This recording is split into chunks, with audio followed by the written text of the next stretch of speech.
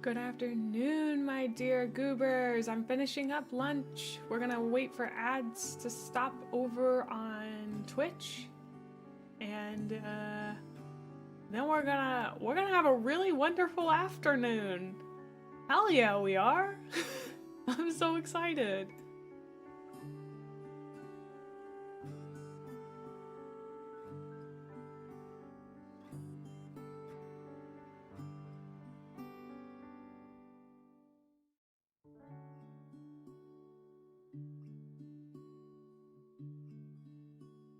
This is my first reveal night. I'm pumped to see what kind of fanfare they've got going on. Welcome on in.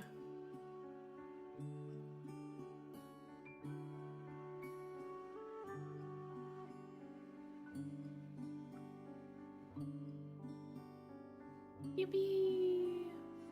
Oh, I'm so excited. I'm so excited. It's gonna be fun. It's gonna be a great time. 11th edition news. Ooh. That's gonna be good. That's gonna be good. Okay, I gotta eat.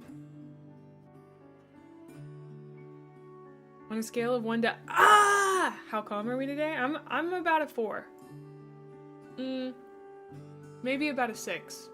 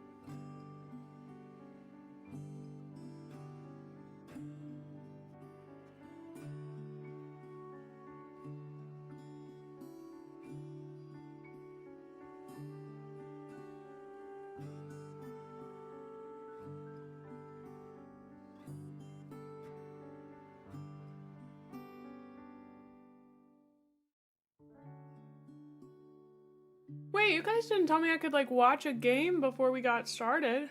Well, that's pretty sick.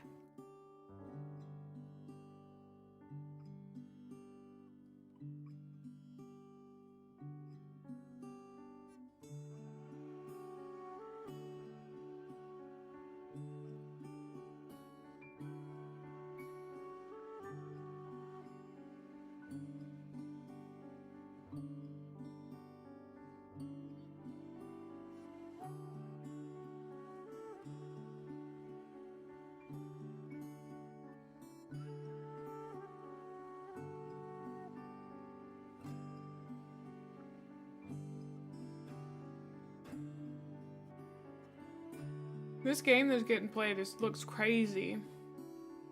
Also, hello everybody!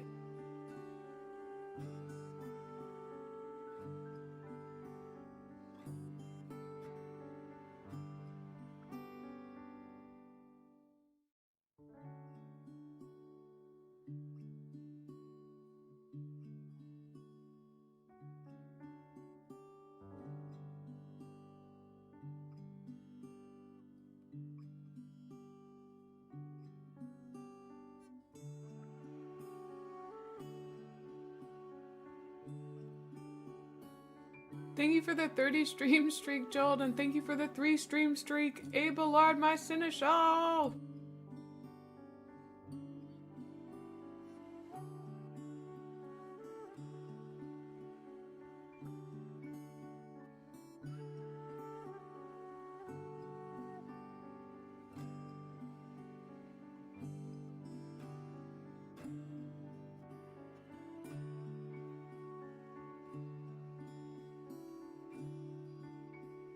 Thank you for the 3 stream streak, Warcob. Also, I don't think I got to say thank you for the sub yesterday. Thank you so much.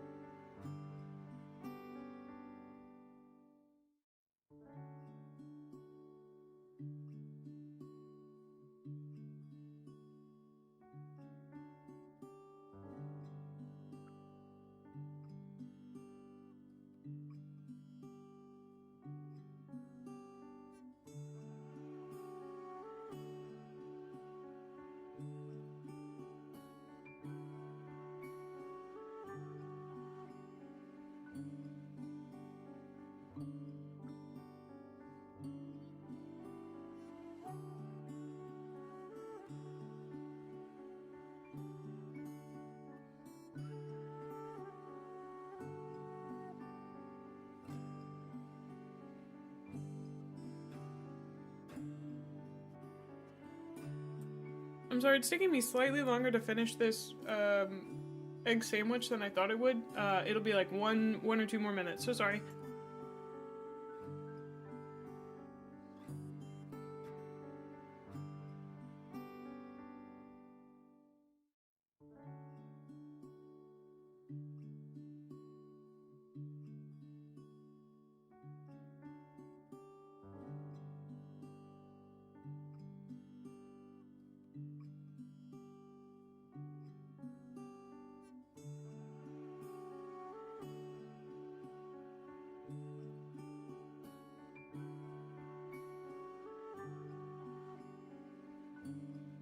Thank you so much for the Prime sub 14.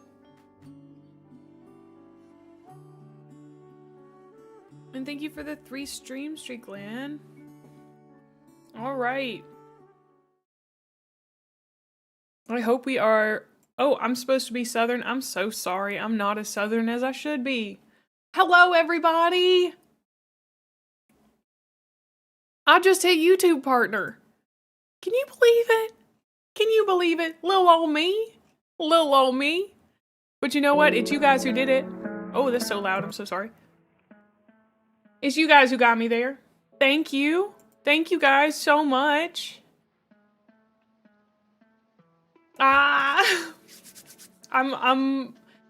immediately went and told my parents about it. I was so excited. Let me see if I can get a hand more appropriate to it. Oh.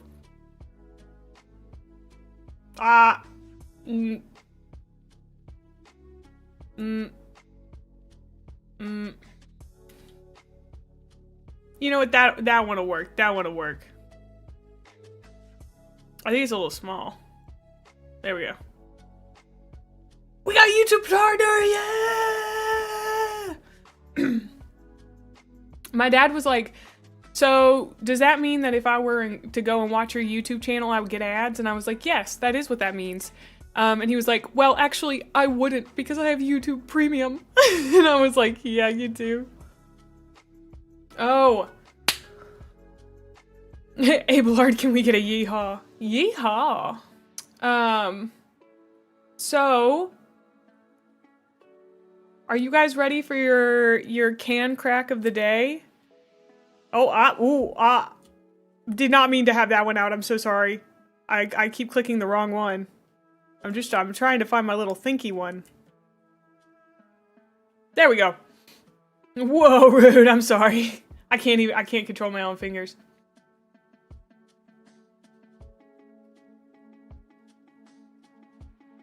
Yeehaw, Lord Captain. Thank you so much. My dad doesn't watch my YouTube. But, okay. Let's get our can crack. Okay, I've got a Diet Coke here. We're gonna turn up the gain. It's gonna be real juicy. Well, it's gonna be real crisp. Ready?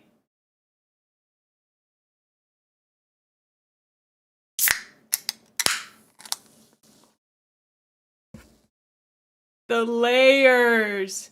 The layers in that one! Ooh, it had like multiple parts. That was glorious. Thank you guys for letting me share that with you. I appreciate it. Incredible. True dopamine, yeah. Yeah, it was great. It was great. I loved it.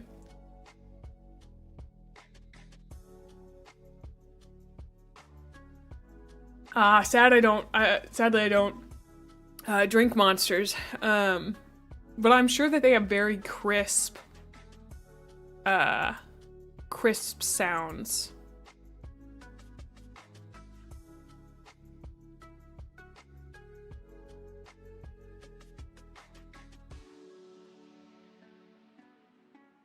Okay, so on the docket for today,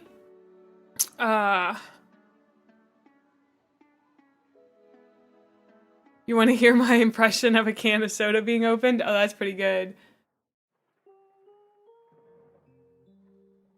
I believe that the models are being revealed, I think in like 30-ish minutes from what their pinned message says. I'm watching them on YouTube, which I don't know if that's, I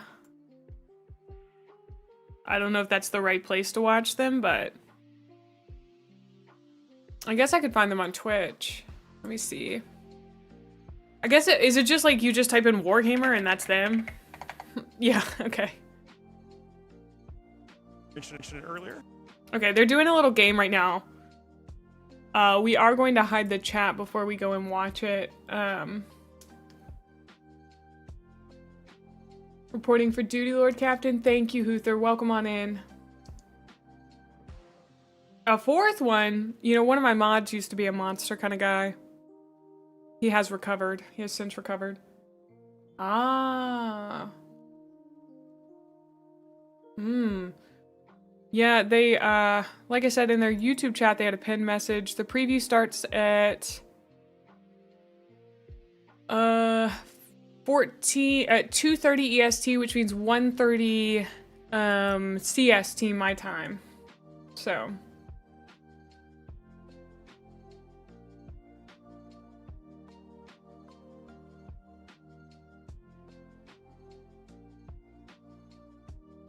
You think Bricky's competing?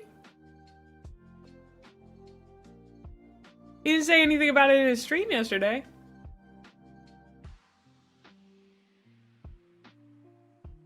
Yeah, less than an hour.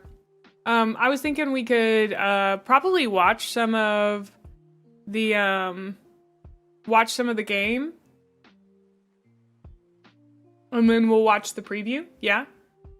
Also, my hand's too big now. Okay.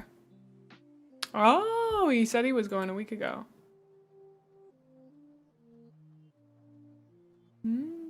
You're now a Bricky follower. Nice.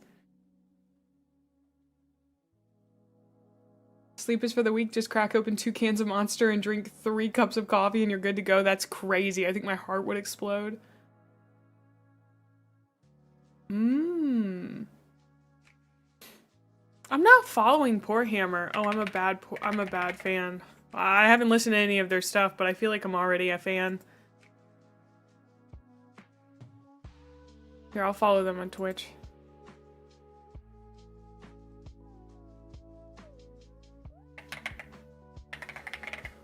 Four cans in a single day? I've heard that's rookie numbers.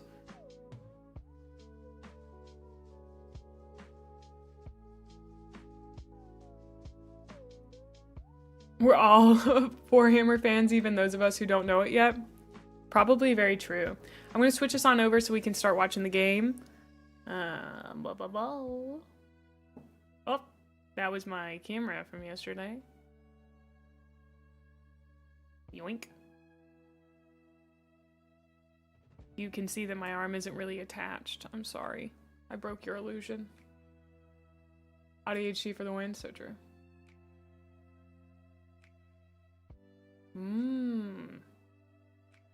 Okay.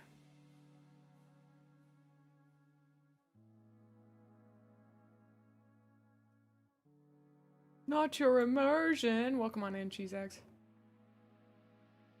I don't want you guys to see who I've favorited. Actually, it's totally fine. You can see who I've favorited. Does anybody know? Okay, this is gonna make me sound absolutely wild. How do you say her name? Is it Say You? I've watched her for a little while now, and I enjoy her content quite a lot, but I don't know how to say her name. It's Say You? Okay. I think I've called her Say You on accident before.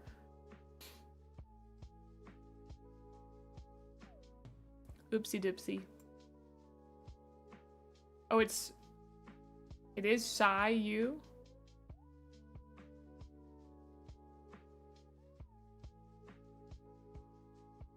Yeah, they have a lot of very large birds. I'm pronouncing it correctly.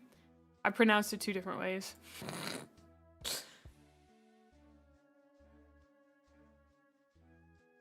Look at all those birds. They're Tzeentch demons? Let me turn off the music and we'll listen to the announcing. It'll be pretty low though. Thus far, size up the greater demons, get some information from his that is so many of them. on the stats, the wounds, the toughness. What, so it's 1, 2, 3? It's always a great thing to do, like, because you never want to. It's purge the foe. You don't want to throw more units into the jaw. But this is Emperor's Children versus Tzeentch. Birds don't exist. That is actually true. Kill more, add up. If you get 1 kill and then you kill more than your opponent did, you're doubling up on the points. So you always want to make sure in Purge the Foe specifically, and any kind of every game, you do the right allocation. Okay, Purge the Foe, for the job you need done. Hammer and Anvil.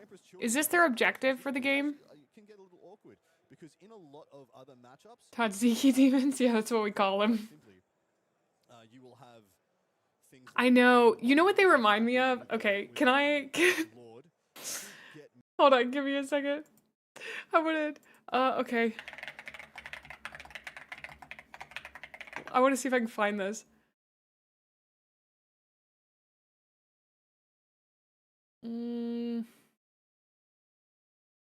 Come on, come on. I know this has got to be Googleable.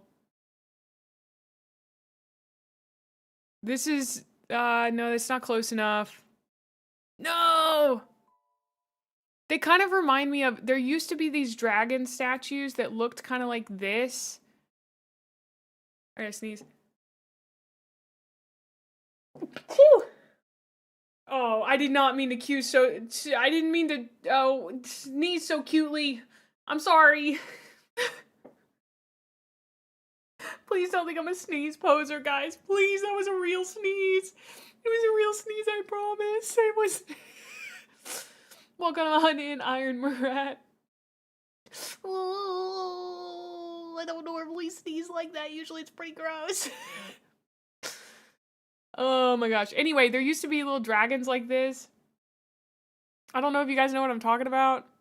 Did any of y'all have one of these? I feel like somebody should have. Achoo! Achoo! That's literally cute. It was too much. It was too much. This is what they remind me of. So if you're saying that you want to put these just like on your, in a display case, that's what they make me think of. She's had partnership for a day and is already clip farming her sneezes, shaking my head. I should clip that, you're right.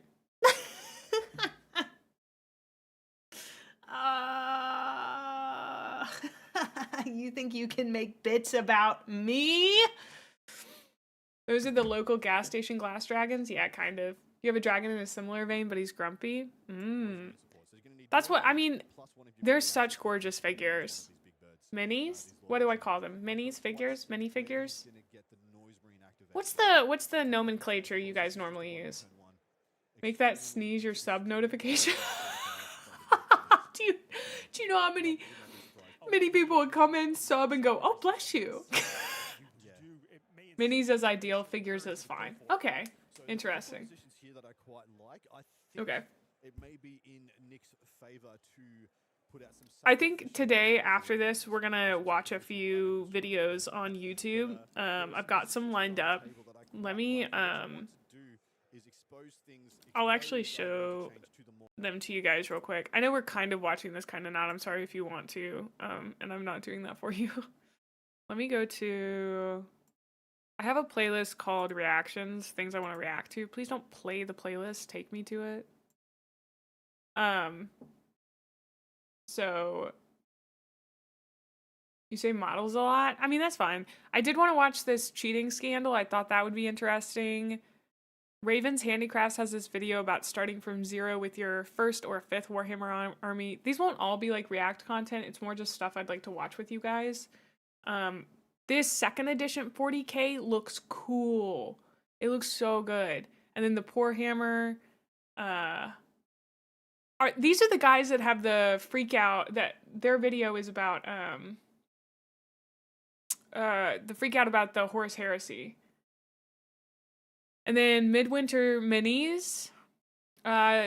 This is, I think, to watch in my own time, or maybe like a really chill day on stream.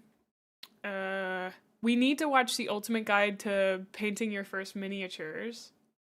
Tom and Ben are old men who hate everything new affectionately. Are they like, who are the 2 Muppet guys, welcome on in, Send. The 2 puppet guys who oh my god. Waldorf. Yeah, Statler and Waldorf. They're the Statler and Waldorf of Warhammer. That's such a good one. Paul is bad at stuff. How to be the best 40k player ever. I assume this is like a funny video. I love that. And then I was told that I should definitely watch this one. Paul is a fellow. Yeah, I actually followed him here on Twitch and got to watch a little bit of one of his streams while he's doing paintings. Watch right now? I don't know. I want to make sure that we don't miss this. And then we've also got painting your first Ultramarine, since we're going to be doing that. I did on my, I think maybe on my own time, how we learned Warhammer in a day. And then I dog-eared Necromunda, the Hive World to end all Hive Worlds from Pancreas. But I actually, somebody said that I should probably reach out to him, and I think it would be a good idea just to be like, hey dude, is it cool if I react? I know that he's probably cool with it, but they were right that it would be nice. 55 minutes? Okay, let's do it then. Let's watch Bricky crash out. Gosh, also, I can't believe we raided him yesterday. That was crazy. That was such a fun time. It was a really nice stream. I hope if you guys stayed around, you had a good time. Although I heard one of you got bonked. Urshwind had to bonk one of you. You know who you are. News. Why are we zoomed Ladies in? and gentlemen, I have excellent news.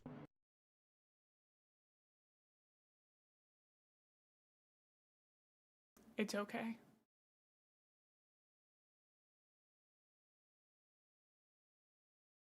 Officially licensed product. Oh, it's too big. It's too big. The YouTube video is too big. Must make it smaller. Yoinks.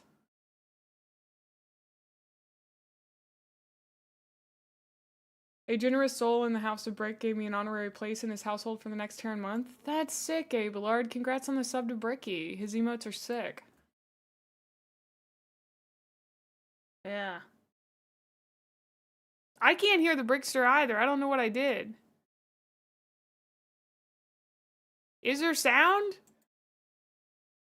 There was sound a minute ago. What? Where'd the sound go? It got DMCA'd? I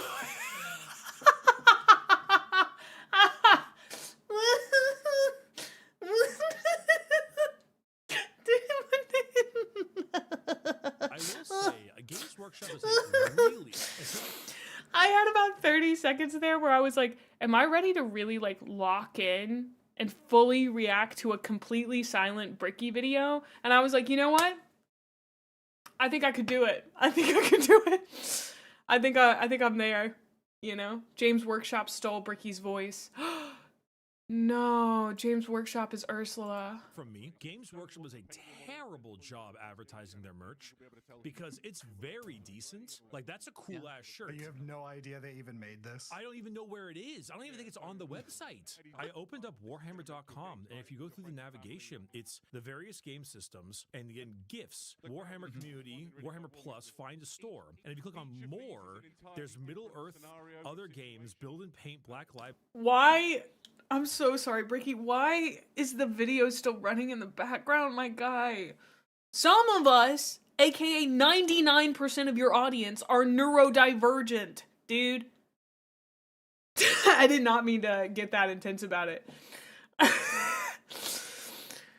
Oh. Library gift voucher. I'll turn him up. I'm sorry. Officially licensed and magazine/White Dwarf. And officially It was live. licensed is where you find the merchandise. Well, this is like 101, man. I don't. It's whatever. There was more than just the Nurgle stuff that was in that box. It said, Bricky, they have a separate merch website. You don't do that. Why would you do that? It's more the fact that, like, if you want to sell your merchandise-related things, you put it on the website. Like A Blood front and Angels center. calendar. Yeah. I didn't know they made this. No, like that's the thing. The stuff they sell is like not bad. It's just like it's so truncated. It's very weird. Though, granted, I will say, a lot of it is like clearly print on demand and stuff. Why did they do that to him? Oh, you've already watched this? It probably got shared in the Discord. People have been trying to get me to watch it for a little while now. I'm not entirely sure why, but I assume he's going to mold more and more and more. He seems like he has a very normal sized forehead. Am I crazy? I could do. Orchidate does better. Orchidate does better better merch. work, but like this is fine. It's okay, I guess. I will say the Night Lord shirt's pretty sick. When they photoshopped the Necron coffee cup, they What? Okay, so this this is the preview we're about to watch, right? Oh, and those are the Poor Hammer guys in the background. He has a brick-sized forehead. I mean, listen, guys, you can't make fun of that forehead because he once won a Fortnite game on that exact forehead. Well, I know it's an old preview. I'm not watching the same preview he's watching right now. Mine's about to be live. But, like, is it a preview of the same thing, or... I don't know what these previews are, dude. Okay. Okay, that's helpful. That's helpful. Because, like, we're about to watch, these guys do their thing with the preview starting soon. So, I'm just trying to get a handle on it all, you know? It's like reveal shows. Dude, they love being little divas about their stuff, don't they? I kind of like that. The stream was down for 30 minutes last time. forgot to do the tilt on the symbol. The symbol is cutting. Hold on. No one knows what's in a preview until after the preview? Dude, that sucks. Dude, that sucks. Sorry. And the coffee cup, unlike Dude, all the others. no way. On the product mock-up? They forgot to put the curve in them. Oh wait, that's how one's fucked up on the other angle. They fucked up. They like tried photoshopping it. I feel like we're getting some poor intern in trouble who was like, bro, I was fucking trying. Leave me the fuck alone. Oh, that's bizarre. I mean, like, it's not. I wonder It's if it not a actually problem. looks good in Well, person. No, Kind it's of- it's it's like- just it's the level of size of company. Yes, Uh, exactly. It's know. fine if you're a mom and pop shop. The shirt kind of rocks, so I'm not gonna lie. Dude, a lot of the merch on this site, I'm like, this looks fucking great. That's honestly what bugs me the most. Is like if the merch sucked, fine, but it doesn't. And because it doesn't, you would want them to. You would think they would want to put it out there more, and they don't. It's very strange. Yeah, like Okay, I'm gonna answer as to why they don't. At least why I think they don't. And it's because they don't have to. They still sell so much that they do not have to advertise. Because the people who want it will find it. It is the merch distribution system. You know, it finds you if you're into this stuff.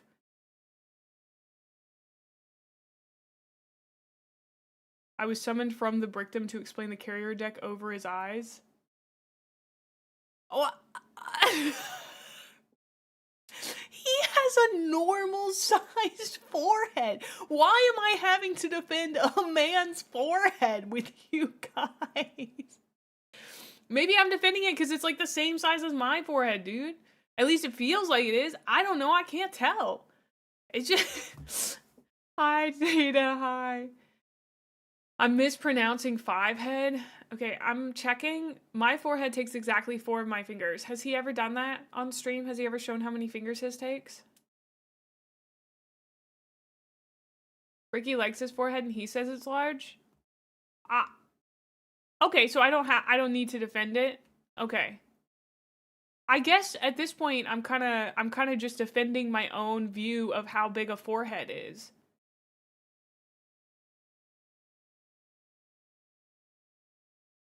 Oh, hi, Axel. Axel, you're 1 check-in away from 69. Congrats. Entire battles have been fought on his forehead. Oh my gosh. You guys are silly. You guys are so silly. Like, I don't know. I'm not trying to be like, this man needs defending. But... my own view of how large foreheads is tells me that he has a normal size forehead. And what's happening right now is that I'm no longer defending whether or not he does for his sake or anything. I don't even know if I ever was. It's more like I feel like I'm being told that the way that I viewed the world, which is that that's a normal size forehead, is not actually true. All I'm saying is he could fit his second face above his face.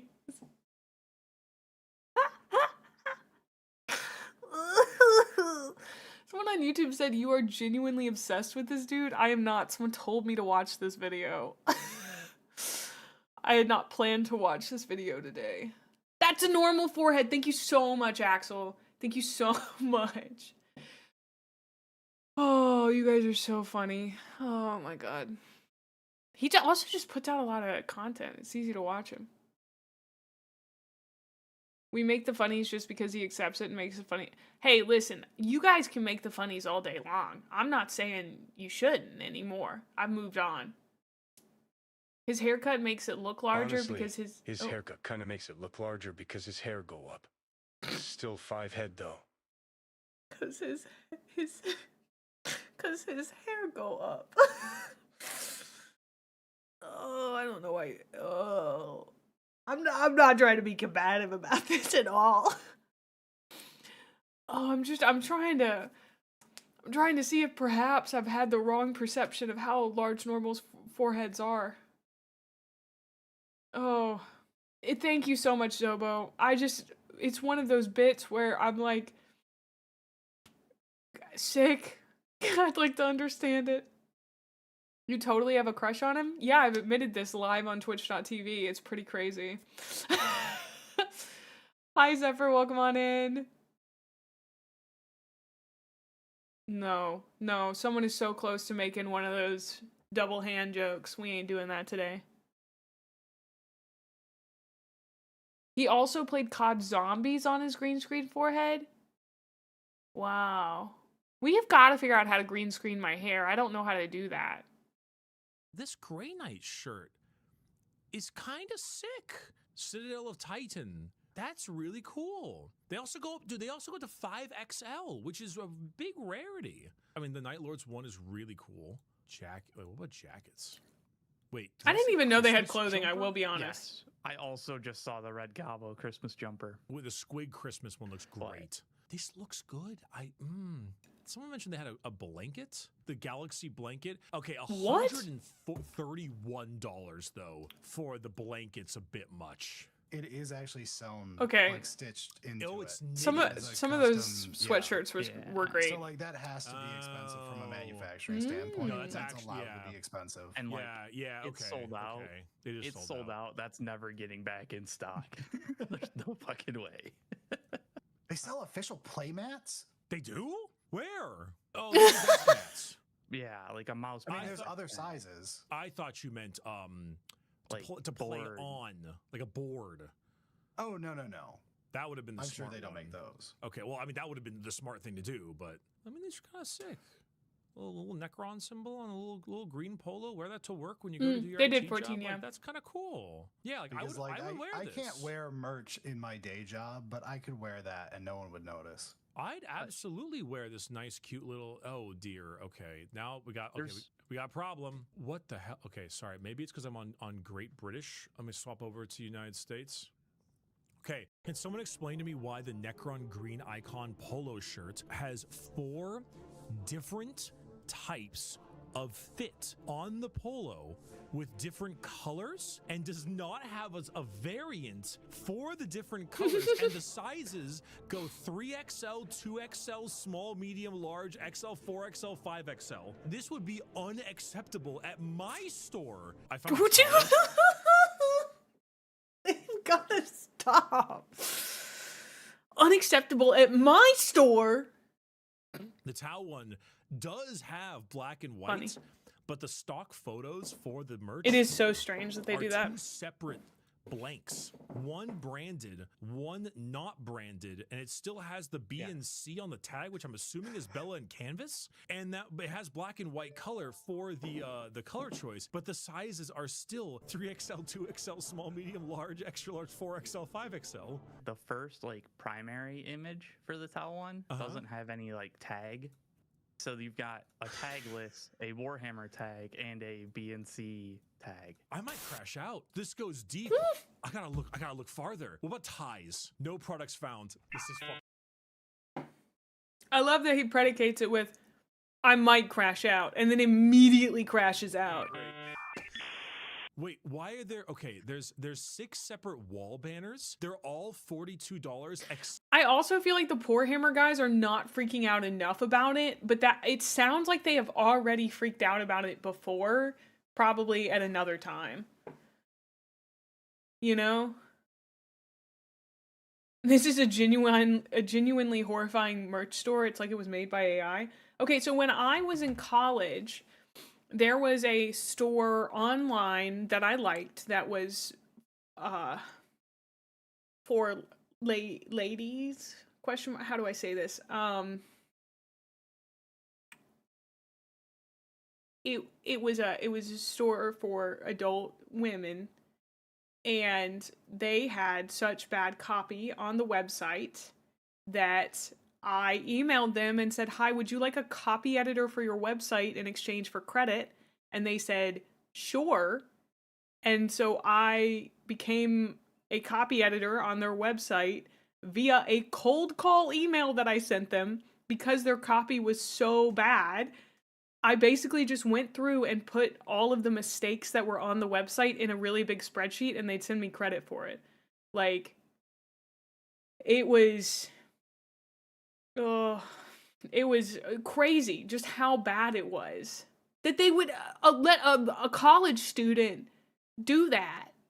Now they're like a thriving company. I'm really proud of them, but... For context, I went to school and know how to build websites from the ground up. When I first watched this video, I crashed out.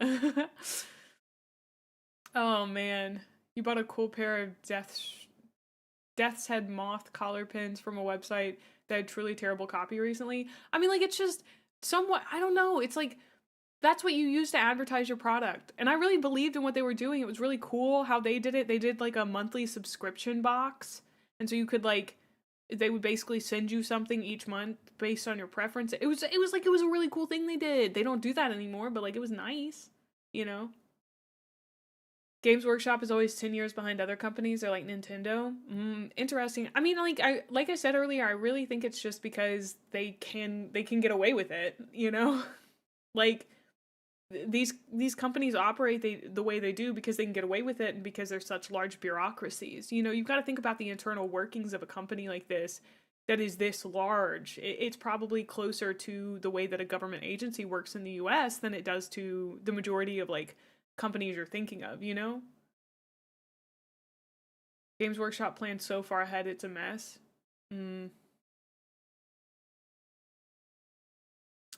True, most people don't know this website exists, so they can just get away with it. Yeah, I can see them hating having to change anything, but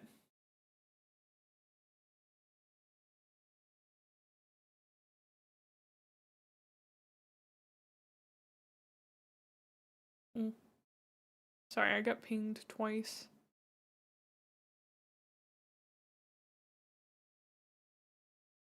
Okay. Except for the Night Lords one, which is $47. They upcharge the Space Marines. Guys, the wall banner, it has circular His editors are so circles, good. But when you click through the images of the wall banner, they add metal rings that aren't there in the normal... Oh, I see what you're talking about. Yo, they have baby shirts. That's fucking sick, actually. He looks like he's Sherlocking really hard right now. Kids clothing? Yeah, that's fucking great. Okay, Daddy's little Primarch is actually kind of funny.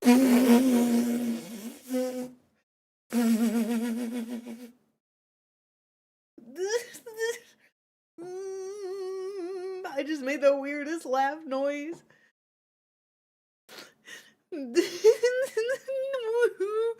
The spreader, that's the weirdest thing you'd ever asked ever. What? Imagine Horus in that. Oh.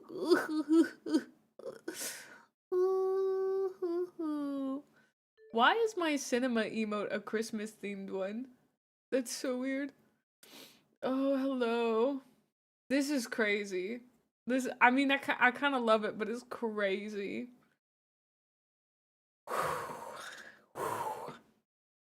You say at least it's a onesie and not a crop top for a grown woman, but like it wouldn't work because there aren't any female Primarchs, sadly, so.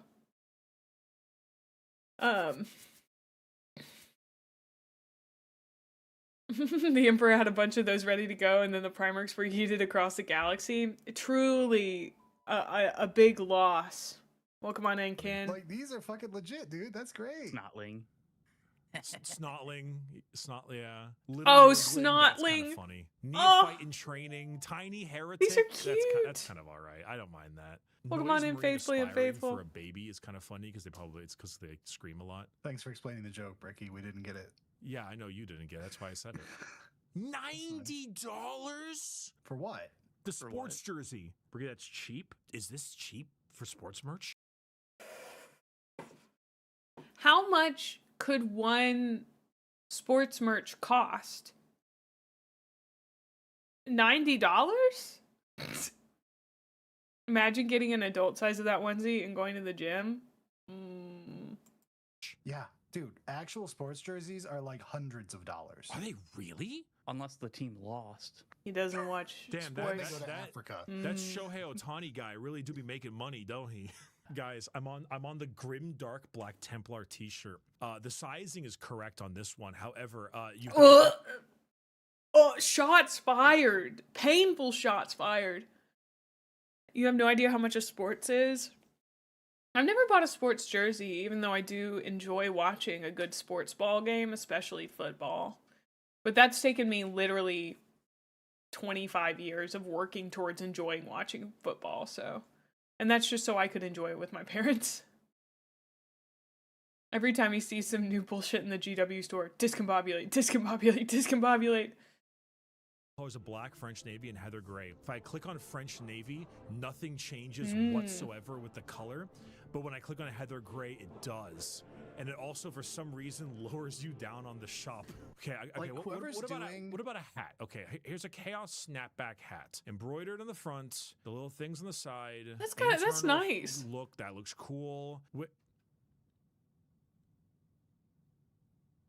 No. Is that a Velcro back? When the other one...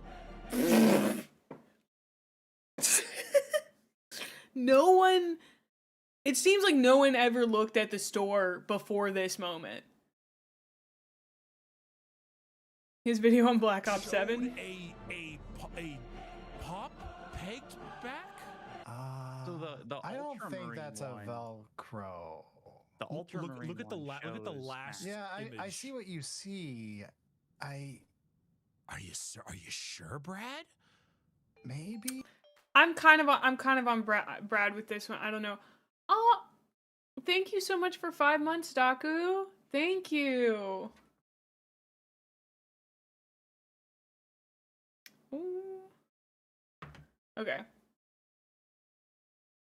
Think we can watch an extra video after the preview? Oh, we're gonna watch a bunch of videos after the preview. Okay, bye, Daku. Thank you so much. Okay, like, it's definitely not pop, but I don't know if I'd say it's Velcro either, because it looks like it would have a second, right? I don't know. It looks like one of those stretchy ones where it doesn't have any. Oh. Thank you so much for 3 months in advance. How do I... Is it Chicken Detonator? Thank you. Thank you for 3 months in advance. That's crazy, dude. Let's, thank you. Big. I think Bricky is just about showing pop on one and not pop on the other. Not Velcro specifically. I don't know. He's arguing about the Velcro right now. Any control. The problem is that Which is there's also still wrong. which is still wrong Which is because it's still not wrong. the peg It is one. still wrong. Yeah. Welcome in, He's Yancy. right. Yeah, it is still wrong. Someone said Which look at is cool. cufflinks. Okay, So it's what- just one that's sold out, so that doesn't really count, unfortunately. They've got beanies. They have no Those are pretty images cool. showing you the beanie, like No other way. than like you can zoom in on the one. You could just buy one and hope it'll look good when it shows up. No, Yeah. they got images of the beanies. I see no like choose. I see a picture in your preview. The There- orc there's cufflinks a look picture cool. here. it is a picture. Oh, thank you, get no, Woodstock. Oh well, no, that's fine. Beanies, Oh, thank you for beanies the don't Prime need sub. More than just this. I mean, you should No. have more than this. No, you need more than that. no, this is. As I mean, someone who wears Wait. beanies when Hold it's up. cold out, I want Open the to image, know. guys. like, You see the open top? im- Thank you for the sub. One foot out. Foot stout. Thank you. You're not finding any of the stuff in the store? Okay, we'll go check it out after this. image and tab or Yeah. Look at the top. You see the edge of the frame. They didn't crop it right. Oh, Wait, yeah. what are you referring to? Maybe I have the wrong Here, image. I'll send the actual raw image. Oh my It's God, you're for right. The olive green one. You're right. The olive green has been screenshot, and it's.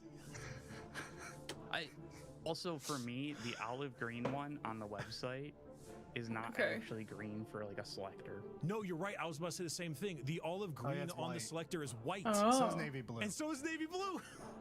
And brown What? is Navy blue, I red. just assumed it was white one. Black is black.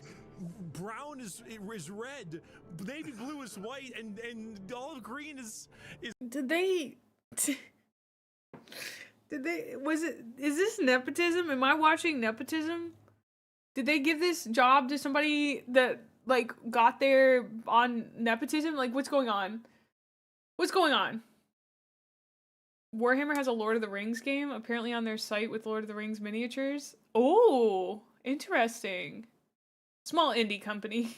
Small British company. Please don't be mad. Oh. Is white. What's happening? What is going on, dude? Why do these buttons put you further down the I wanna make page? this, like, Because you're taking an action, and an action requires something to happen.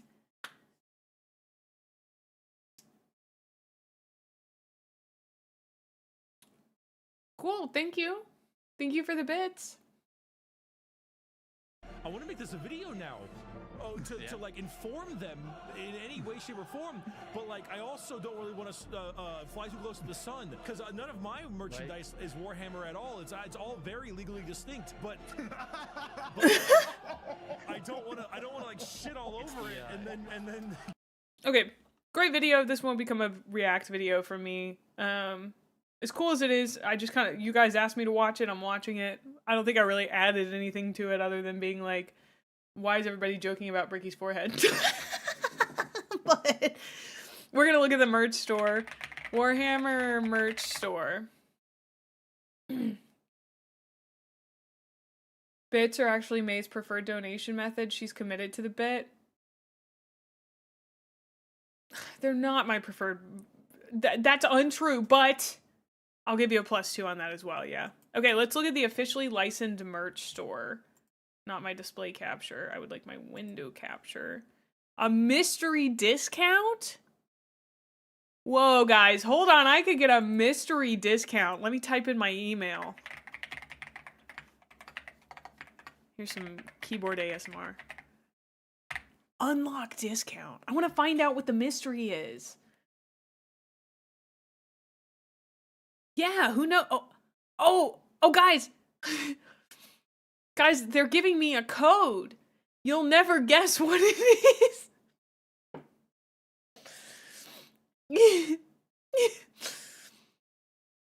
That's the wrong one. I keep clicking the wrong thing. It's Newton. The same one on every website. Okay, I'm gonna turn on some music. Oh, good lord. Hold on, I got pinged. Let me check that real quick. Oh, it's from a cutie.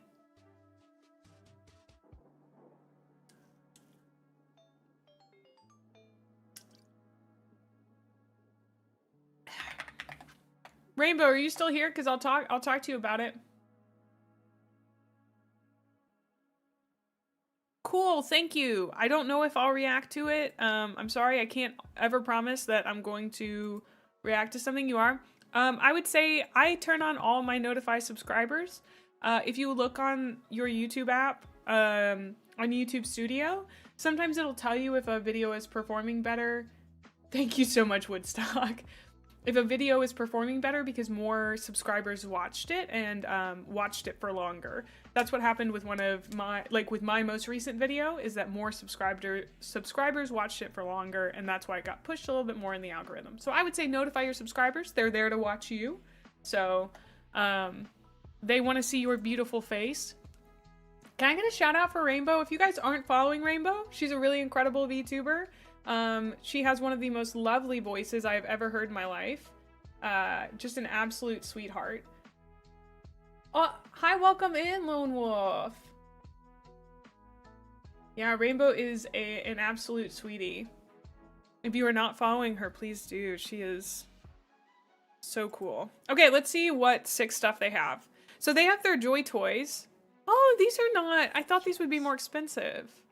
True. Rainbow, you have been one of the people who has supported me a heck of a lot over the past 4 years, and I really appreciate it. Ah, this one is great. What? What? Oh, I don't even know what this thing is, and I'm on board for it. You can get a Nurgling one. Hi, Necro. Oh, it's a squig. You need 7 of those and nothing else. Oh, let me check on these guys too. Okay.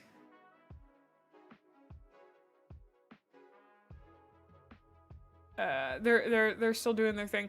Look at this. That looks really sick, dude.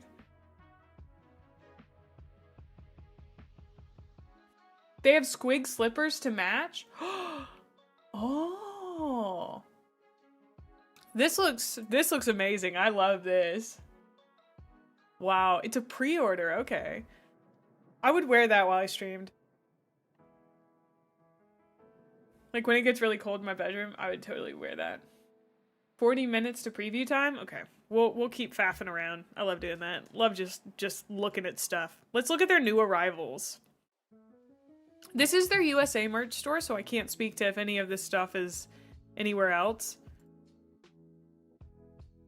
Wow, okay, pretty much all of their Joy Toys are sold out. Can I filter for things that are available?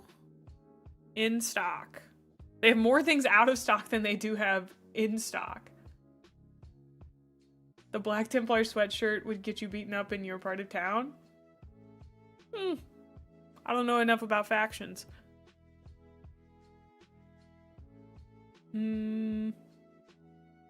Yeah, I can't get over how cute this is.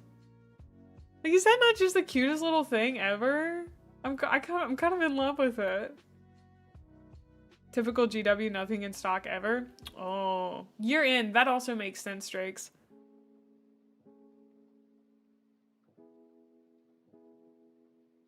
The Salamanders one looks cool. Oh, get out of town. They're British, so they call them jumpers, but that's okay. I'll forgive them. That's so cute.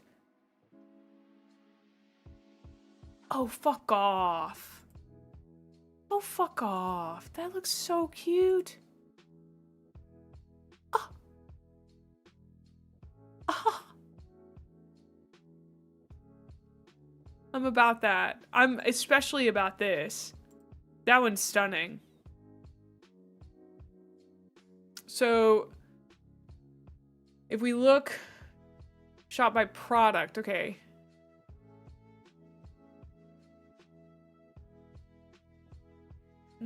Christmas jumpers, even though I don't want to call it that. Wow, they had, that one looks great. Woo! Dang. No, like Slanesh one. Sleigh bells ring.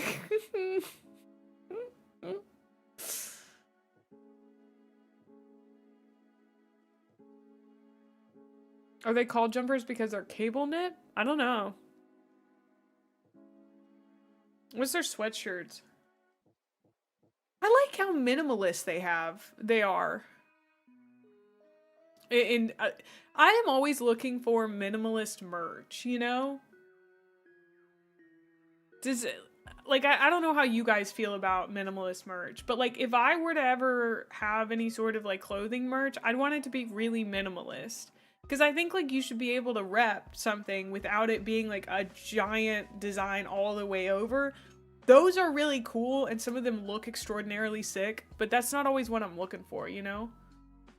They pulled back from Slanesh merch? Wild.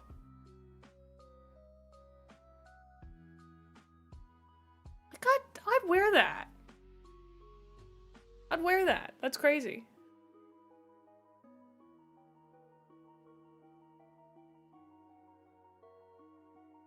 Looks sick. Something that you would actually wear out in the real world with normal people. I mean, like, kinda, yeah. I think some people wear, I mean, I think it's perfectly fine if people wear it out.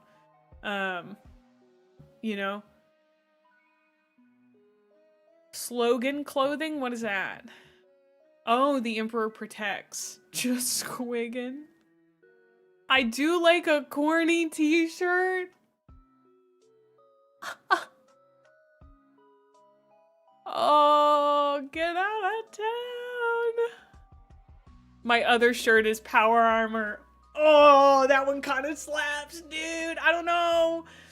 I love, I grew up in an era of like t-shirts like this. And so it's come back into that like kind of irony, but also unironically doing it. And you're not actively putting these on your throne page. Maybe later. Maybe later. I don't know, it'd be cool if I could find people who made legally distinct merch as well to support them. If you might happen to know of anybody who makes legally distinct merch that I could support that is not a giant company, maybe you could put that in the recommendations channel in my Discord. You know, maybe we could do that. There's a certain podcast? Weird. What are they called? Actually, where is their merch? Is it on Orchid 8?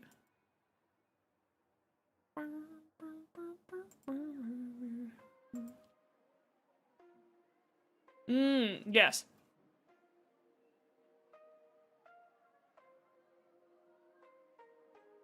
We've looked at their stuff before. They don't have any t-shirts or like hoodies though, sadly, that I can see. Oh, sorry. that was a bit. I do know about Adeptus Ridiculous, and I do know about Orchid 8. I'm looking on their website right now. That was a bit. But if there's anybody else out there, love supporting creators. Ah. Okay, they just did a big clear out sale. Got it. Yeah, I've been here before. Love it. Because the minute anybody found out that I had a crush on Bricky, they were like, did you know that he has a what is it, a docky? Yeah. Love supporting creators. Love it. Warhammer is on there. There's people called Dice Hammer. Isn't that another one of, isn't that, I don't know who that is. I know Narrative Declaration is doing something that people keep recommending to me.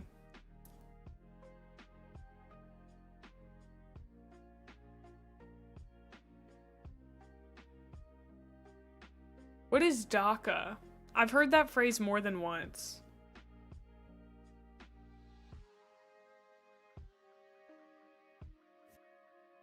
Oh, I do like the memes are canon. That's nice.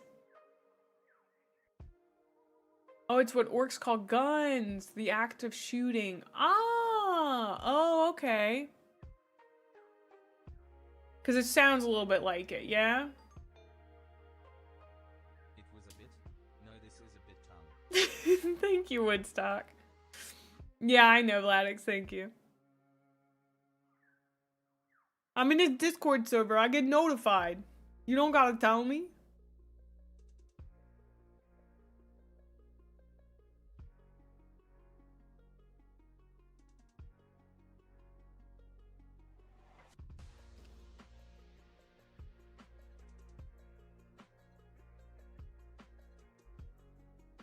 Okay, cool, sick, amazing. What, there was some other... Oh, Paul is bad at stuff? Paul has a docky. 31 minutes left, got it. How much DACA do you want? Yes. We've also got ads coming up on Twitch, and I'm gonna take a quick break. Discord? One of these days, I'm gonna log on and I'm just gonna subject you guys to me typing up an entire book review and not speaking the entire time. So you should put a Bricky Docky in the store. You should. You should. Yeah, I think he's got more of them.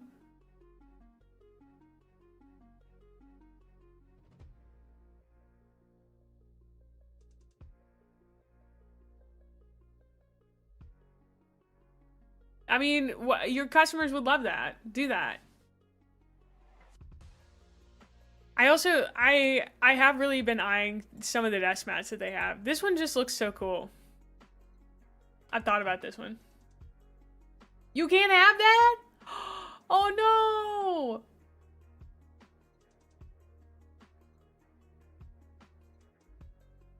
no! What did you just... I'm trying to convince a store to carry Bricky's merch, okay? Too much body? Oh, right. You're right. You're right. That makes total sense. That makes total sense. But the Bricky... I've yet to buy one. It's not in my throne. That's... For some reason, the Daki feels like a line I'm not willing to cross. I don't know how to describe it to you. It's a line I'm not willing to cross. I don't know. Oh. Many of the things that I've said, I've been like, that might have been a little too weird. Getting the Daki is just, that's definitely too weird for me. I don't know. He's wearing the wrong glasses anyway, so yeah. Understandable. Have a nice day. Thanks. Okay, I am gonna go to the restroom since we are in ads. I'll be right back. It's strong? It's strong? Yeah, it does. It does. Kind of weird.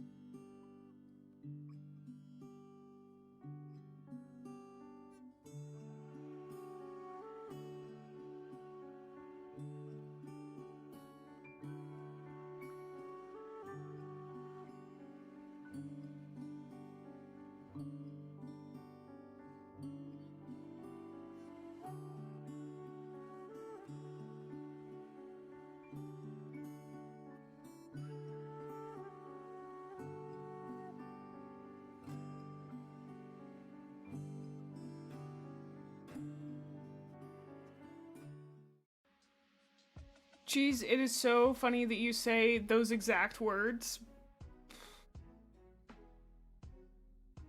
May I gotta ask a question. How do you focus on reading with ADHD brain? Asking for a friend? I hyper focus on pretty much every book that I read. That's just like a fact of life. I also, I let myself not focus as much as I think I need to. I think the best way to say it is like, I'll check my phone, but I don't chastise myself if I lose focus. I just refocus. That's the most important thing, is not getting mad at yourself when you do lose focus, but instead going, it's okay, let's just keep reading. I think that's really important. And Cheese, you said, which is surprising because most VTubers say things that you couldn't waterboard out of me. I did send Possum a message this morning about how I will say things. I have said things on stream that other people have been like, the FBI couldn't waterboard that out of me. And I was always like, it didn't feel like that big of a confession. I think many VTubers just have a different idea of what is a big thing to say or confess than many people. We're just not very private people most of the time with our innermost thoughts. You know? Like, I've got some things I don't really talk about.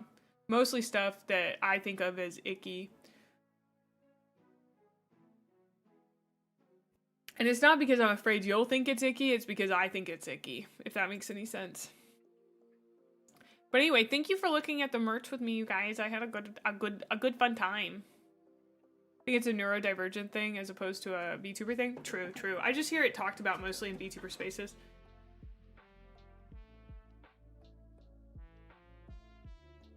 Yeah. Like, I don't burp on stream. That's a big thing for me.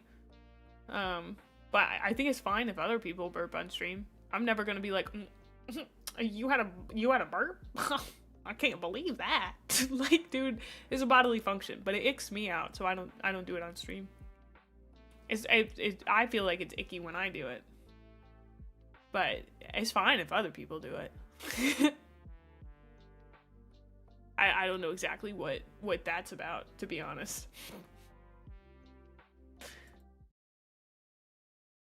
Let's see what these goobers are up to. There's two. So I'm gonna put a little TED talk on you for a moment. There's two fundamental. Did you like my comment on your short from the bathroom? I always sit at my chair for a little while. It's pretty complex actually. Like 15 to 30 seconds and check my notifications. We call them the foundation play patterns. Is kind of a good way to describe it. You can play in a manner in which you stage and push. That is in I'm going to stage up a vast quantity of my army. I'm an aggressive army. I'm going to stage up. Okay, so I want to hear from you guys. What like if you in your ideal world, what are they announcing today? Like in each of your ideal worlds, what are they going to come on this screen and tell you? I want to hear that. I want to know so I can be disappointed for each of you. Oh, May, sorry. I made a big wall of text and book recommendations. It's totally fine, Cheese. It's totally fine. Okay, so I'm going to read through these. New Tyranids, new Night Lords and more Custodes, 50% price cut on everything. Hi, Nia. Land Speeders for Huron's crew. Demon Primarch Purdy. Trazen refresh. Traitor Guard faction with Vrax inspired models. Calgar and Phobos armor. New Tyranids. Sorry, Emperor's Children. Here's all of your data sheets we took away. Ideally, new 40k Custodes in plastic. We got another Custodes get plastic tanks, and they are available for both 30k and 40k. Okay, that's a very specific one. Astartes 2, you want... Oh, I thought you were asking for an upgraded Space Marine. You were like, yeah, I want them to give me Space Marine 2.0. KT Shadowhunt News, 11th, a new Primarch returning, and a vehicle range refresh. Oh, you got a whole list. You hope for cool Necrons? You would just want more. Things I don't intend to buy, so I don't need to move house for more shelf space. Got it. Refreshed and new CSM stuff, Chaos Space Marines. Not a World Eater's Forge Fiend, because you just started painting yours. Ooh, interesting, because you don't want new projects to interrupt your later projects. A small reveal to 11th. A Vulcan Primarch model. Aeldari stuff. But please not before May, because you gotta finish your current projects. I love that. More Total War. Anything but the Imperium. Plastic Warhound Titan. Samael, Master of the Ravenwing. Welcome on in, Boredom. We'll throw the only thing I know about Warhammer. I want more Sisters of Chaos. Oh, thank you so much for this Prime sub, Joe. I'll take as much of the red Corsairs as they'll give me. Always praying for new Drakari and motorcycle leaders for Space Marines. Oh, like the motorcycles we made yesterday? Dude, I loved the motorcycles. Luton, I think, sent me photos of some of the... I think he sent me motorcycle ones that he had made. Yeah, dude. Seeing the motorcycle ones that he had painted looked so cool. I don't know if I can show them on stream, but they look sick. Oh, they look so sick. Love it, love it. Okay. We already have Space Marine 2.0? Okay. New Chaos Dread Knight Hellbrute so small? You feel like you would be more invested in Warhammer if Xenos had more love. That makes sense. Yeah, I can understand that. Missing Baneblade chassis variant for the Guard. Alpha Legion stuff. Custodes started as 30k faction and got ported, so some of their models are exclusive to 30k, which is why we're making the distinction for 40k. Ah, haha. Welcome on in, Polymorph. A Krieg Crew Sprue. That is hard to say. A Krieg Crew Sprue. Krieg Crew Sprue. Krieg Crew Sprue. A complete rework of Combat Patrol. New Grey Knight models. You did hear Plastic Warhound Titan, I believe. Hi, Oni.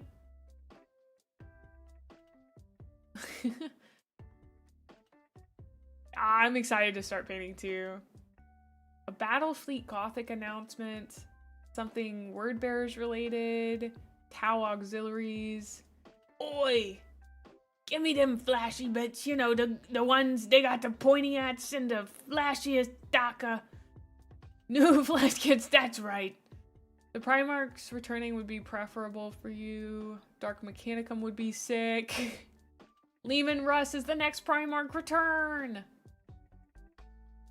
Sonic Dreadnoughts for Emperor's Children. Okay. New Fabius Bile, that would be sick.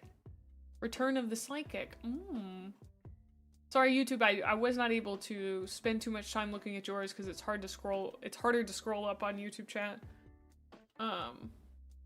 But demons will survive. Sonic Dreadknights would be sick. A Luther Harkin book. Vampirates. I don't know what those are. I don't know, guys. Feel like we need more Abelard. Based and true, Soph. Based and true. The current Fabius isn't that old, is it? I mean, we could always use a little bit more.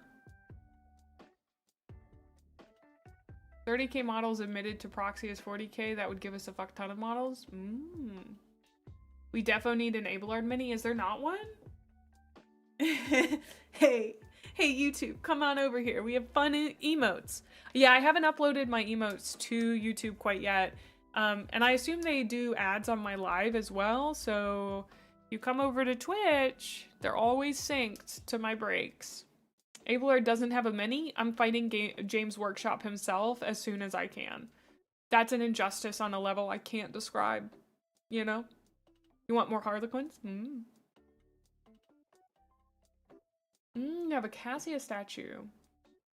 YouTube, you're great, but join us here. You know it's fun. I don't need the watch hours anymore. You can come over to Twitch. I endeavor to provide as much of myself as requested, Magosoph. Thank you, Abelard. We do have a Rogue Trader box. Some new Ossiarch Bonereapers models for Age of Sigmar. A multi-part Outrider kit. What's the name of the Emperor's Children first captain? I don't know, I only know Fulgrim.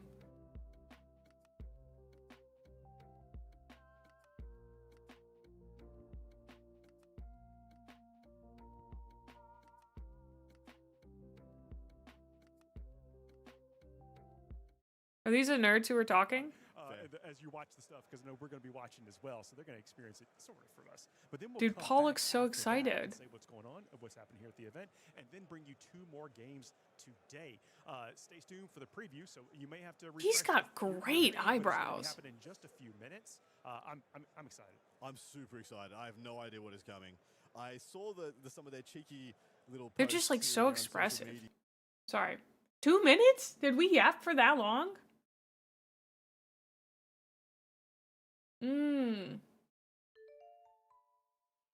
Welcome on in, Deep Dark Duck. Oh, wow. And welcome on in, Shrimp. 40k nerds are the most handsomest of nerds. You know, I'm kind of learning that, honestly. So far, I've found many nerds that were quite quite handsome in the 40K universe. Thank you so much for the 2 gifted subs, Wraith, to get us to our sub goal of 280. Thank you so much.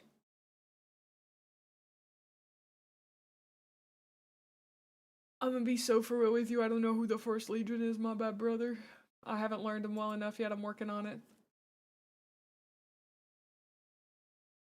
You've only seen the ones we allow in front of cameras. I mean, it's true. I have complimented some random part of most, oh, thank you for the sub, Mumatosh. You guys using your Prime subs on me is so sweet. And thank you for this sub, Arlenek. Thank you. Welcome on in. Glad to have you guys join in the greenhouse. First Legion is the Dark Angels. His name is really Lion L. Johnson. That's wild. Thank you for the follow, Polly. I don't know why that seems weird to me. It's not weird, it was just surprising when I learned it, you know?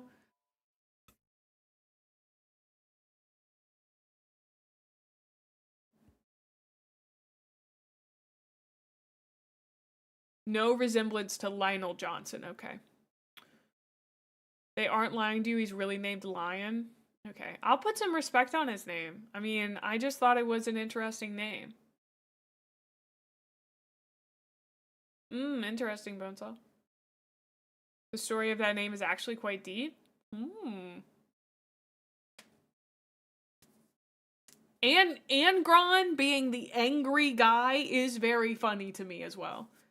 40K nerds who actually play the tabletop and not just complain about stuff on the internet typically have to know how to interact with other humans without being lunatics or weirdos. It's a requirement for a hobby that involves being in close proximity to other people for extended periods of time. Why are you guys out here swinging at people in your own hobby? This is so funny. Oh.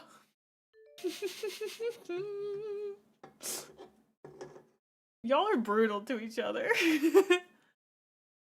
Hey, but listen. Listen. No, I'm glad you do. I'm glad that you guys gatekeep your own hobby. You should. In this way from bad people. I don't think there's any lies. I'm not saying there is. The energy is a lot, you know? Nobody complains about a hobby more than the people in the hobby. Absolutely. Please do not get me wrong. I was not saying it was a bad thing that you came swinging for them. You should, but I love it. I find it very interesting coming from hobbies where that is definitely a thing that we do, but not so much. Like climbing, we definitely have that kind of vibe for sure. Primarch Ferrus Magnus, Iron Hands from his flagship, the Fist of Iron. Yeah, we've heard that many times. You think Star Wars fans are bad? We're worse. Yeah, I don't know. Angron, I'm giggling. I'm laughing. I'm kicking my feet. Oh my god, did you guys know that Bricky's live? I'm sorry. What kind of toxicity is in climbing anyway? Other than fat shaming, I suppose. Oh, we call new climbers Gumbies. There's like a whole culture of there are some climbers who basically they will flash your project, the thing that you've been working on. And they will do it in front of you. Like, just people who are just mad disrespectful about it. People who judge people who are new to the hobby. I'm sure that it's very similar to, like, Warhammer. It's a lot of gatekeeping in a weird way. Hey, bro, you want me to tell you the beta? That's also another one. Beta sprayers is what we call them. Dudes who will just, like, walk up to you and just tell you how, like, start telling you how to do a route. And, like, I've had men do that to me in climbing gyms before. And I've been like, I don't know if you know this, but, like, a large appeal of this hobby is figuring out how to climb the routes. Huh? Have you thought about that? Yeah, Dylan, same. I do not, we do not stand the people who don't understand that the Imperium they're the bad guys. the Imperium they're the bad guys. I mean, everybody's the bad guy. There are no good guys.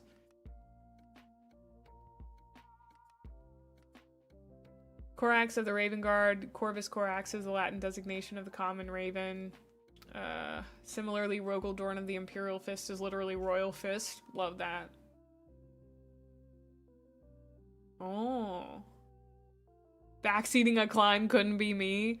Brother, if you're gonna backseat a climb, you better literally take me up that climb on your back. Alright? I'm backseating you if you're gonna backseat me.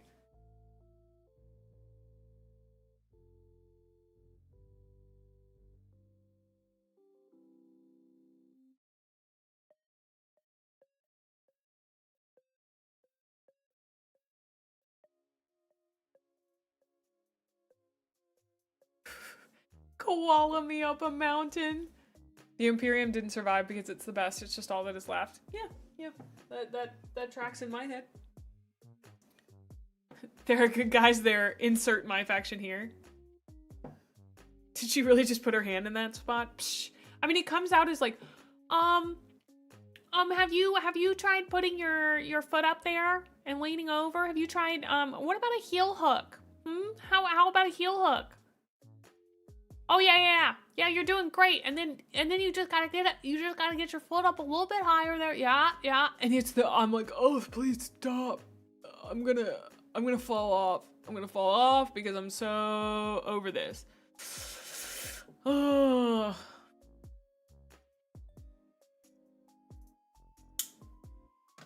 I don't know if I agree that the Imperium is understandably evil. They're not just evil to Xenos, they are inherently evil to their own people. Oh, yeah, I mean, like, Wraith, I would say that I agree with that statement. Loken's a good guy. The only thing protecting humanity against the evil aliens. My brother and the Emperor, they killed all the nice ones first.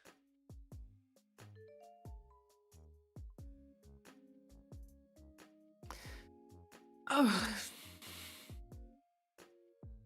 I mean, we're protecting a way of life on Terra that perhaps is not worthy of protection. I don't know, brother.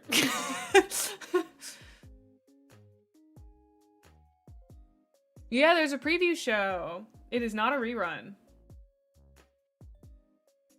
Full on preview.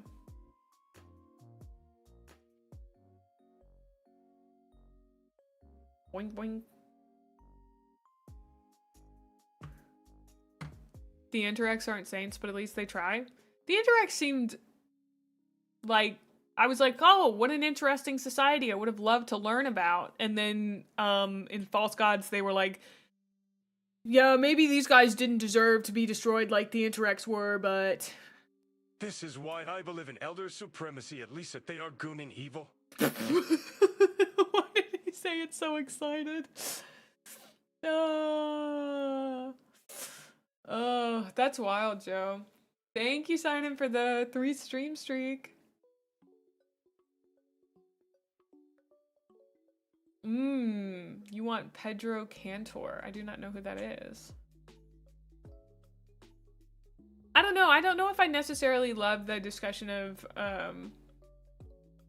oh, thank you so much for the 3 stream streak. Of like who is good or bad. I don't think we can make such well, you can make giant sweeping statements like that often, but the nuance gets lost and it gets difficult to talk about, if that makes any sense to you guys. I prefer talking about individuals within the system that we all know to be kind of fucked up, you know? Like whether or not Loken is considered to be a good man in the first 2 books. I feel like he is, but also in False Gods, he's painted as not being a good man, which I find very interesting.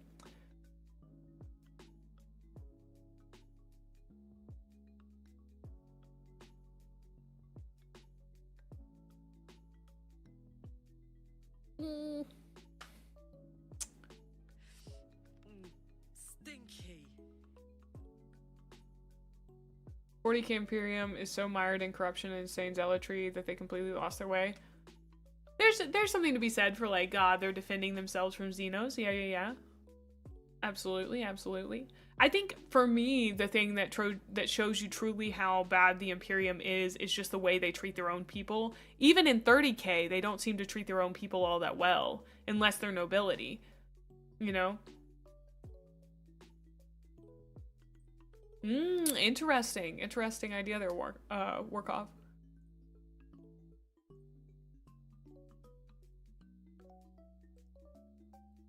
I think that's the entire point, how individuals get chewed up and spat out in the gears of a totalitarian theocratic state. Yeah, I like it. It's a very interesting setting. Also, I am double dipping, watching you here and Bricky on YouTube. Double dipping. All right, chat. Who else is double dipping? It's okay. I won't get my feelings hurt. You can always have up to 2 tabs open on Twitch and it won't affect viewership. You don't have to. You really do not have to tell me. It's totally fine. I am okay. Brother, my balls itch, brother. As long as you demon bit them, brother. Am I gonna have to turn TTS off?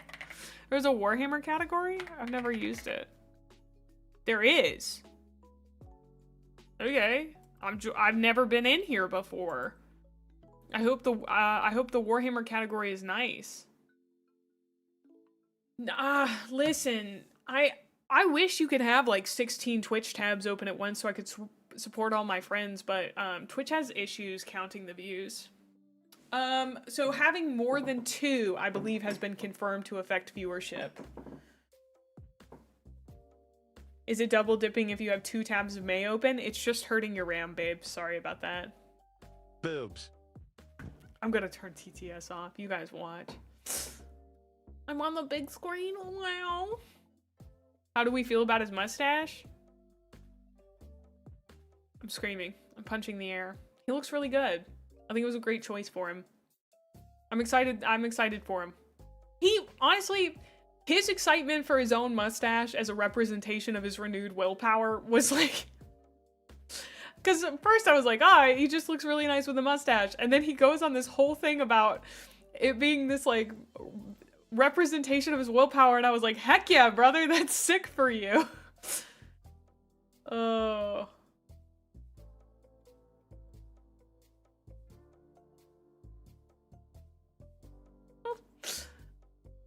Interesting. Aw, thank you. Thank you, Samurai. I'm releasing a False Gods review soon. You're a mustache believer? That's good. Did it make me want to grow my own mustache? No. There might be Blood Bowl news? Oh.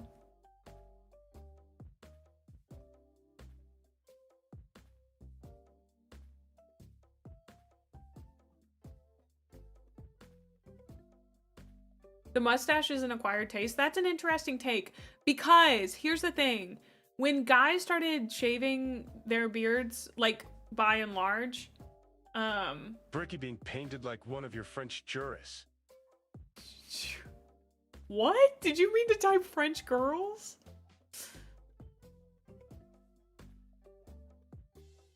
Oh, no, I didn't know they hinted at things for this. Yeah, no, when all the men my age, around 30, started shaving to get the mustache, like started growing the stash out, it was very weird for me because my dad had one in the 80s, so I had to like erase pictures of him from my head and then start thinking about, okay, this is just the style that men wear these days, and it was weird. It was just really weird. I've gotten used to it as like the style that most men wear.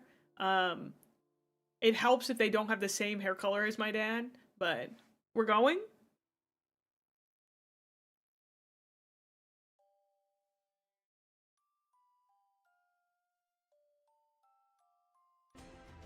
Okay. We're on the starting soon.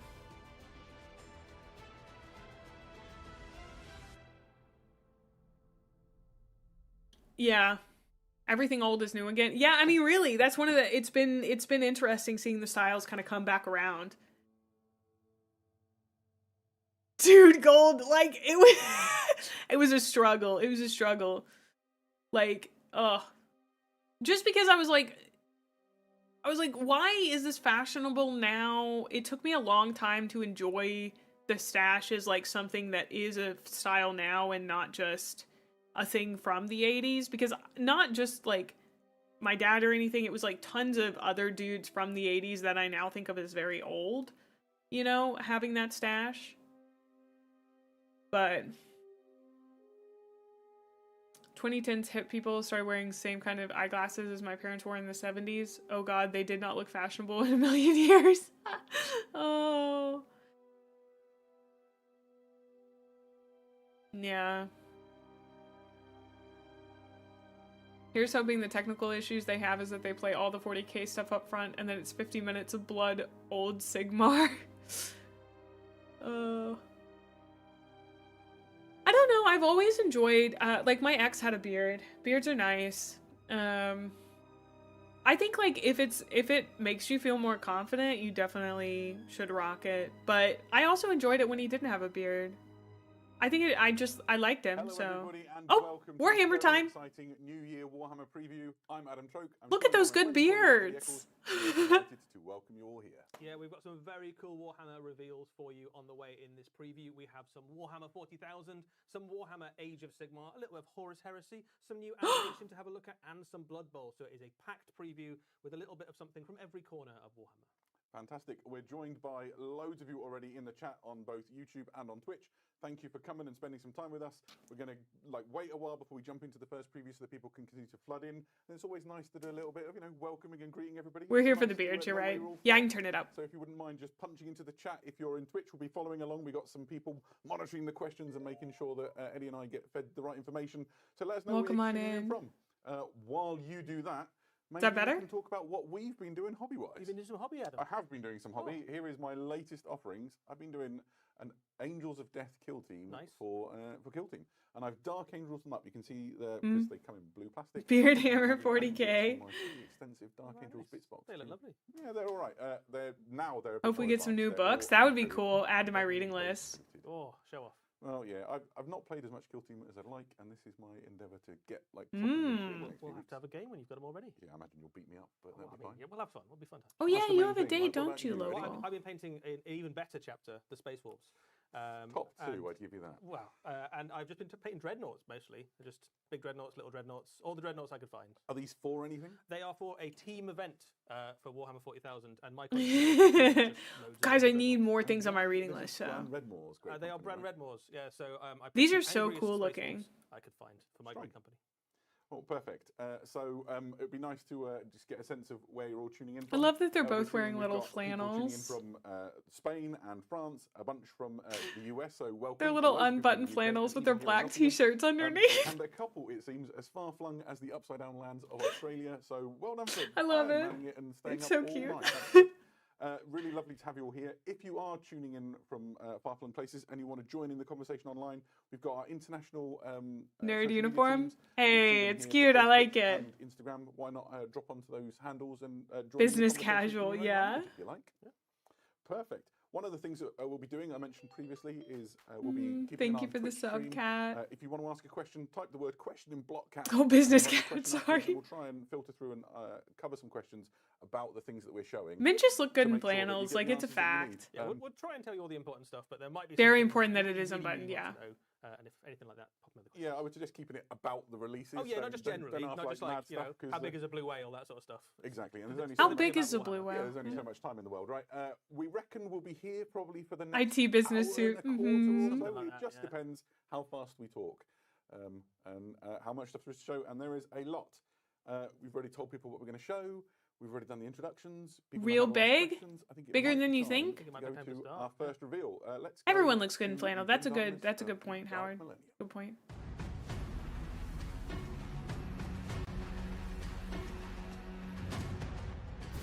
The tyrant returns. Whoa! Eldrick what?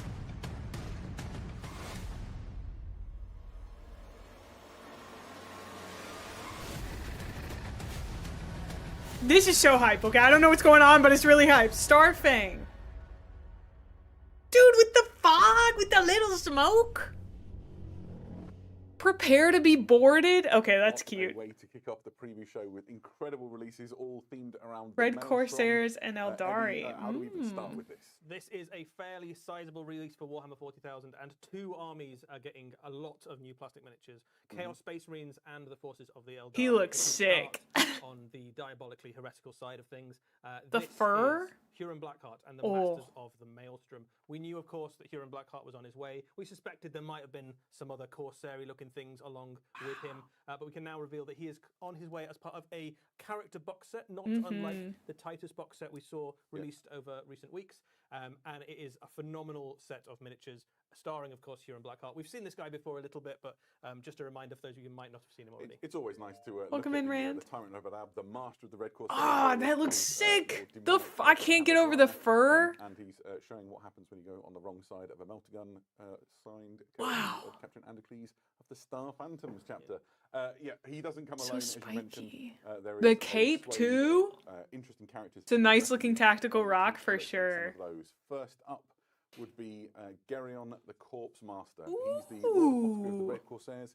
He was the apothecary in the Astral Claws, the chapter that His was. tactical rock is And sick. he's part of Huron's. There's something about a machinations fur-collared to cape that sort of, just fucks. Yeah, so true. Play about with their gene seed and evade the gene seed tithe, That's which is naughty. the whole problem that kicked off the Fourth Quadrant Rebellion. The in Imperium's first number place. one tax evader. The rest is history, of Yeah, course. well, exactly so.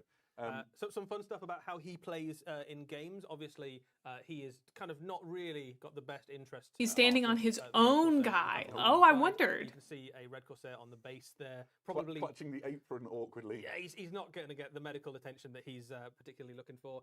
He has a special rule basically where if a Red Corsair unit near him is at half strength, he can have a command point. Corpse He can't Master is use such a it as hardcore title for He sure. can also bring models back into the unit that he is in. So He's very Huron Dr. is Dr. Ock retinue of from modules. Spider-Man. Not the battlefield medic that the Red Corsairs might want, but definitely the one they deserve. Next up in line is Qatar Garrix, who is the headsman of the Red Corsairs. This is Huron Blackheart's personal executioner, and he comes appropriately enough from the Executioner's chapter, one of those chapters swept up in the Fourth Quadrant Rebellion and part of the Badab War.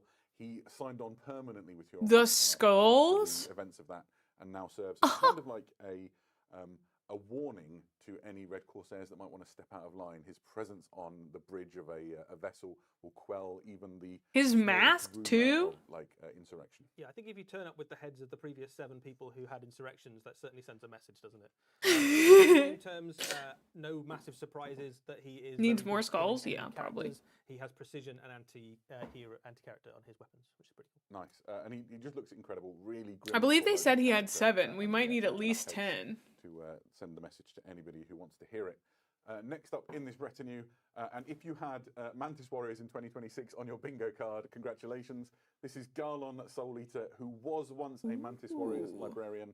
He has signed up with the Red Corsairs, and he is known as the Tyrant's Witch, a formidable psyker, now a Chaos Sorcerer, and he uses his powers to sort of corrupt. Oh, is that the minds of those around him. There's backside? Stories of him sort of turning the crews of gun decks against their allies and firing salvos at supposedly friendly ships.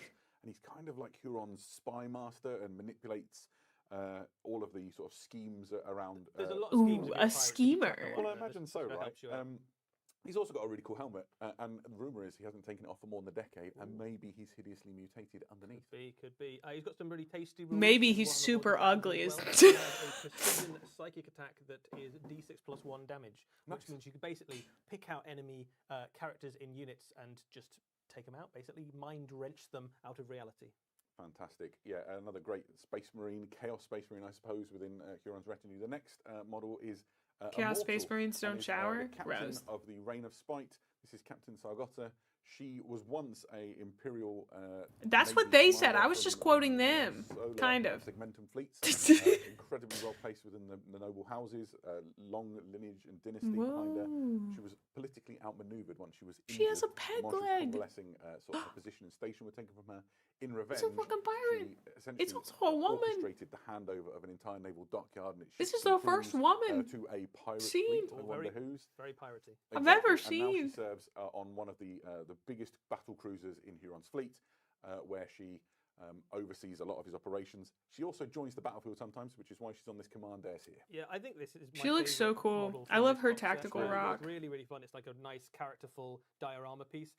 The thing that she's floating around on actually is something that she uses during boarding. There's lots of enemy women ships. when you're not So it's focusing on effectively Space like Marines. A mobile command dais, but she can plug it into. That's just the set I have. The command So stations of enemy ships once they've been boarded to take it over. Yeah. So she's all in pirate. You can imagine all the mechadendrites. That's crazy. You see women all the time. Lucky. A plundered ship, and then suddenly all of those data slates behind her come alive with all the information you need to essentially steal an entire battleship. I like the little bird skulls on the shoulder as well. I like to imagine one of those was a parrot. There you go. Yep, very practical. Fantastic model and really exciting addition. The next one, maybe even stranger, and a lot of people have been trying to guess what this means. They've looked. I at don't the think anyone guessed right. Yeah, If absolutely. Don't point that out. They This finally is got a quiet about the Corellian female dog soldier custodes. known as the Enforcer. She Whoa. is, essentially the warrior that Huron sends out to hunt down those who would dissent against him, and maybe there's people naysaying his leadership or reneging on deals. And so the Enforcer hunts them down. Who is for the this? time it takes to do so, and she takes with her. She looks so cool. Canine-ish, canid-looking creature. That is, if you were wondering. I want the last two models. The last two they just showed are so cool. Because in Warhammer 40,000, there's a thing called the hyper-violent Barghezi, which has appeared a couple of times in our lore. This is what they look like before they. Yo, is that a called Krogan? Hyper-violent. When she first met it, it bit her arm. Girly pop. She's got that unusual bionic sort of fist thing that you can see there. Now it serves essentially as her little hunter killer. But you have to keep an eye on it because they're prone to spates of really rapid growth, and eventually it will I become want too big to her. manage. And rumors of Barghezi like devastating entire spaceports. She's effectively using like girl one power life. to terrorize So the she'll galaxy. So eventually true. take it to the Warhammer 40,000 equivalent of the woodshed. Or also space farm. Oh yeah, we're a happy ending for everybody in the grim darkness of the far future. I think what this miniature does, in terms of like telling you about the story of Huron and the Maelstrom itself, is indicating that not only have you got like renegade Chaos Space Marines and humans, you also have alien pirates and bounty Hold on. hunters and all the kind of. I'm so sorry. ne'er-do-wells I have to and send a pirate picture of my forces minis from to the my whole brother region because he just texted me. gravitating towards the Maelstrom. So it's not just about Chaos Space Marines. He is the master of this enormous pirate empire within the Maelstrom. Absolutely. He doesn't know I do The Warhammer. disposal are vast, Sorry. If you want to resist the sort of oppressive regime, as they would call it, of the Imperium or other. She heard girl then Maelstrom slay might be and the said place no for you. more, fam. Hearted, leader. This Huron set Ragnar, is he so does cool. not come alone. The Masters of the Maelstrom are joined by this box set. Everything you see here comes in a big box called the Lords of the Maelstrom, and is essentially the heart of a Red Corsairs army. It's got Oh, but loads it of doesn't great have the two models, girlies. including some brand new ones. Let's take you through what you can see in here. Yeah, so some of these miniatures, all of these miniatures will eventually be available separately. Some of these are Oh, look at his hair! kits, some of them are brand Look at new. his hair! These are Raiders. They are a brand new miniature set. These are effectively. Oh wait, you can barely of see his the hair behind me. Corsairs. Look, They look, sit look, look. somewhere between Legionaries and Chosen in terms of power and hierarchy, and they are the veterans of. I love the way their guns wars look and the too. various different conflicts within the Maelstrom. As far as in-game, they are a really useful little unit. They have infiltrate. They have 3 wounds each. They have a really respectable combat stat line. Whoa, the fur on the collar is killing me. Useful all-round unit. Yeah, The they're not just swooshy hair. Great in terms of game rules, but also the models are fantastic. Right, this is. Okay, I don't even know who these guys are, and I want them. Renegade Chaos Space Marines. It's not a phase, Lord Commander. Structures of the these mighty Space Marine legions. So a lot of their war gear looks scavenged, and the plate armor and so on is sort of cobbled together. They've got lots of trappings. Instant helmet? No. It's really quite exciting to see these. Lots of them have got like pelts of wild animals, or Yeah, coarse absolutely. hair, as I like to call it. Oh, very good, very good. There's more within this box set. Next up, you can see the Chaos Their old Terminator Marine squad. scale? These are the Chaos Terminators that you already know and love if you're a Chaos Space Marine player. The difference Look is, at they those have, anti-claws, sculpted dude. shoulder pads, which, The is tusks? within The this tusks? So essentially, you can just tailor them to look like they're Corsairs, obviously, Chaos Terminators are fantastically useful if you're living your life via the medium of shipbuilding. There's quite a lot of Chaos Terminators that show up in some of the Red Corsair Black Library stories as well. Yeah, so this is very thematic for them. Slay. Red and black as well. It's a really striking colour scheme. Yeah, absolutely. There's a couple of good books with the Red Corsairs in them. You have the Legionaries. This is the same kit that you might be used to from the other Chaos Space Marine Legions. And again, there's upgrades that tailor them towards looking like their Red chain Corsairs. swords So look you've so got these cool. fantastic Red Corsair shoulder pads. And then you've got some other details as well. We'll show what they look like. Yeah, gold. I get what you mean. You've got like heads and some. There's like ammo belts, extra aren't there, and bits pieces, trophies and Oh, that there sort you of go. stuff. There we go. Perfect. That is the whole upgrade kit. So you can see there, you've got the Terminator shoulder pads. You've got the shoulder pads that fit Legionaries, but they'll also fit anything in that kind of like size of armor. If you want to have some like Raptors or something, you could do those too. You've got some. Really I don't know what upgrades are quite yet. The most exciting The heads bit are cool. for me Yeah, out of I mean, this. it's They're all really good, isn't great. it? And then there's some big transfers as well. So if you want to have like Rhinos and Land Raiders and Dreadnoughts and things that have the appropriate iconography on it, you can do that too. Yeah, what you get with this transfer sheet is way more than you need to do just the model. It does seem like we're set. eating So if good. you're looking to build a big Red Corsairs force, well, you'll be able to. Right. Do they have that Mr. was all Incredible exciting, set? but it's not done. There's also the Traitor Guardsmen. These are the exact Traitor Guardsmen you know and love. They're just in red and working for the Red Corsairs. And they kind of exemplify all of those new people sprue flock that to allow join you to the banner, convert an existing kit to and something sort of else. try and Ah, survive okay. outside of the, Little the accessories. The Militarum and the Imperial Alliance. That's fair. And we've got one more miniature, I think. for Yeah, the Red and Corsairs. so bringing up the Rhea is actually my favourite model out of this launch. I think the Reeve Captain really just hits home Whoa. on what it means to be a Renegade Chaos Space Marine. Just a fantastic model. He's a multi-part kit, but the one right in the centre is the one that really gets me. Loads of detail, loads of plunder. He's picked up bits and pieces from lots of battles, and he just looks incredible. And he's quite good in the game, right? There's loads of options on the kit to start with. So this is a Sorry, my multi-part brother pack. is They've got texting me. choice of 2 different combat weapons. They've got He just said, I've never played much 4000. You can have a plasma pistol if you want Bless to have, him. or you can have a bolt pistol. He He is a very. He is. good I love the fur. I He can't is get over the really fur. I really captain. can't. I suppose might indicate that he's either maybe a veteran. He of looks the sick. Astral Claws, maybe one of the previous captains, or maybe someone who's risen through the ranks of the Red Corsairs since. He So looks like is he's holding somewhere or TNT. thereabouts of Chaos Lord level in terms of his abilities. He is a little John bit Warhammer less and his fighting 4,000 than a men. Chaos Lord, but he brings more to the table in terms of abilities that you can give to your unit. He has Infiltrate, which means that he's a great addition to some of those Red Corsair squads we talked about before. I also So the you can mace right up with in all your the face green early on in the game. detailing. He can also get loads of abilities when you charge into close combat, and you've got lots of stuff across the Chaos Space Marine Codex that allows you to have things like run and charge, so they stack really nicely with those. So you can get an extra point of strength, an extra point of AP, and re-rolling charges with this guy on that unit, which might be infiltrating right up in your enemy's face, which is a pretty tasty little combo. Nice. And worth saying as well, with all of the stuff that we've just talked through there, you can absolutely do this as a Red Corsairs army if you want. If you want to go all in for Huron Black Heart, go with the red and black. I love the Of course you red. can, The red and the or black is you so can add sick. these into any It's other like it's chaos simple, space it's marine. clean. You've got an existing Black I don't know. Legion I army, like it a sprinkle lot. a little bit of Red Corsairs into it, or team them up with the Alpha Legion. You can. I often go for red and black in like video We games are and stuff Not even when I'm halfway done customizing. with the stuff for this Maelstrom Shadow the section. Hedgehog coated. We Oh talked no! about the Red Corsairs. In that video we saw at the beginning, we saw That's only another half the force. pirates we have. Exactly. So let's go and look at Prince Iriel and his Eldritch Raiders. So a little bit of a lore dump for you. If you're unaware, Prince Iriel colors! is a renowned Eldari hero. He is the saviour of Craftworld Ianden when it was under attack Eldari! from the high fleets of the Tyranid. Nothing and personnel, really, kid. solidified his sort of place in legend. But the thing he loves is to range across the galaxy, reaving, and at the head of this army, the Eldritch Raiders. This is a box set. Everything you see on here is included within it, and we'll take you through and have a quick look at all of those things. First out of the gates are the Corsair Sky Reavers. Yeah, so this is a really useful little unit. For, They look like Corsairs. You can fairies. include I these in a love Corsair that. army or in Do a lot of kind their models look highly that way? crafted I army haven't if you seen want many to. of them. And this is a really flexible, fast-moving unit.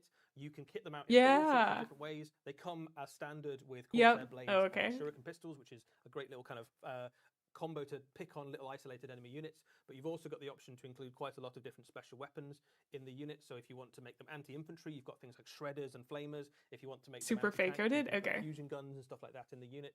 And they've got a lot of movement abilities. They come It's with very, stealth, like, deep it's easy to strike, pick up on, and I really like that. reactive move ability as standard, which means they're going to be very hard to pin down. So they've got a phenomenal kind of objective game. Yeah, they really play into that sort of hit and withdraw aspects. They also have a lot of It's the, famous. not a lot, but they But have some of also a the lovely callback to some fur very, on the like, shoulders. classic, very God, what a clear cool era design. artwork. If you're of a certain vintage like me, you'll recognize it, and it feels quite nice to see that. I love sort how of, sleek it is. imagery, making it, The visual into a language of modern 40K is Warhammer really good. tabletop. Yeah, everything I've seen so In a far similar really vein cool. In terms of the flexibility and the way they fight, there's another unit within this set. Ooh. You'll be familiar with them if you've maybe played A little bit Kill Team over the chunkier. last few years.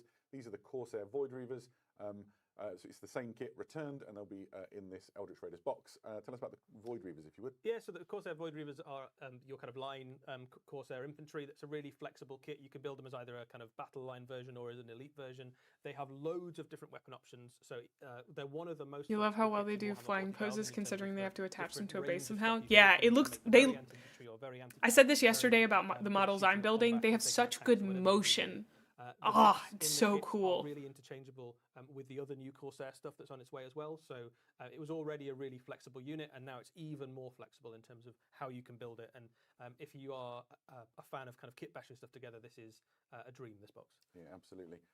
To lead these all into battle, there are two heroes within the Eldritch Raiders set. The first of which is Karseth. Karseth is a Void Dreamer. What is a Void Dreamer, I hear you ask? Well, a Void Dreamer is a type of Eldar Seer. Whoa. Karseth specializes Sorry, I in didn't being even, able to like, sense the register sexual that fluctuations helmet. in the fabric of Holy. reality. So one of the gifts that Karseth has is to Hold on, detect it's a warp triangle? situations. Imagine Legend that of you come out Zelda? into warp with your fleet, and you're straight into the gun sights of the Eldritch Raiders sat waiting for you. That's quite the boon for Iriel and his team. Also, Karseth Illuminati? Eldritch Raiders. Bug-coated helmet for sure. That's actually a bug. That's literally a bug. Warriors and making sure that everybody's all on the same page. The first piece of the so Triforce. A really useful unit in game terms as well. This is an Eldar. It looks Psyker and extremely comes with sick. a ranged, The psychic attack the like motion in the Storm fabric style is thing. crazy. But the reason that they really pop is the special rules that come with them. One of them Whatever is they the are ability doing, to stop whatever enemies deploying Karseth is within 12, doing so is if you see the powerful future, and you can never feel it. catch them off guard, sort of thing. That's great to put on your backfield objective, or to just Oh, they screen see the out large future. portions of the battlefield to stop things like The Illuminati Corsair is already thinking Terminators, Warhammer? Terminators, Oh Terminators, no. not a thing that would be good for you. The other ability that they have is if you hit Trying to enemy unit with copyright a psychic challenge. attack, This all one the is rest of the so Corsairs sick. that fire into that unit hit with an extra point of strength. So it's a really good synergistic unit to help the rest Capes of are the really fun to Corsairs paint hit too. That's even harder. good. Perfect. And of Yeah. course, they are led by They're none other than smooth. Prince Iriel is the outcast Prince of Iandon, and he's returned now with his Corsair fleet. Oh, to the deliver face Crossbow details Annihilation combined with how once again by, cool that leading mask an army is. into the Maelstrom. Scrumptious, dude. He's equipped with the Spear of Twilight, a very famous weapon. It's extremely dangerous. He's on his eye. That bionic is called the Eye of Wrath. It's powerful in its own right. And he's a devastating combat leader as well as an actual leader of warriors. Yeah, so a really, I mean, a phenomenal miniature, right? Like it looks really cool. It's definitely a great glow up. But it's still very recognisably the Prince Uriel that we know and love. In game terms, he makes a phenomenal either leader for a Corsair army, or you can put him into a standard Craftworld force. And he has a very useful ability to redeploy some of your units before the game starts. And he also has some boosts to whatever unit he's joined. So just a really good all-round leader. And Does he have a combat stat line freaking that dual punches, disc? It's time to with really duel. nice damage to the weapon, which is the sweet spot for killing a lot of the best units in Warhammer 40,000. Sorry, I said that so you can, intensely. rough and tumble with the best of them, really. Oh. Two banners. And banners are the How you know he's good, right? Yeah, So right. it comes with two banners. So, It's gonna send people to the Shadow Realm. So true. His tactical rock is also really cool. Starfang is an Aeldari unit which is designed to go alongside the Corsair Raiders. I love the Quite, ships. um, Every vehicle I've pretty ever good. seen in Any this thoughts game, to I it? am obsessed absolutely with. can. So this is a really useful little utility unit. So first and foremost, it has a fairly respectable amount of firepower. Its firepower is geared to killing heavy infantry level stuff. So AP3, strength 6, 2 damage stuff. So it's a Space Marine killer in terms of its damage output. There's a disintegrator cannon you can see on the front of it there. But one of the other things that it does for your army, which is really useful, is it can make one of your infantry units have stealth. So its grenade launchers can basically like cover the one of your infantry units in kind of cover and give them effectively it makes them harder to hit, which is really useful because a lot of your The little guy behind the windshield. Yeah. one of the things I want to that's see really how cool this is is it put is a together. two-for kit as we Sorry, I sometimes keep call texting them. my brother. I gotta Essentially, stop. He just doesn't the text kit me is very the box often, with so the I try to different talk to him when I sections. can. But I should Also pay makes attention. The Viper, which I believe is actually the name that the box will live under. This is a I want to classic try building Aeldari, one of these. Seems so vehicle, cool. Which has been around for 30 years or more. I think it's longer than 30 years. Oh, you've aged me terribly. Very Yeah, this carefully. is classic light New attack Viper. We vehicle, seem very excited super about cool. this. It's got that turret on the back. All right, we love It's got this. a range of weapons available to it, right? I love the Yes, red. This is the updated Viper. It will be recognizable to anybody. It's who's been had the Viper in 84 the army. It years. still retains a lot of the key features that you recognize, Oh. but some of the weapon options are a little bit more flexible than they used to be. It's got two It little still guys. has Oh yeah, we its got a little guy squishy up here and a cannon, little and guy you can over have the here. Star cannon on there. You can have a bright lance. Ah. Underneath the Viper, you also have the option now to put an Eldar First missile launcher upgrade on in it, so 30 that gives you the years. potential to make Wow. it quite a good anti-tank unit. You can put two of these in a unit, so you can imagine two bright lances. Oh, two those are a Eldar good missile launchers size. into something becomes quite formidable, or you can get it out for pretty good. Those would make anti-infantry with those super would look cannons really and cool star just cannons as and that sort of display. thing. I So love we've that. got a really good look at it. So in many of person, these and can the just chest be is a sat on a fantastic looking shelf, kit. you It's got know. that classic silhouette that you expect. If you build it the right way, the turret has some play, so you can maneuver a little. This is an heavy metal painted one, and I don't want to We're get not in allowed to trouble, touch it, so I'm really. not going to fiddle with it too Hey, well, enthusiastically. You got a reason now, and Gold. Then I guess the major difference is Was the old sort one of made of positioning the metal? turrets and the way Good they question. work. It's a really just a fantastic sort of innovation on a very classic design. The Viper's been with us for a long time. and Yeah, I mean feels the current like a- the current Viper model is lovely, but it's definitely Absolutely. showing its age a little bit around the edges. Old So the plastic. crispness of Ah. the detail on this, some of the posability, the weapons, and that sort of thing. The engines. It's now the match some of same things like the kit? Jetbike engine, so Yeah. it fits really neatly and nicely. Makes into, me makes you want to an get more Eldar display unit. cases. I Inside need to the get one. cockpit's detailed, so you can paint that and then seal the canopy in with the sort of like transparent plastic. And you've got options for the crew. This one with the Starfang has sort of crew that look more sort of Got a Corsair Corsair, yeah. oriented, and then you've got the classic sort of craftwood helmets on the Viper, but you can mix and match as you see fit. Yeah, I do feel like it Really needs some exciting. grass or something. Where do you learn about all of these exciting Corsairs, both the Red Corsairs and the Eldritch Raiders? Tabletop Well, of course, we Stronghold? need a book for Oh. that. And here we go. This is the succinctly named Warhammer 40,000, the Maelstrom, Lair of the Tyrant into the Nightmare Realm. If you are familiar with Titus, which just released, I think, this is a very similar idea. So it's 4 books contained in a slipcase that detail all of the events that we've talked about and the characters and things, and some brilliant new and exciting ways to play Warhammer 40,000. Yeah, so there's quite a lot to go through here. Okay, so Just what like are the Five of the these? Worlds books we've just seen released. There are loads of Campaigns? good stuff in here. Lair of the Tyrant is your lore book, so this dives into the history and environments and all the locations. Brothers, within I don't Maelstrom even know in what a level of campaign detail is. you've Oh, never for seen narrative before. You play. find out about the key planets within that region, Ooh, the bits okay, that okay. curate the detail of the various different Lore. battles that are ongoing. It's definitely not a unified empire, right? There are lots of factions all playing for their part. to Mix try of carve lore out and their new little pirate rules. empires within the Maelstrom. It also tells you all about the Red okay. Corsairs and particularly Huron's Also bodyguard and scenarios. his retinue that follows him round, and Prince Uriel and his Corsairs as they battle against the Red Corsairs for dominance. Yeah, each of these books does a slightly different thing. For example, Crucible of Champions is quite exciting because it is encourages you to sort of create your own hero, stamp your own. The guy with the identity on claws, them. very If nice you think nails, honestly, so when I've true. been playing a game of Warhammer 40,000, I imagine the commander of my army is me, so that's very exciting. And obviously, I think you'd make a great player, Ren. cooler than me because he's a Dark Angels company. Oh, they're master like normally. D&D books? But you can sort of get different war gear and different. That's specialties something I and all that stuff understand. to make really exciting and unique characters, and then use them in your games, which is great. Yeah. Lair of the Tyrant detachments, as you might have guessed. That'd be has cool, some Zephyr. detachments in.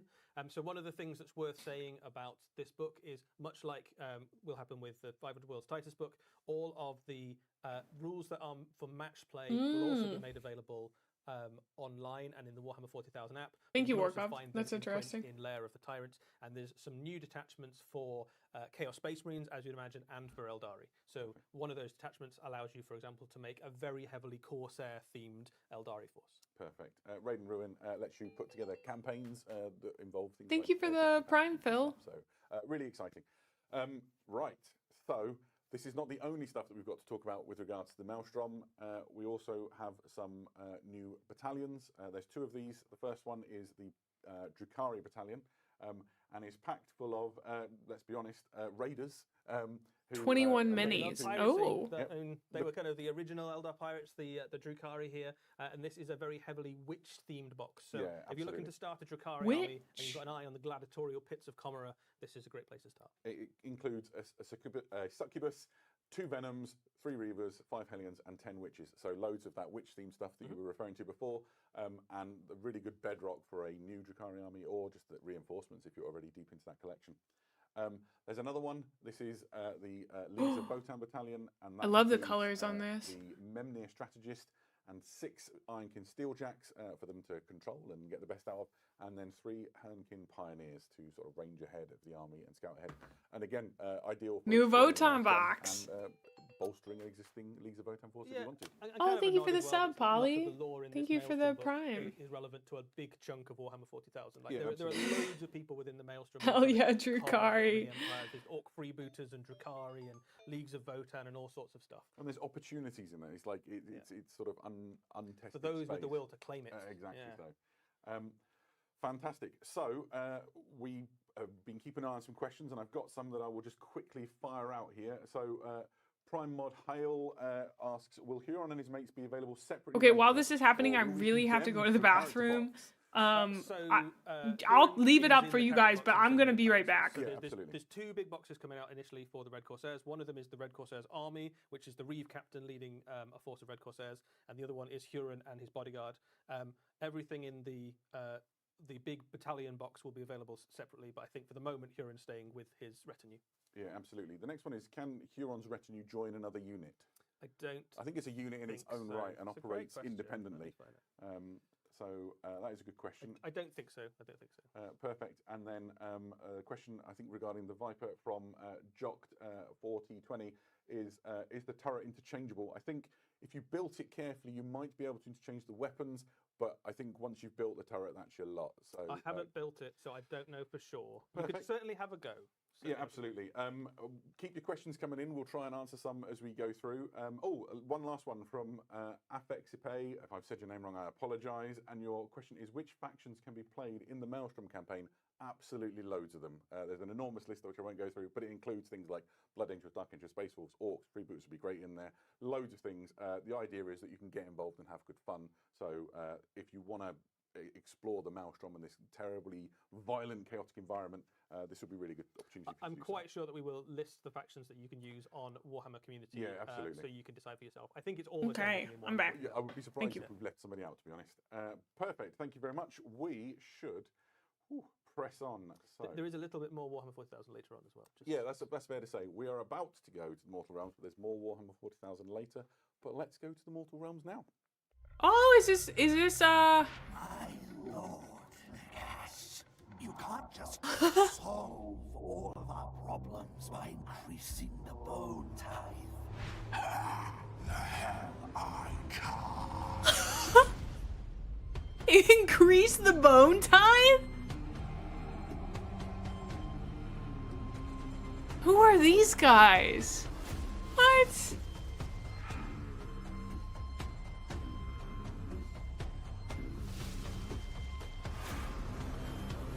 What? The chariot?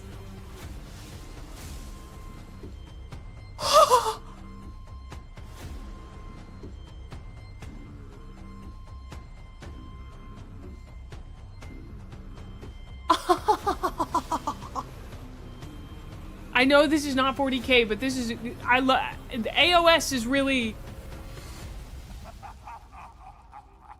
oh, AOS is stepping out right now. Receive some much desired reinforcements with this huge Bone Spartan boys. Ossiarch Bonereapers.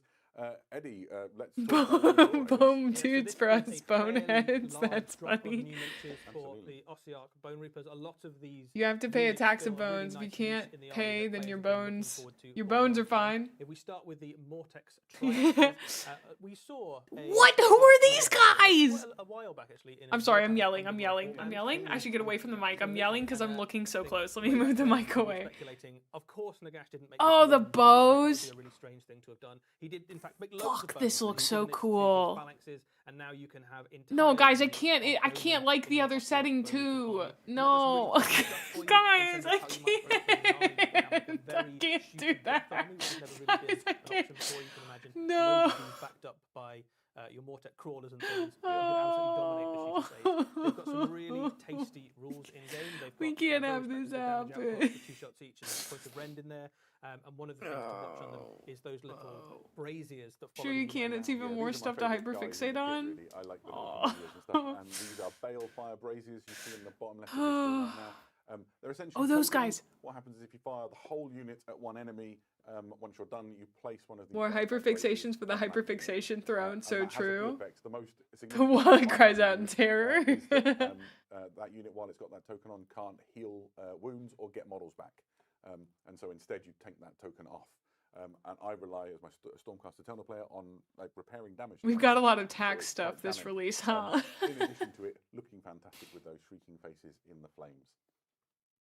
Yeah, the models are very cool as well. I like the kind of one eye look that they've got as well. So obviously Nagash Got like forges. a bonus eye in their forehead. Yeah, well, but it's maybe not quite where you'd expect it to be. Maybe it's like right at the top of where you'd hold an arrow. I don't know if it makes. Wait, the Nagash bird! look That's like the a bird you guys are sensitive talking eye, about. Hold on. Right, so, but anyway, they're quite good at shooting.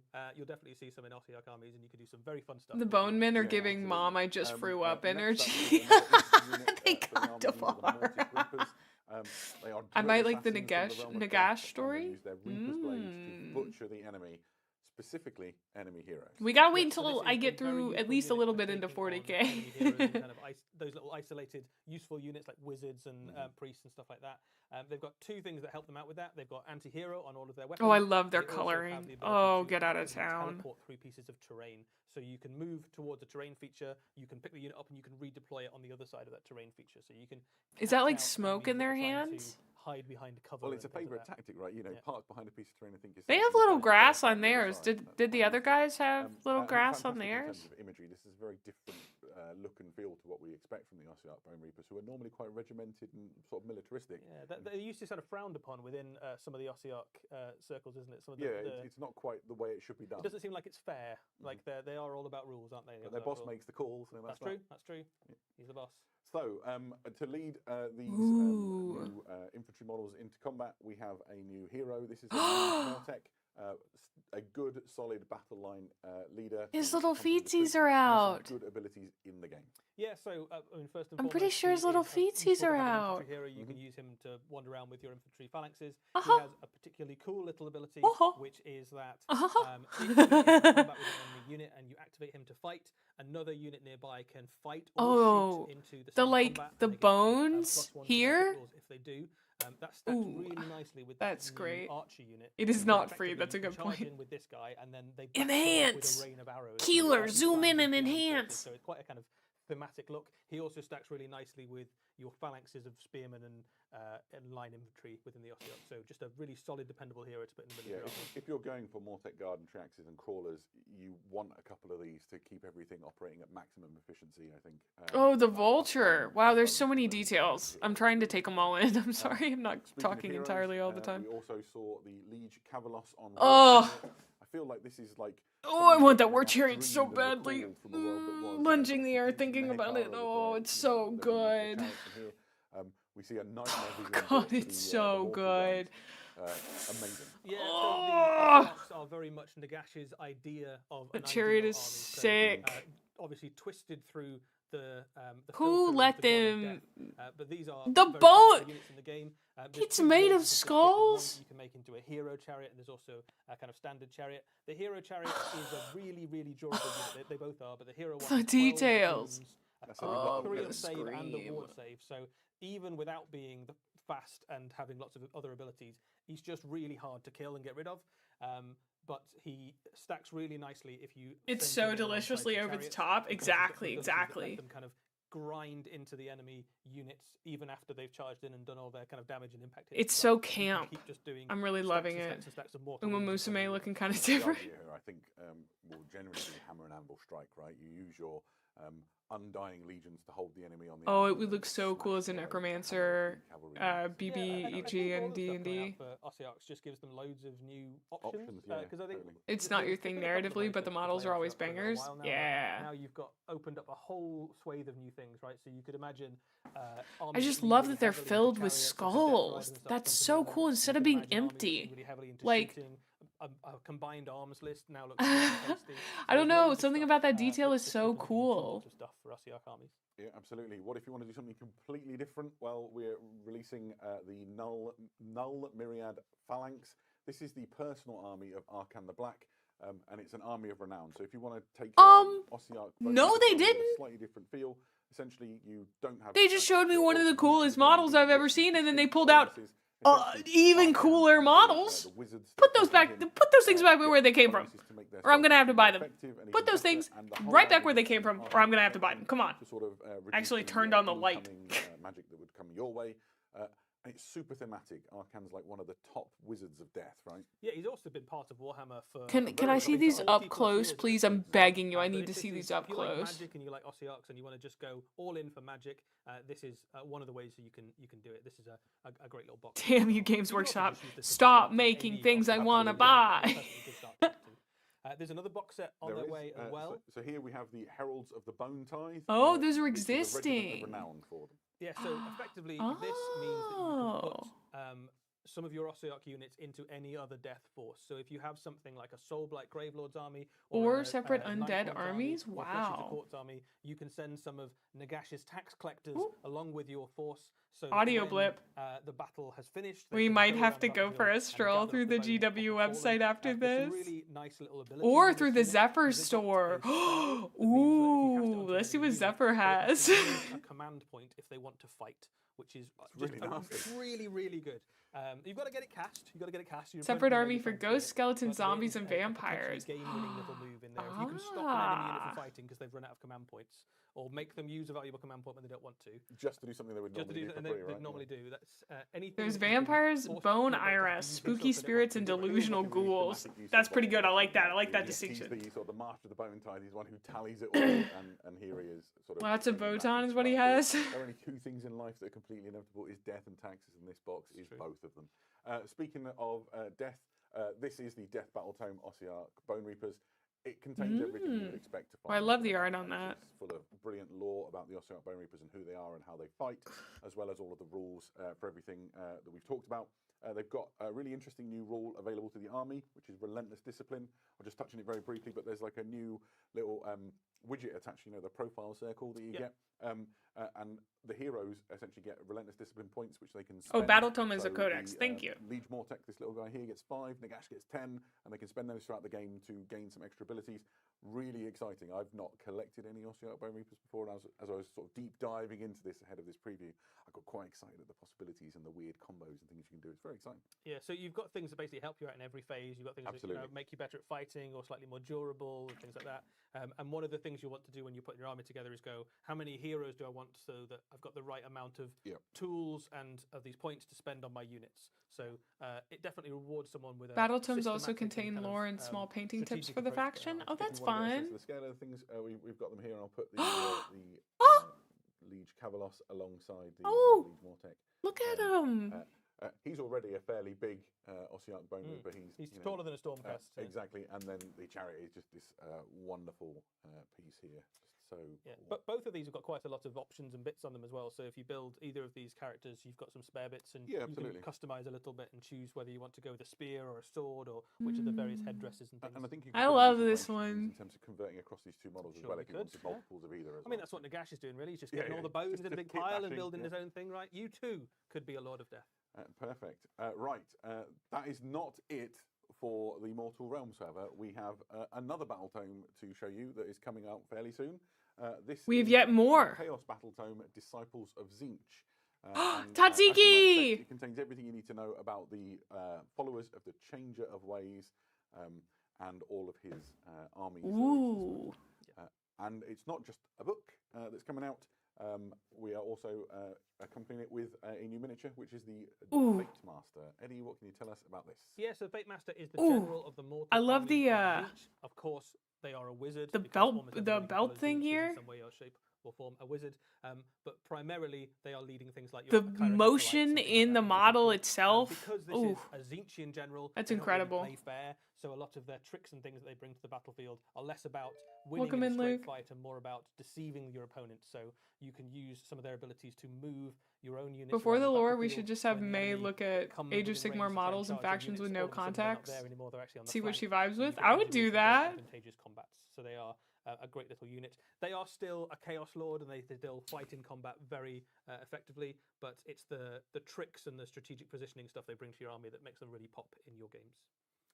Yeah, absolutely. And there's a new terrain piece for these, which is just fantastic. This is the thing I'm most excited about for the Disciples of Tzeentch. These are the Make sure my shards. wallet doesn't see Just me and don't cry. fantastic embodiment of like the weirdness. Whoa! Of Tzeentch when you look at these and sort of the magic. Hold on.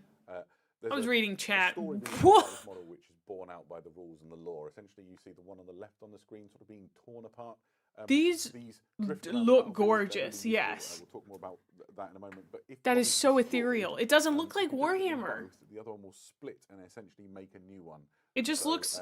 you see It this just really looks like a part model of you would the buy, story, you which know? is great. Not that that's so like a they've good got, or a bad thing, two but it abilities, seems effectively. One of them is you that, could have that in your if house one and of them people on would the be like, battlefield, ah, what a can sick immediately little make mini another you one got. in your hero phase. You know?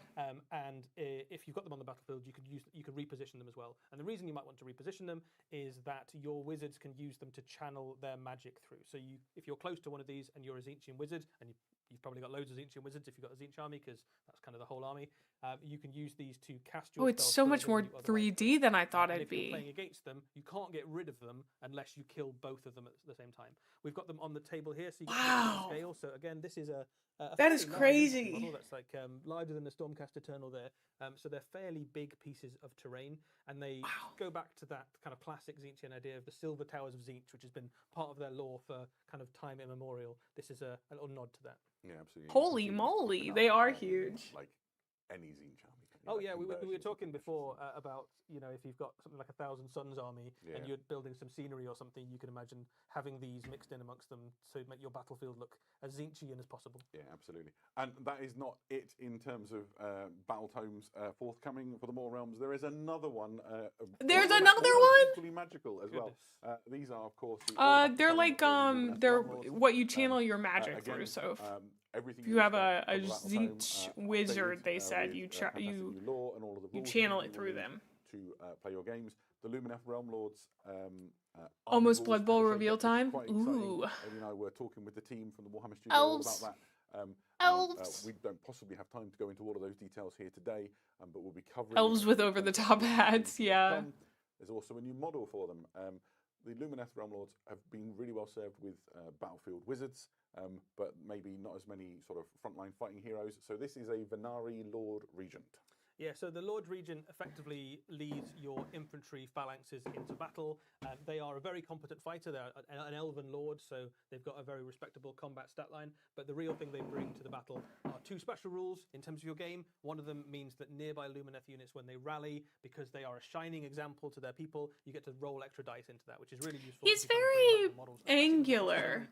Yeah. For every elf that joins your His force chin is does so look like worthwhile. it could Another thing they do cut is you. put them alongside your wardens, which are your big kind of spear phalanx. They can basically have the phalanx advance into enemy units and cause a whole bunch of mortal wounds. So your big scary block of spearmen becomes even scarier. Driving forward that just drive spear forward. line. Yeah, so your spearmen can not only do mortal wounds when they fight, they can also just do it passively by existing and pushing forward into the enemy force. Fantastic. You've seen on the screen now that the kit has some variants. You can build it in a couple of ways or mix and match between. Maybe get some spares. And we've got them actually on the desk in front of us if you want to have a look. The thing that I like about the sort of the difference in is you can see this one's got like a little amphora on his back, and then this one obviously has got this sort of double banner. Very catchy. Two back banners definitely in this season, isn't it? Oh, I tell you what.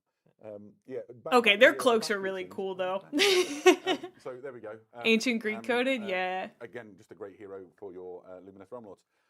We've got some questions they've been flooding in through the chat. And do my best. Actually, the first question really hits near my heart. It says from Prime Chatmandu. It says, "Do you ever get nervous when you're touching Everymotor miniatures?" Let me tell you, I am terrified every time I touch Everymotor miniatures. When they hand them over, they sort of scowl. Yeah, well, so we're not really allowed. Like dozens thousands, if not hundreds of hours of work, right? The best I painters in the love world, that. and they need to be treated that way.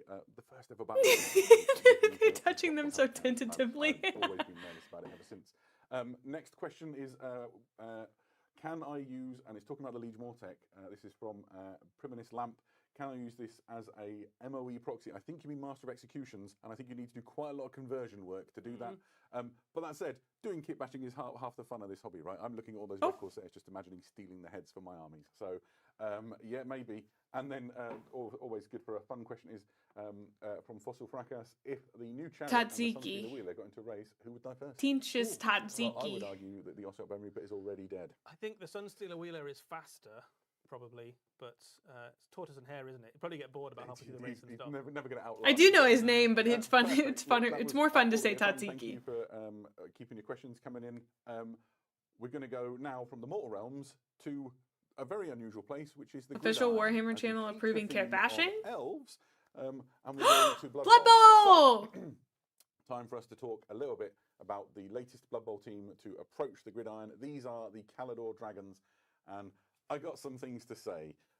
This is a classic Blood Bowl team that has been like around for a very long time, and now it is redone and updated in plastic for the modern era. Season 3 of Blood Bowl launched just recently. Oh, they look so cool, dude. The classic teams that we're waiting to see. Could be right. Anyway, if you know the Calador Dragons, you might know what I to could expect. turn it They have up. 4 positionals. All you and have each to of do is them, ask, dude. fills a very specific role within the Blood Bowl game. So the first up is the Dragon Princes. So they are Don't gotta be essentially aggro the about show it. stealers of the Gridiron for the Calador Dragons. Incredibly skilled players. They've got a fantastic stat line. They have great rules as well. So in addition to block, which you'd expect, because these guys kind of fill the role of a blitzer, but they also have steady footing, 6+, and you don't get knocked down. So you can use that against any of the I turned it up. circumstances which might come up. They also are penalised by a little rule which is known as Hi, Tony. my Hi, ball, River. which means they can never give the ball away no matter what. Don't like sharing. Is that better So for you the trick of guys? This is to burst through the enemy. I should pitch, turn them get down because the they're loud field, for me. and then get the ball to this guy. So he doesn't have to give it away. He can just go and score a touchdown instead. Next up, we have the White Lions. The High Elf team is a little bit different. good? To Okay. some in that it doesn't really have a catcher archetype. Instead, you've got the White Lions, which are another blitzer almost. They don't have block, but they do have wrestle, which is a very good skill to make sure that you don't get stuck with a turnover if a tackle goes weird and you both get knocked down. If you're both lying down. Oh, lying down, my word. The claw is not just symbolic. They have the claw's special rule. And what that means is that they never need more than an 8+ to bust the armor when you're making the armor roll. I'm just looking at stuff. I'm only kind of hit listening to somebody. them. I'm sorry to That's them. really useful. The third of the sort of skilled positionals are the Phoenix Warriors. The Phoenix Warrior. They do have really Horus fills the Heresy role of stuff coming up. thrower, and this is one of the best throwers on the Blood Bowl pitch, like of any team. Fantastic stat line, really, really great at making sure the ball goes where you need it. So they have those throwing skills that you would expect. Also, they have Cloud Burst, which is so good. Essentially, Cloud Burst gives you a real advantage. I love that they're literally when you holding lob that ball, footballs. the enemy can't make intercept rolls I against didn't know it was literally footballs. so, imagine your Dragon Prince has burst through. He's far down the field. You just one nice, clean lob shot all the way down the pitch, and nobody can catch it instead. It's great. What I love about all of these miniatures is that they look like the Blood Bowl incarnations of the classic Absolutely so, old right? world units. So like the Phoenix Guard, the White Lions, the Dragon Princes. They just like look exactly like those, but in shorts. Yeah, exactly. Yeah. So lots of like calves and thighs on display, but otherwise it is just pure Blood Bowl fun. Right, this is the 4th position. They're the High Elf linemen. In some ways, Sorry, I had to linemen are text like my the brother boring about part whether of or the not Blood he Bowl knew if team, they but had High Elf a linemen are football really good. version. Right, let's not beat around the bush. They've got great stat lines. They've got decent armor. Oh! They've got no skills to speak of, but they're reliable. The only I'm sorry, downside their is that quads looked really good. 65,000, I think it is, to recruit them. May don't you get can't. a massive team. I started my Blood Bowl Can't be that way team, about so minis. halflings- All right, honey. Finesse team, Yeah, isn't it? and The so you've gotta calves get are everything, calving. like acting in the way Thank it's you, supposed thank to, you. Look at them and I guess legs. You need these to do some of the heavy lifting in terms of maybe making tackles or throws or catches. Like their calves are themselves. gigantic. The kit also contains, And I'm quite a loving few it thoughts for about them. It also contains the balls, the turn and reroll markers. I and love everything that you would that. expect for you to mark in play. And there'll be a Spike Journal. That I comes want to out watch a game alongside of all Blood this, Bowl. Can we watch a when, game of it Blood Bowl releases, sometime? Which is full of all of the I want to stories do and the that. lore Oh, I behind also it should and, follow these guys. Information about different high elf Warhammer, teams you know. and all of that good stuff. And His shorts make them look cute. Yeah, it kind of I does. think you talked a little bit about how they key into sort of the classic imagery of the High Elves. I think one of the things that I really like is that plays into the rules in a way. The Dragon Prince is extremely arrogant. They're like your shock The- troops. that Exactly. Go and the middle. the Yeah, White I've heard about the Lion, Blood Bowl they were video also hunted games. traditionally, I want to right? see a And real, so, like a miniature like, game being claw played. Troll. You're like, Exactly. You're going down, troll. That claw rule lets them go in and bust open, I don't know, Chaos Warrior armor or There are whatever it many. might There be. aren't very many battle reports. Yeah, really, really great. Very excited to see you finally reach the gridiron. And there we go. That is your Blood Bowl section. Pretty. It's a exciting, relic of an coming older, to a goofier, early Twitch Warhammer, near you. both fantasy and 40k. Next up, he says. Well, uh, maybe we need to play we a game have of Blood Bowl and do little a bit of, battle report. An animation clip to show some people. Yeah, absolutely. So next up, we have a new clip from Penitence, which is the new Warhammer 40,000 animation on its way for Warhammer Plus very soon. Here are the first 2 minutes of that show. Animation. We have Horus Heresy coming, I'm pretty sure. It's an alternate universe version of Warhammer Fantasy where they discovered an official NFL rulebook that got transported to their world and translated. For too long, That's crazy. Season 4 has been bereft of John the Bois Emperor's energy, voice. honestly. Like so much of our benighted Imperium, it clings on. A candle flickering in darkness. My Our goils. mission is of sacred importance. The enshrinement of our fallen Canoness. Stop that. She will be a beacon, a rising call to the faithful. She will mark Fusion 4 as a shrine world. The Emperor's flock will come, and with them, new hope. The foulness of the orcs shall be driven from this place. We shall risk everything for this. The cherub? We Stop. will not fail. For to do less would be to fall short of what our Emperor demands. By fire and faith, we...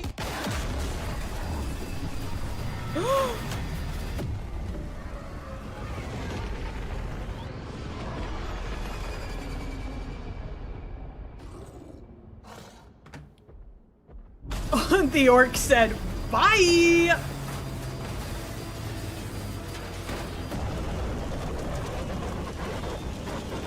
The boys! The boys! Coming in!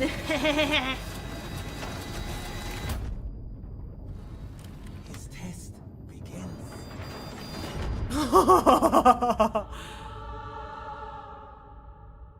Oh, I'm screaming, I'm kicking, I'm punching the air. Eddie, You love that her was on awesome. What can you Blackheart? tell us about Penitence? Yes, this is a new animation on its Oh, way for wow. Warhammer Plus. This is an Adeptus Sororitas animation featuring the Order of the Sacred Rose, which is I think we haven't seen before. Yeah, absolutely. They are on a sacred mission to found a new shrine world. They have a sacred relic, and they Faith have to is get to the shrine tested. world. Obviously, the mission doesn't quite go. This to will be plan the as only you saw semblance there. of an Their orc ship is animation for intercepted by 100 some years. orcs Oh and no. burned, and then they have to trudge across this wasteland to get their relic to where it needs to go. The orcs in this are snakebite orcs, which is pretty cool. We haven't really seen snakebite orcs in animation before. Snakebites, of course, famous for bringing along gribbly squiggly beasts with them, and I can confirm there is a squig in this animation. Nice. So we get both a cyber cherub and a squig in Penitence. Absolutely spoiled, yeah. Living the dream. So when does it arrive? So this is on its way in February. everyone is going the live. first episode, it will be a 3-part animation with the first one landing in February, so not very long to wait at all. Fantastic. So if you are not familiar with Squig! Warhammer TV, it's Why are there available horses through on the screen? Warhammer Plus People keep subscription, cheering. and There's a gives you weird. access There's a to loads of button. animations and sort of shows that are made by the team. In case in-house anyone for else is gaming and as lore and all mad that sort of about thing. this So, as if I you am. want to watch this as it comes out, make sure There's like you a get button yourself down here. subscription and join in. It's going to be great. If you click on it, Nice you can one. Right. spin bits, there and were it'll some throw questions them in the up on bubble screen. section, that I got hold of late, and my favourite question was, Custodies, when? Well, I'd like to tell you when. We're going to go to all the way back to the Age of Darkness with this. Custodes? Custodes? Custodes? Custodes? Whoa! Okay, the wings though, brother, the wings. Henry Cavill losing his mind right now.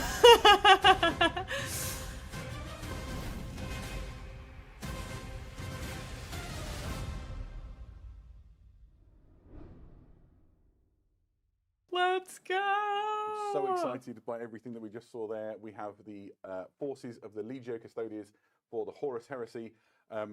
Everything in that video we're going to talk Plastic about. Let's start with what you contemplars. can see on the screen right now. So this is a box, isn't it, Adam? Yeah, This is a brand new box. This is the Legio This looks Custodes so battle good. group. Stop putting horses on the screen. Stop! For the love of God. And it just looks incredible. Twitch We've chat. got two sodalities of custodians. We've got a dreadnought. Oh my God. a I'm gonna. and a grav tank. Let's talk about those in detail. These, of Please. course, are the custodian guard sodality. Eddie.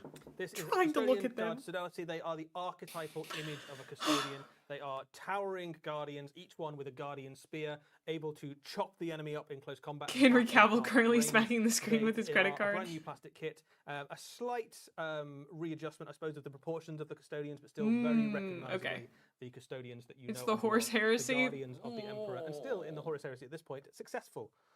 Yeah, absolutely. They haven't dropped the ball yet. They they look the so kit is, intricate. as I said, it was multi-part plastic. There's some options in there. You've got these high-helmed, high The plume helmets plume, that you yeah. can see here. There's some bear heads in the kits that you can. Oh, build the your plume models on the whether you're scalp. going to on the face or not, that's your choice.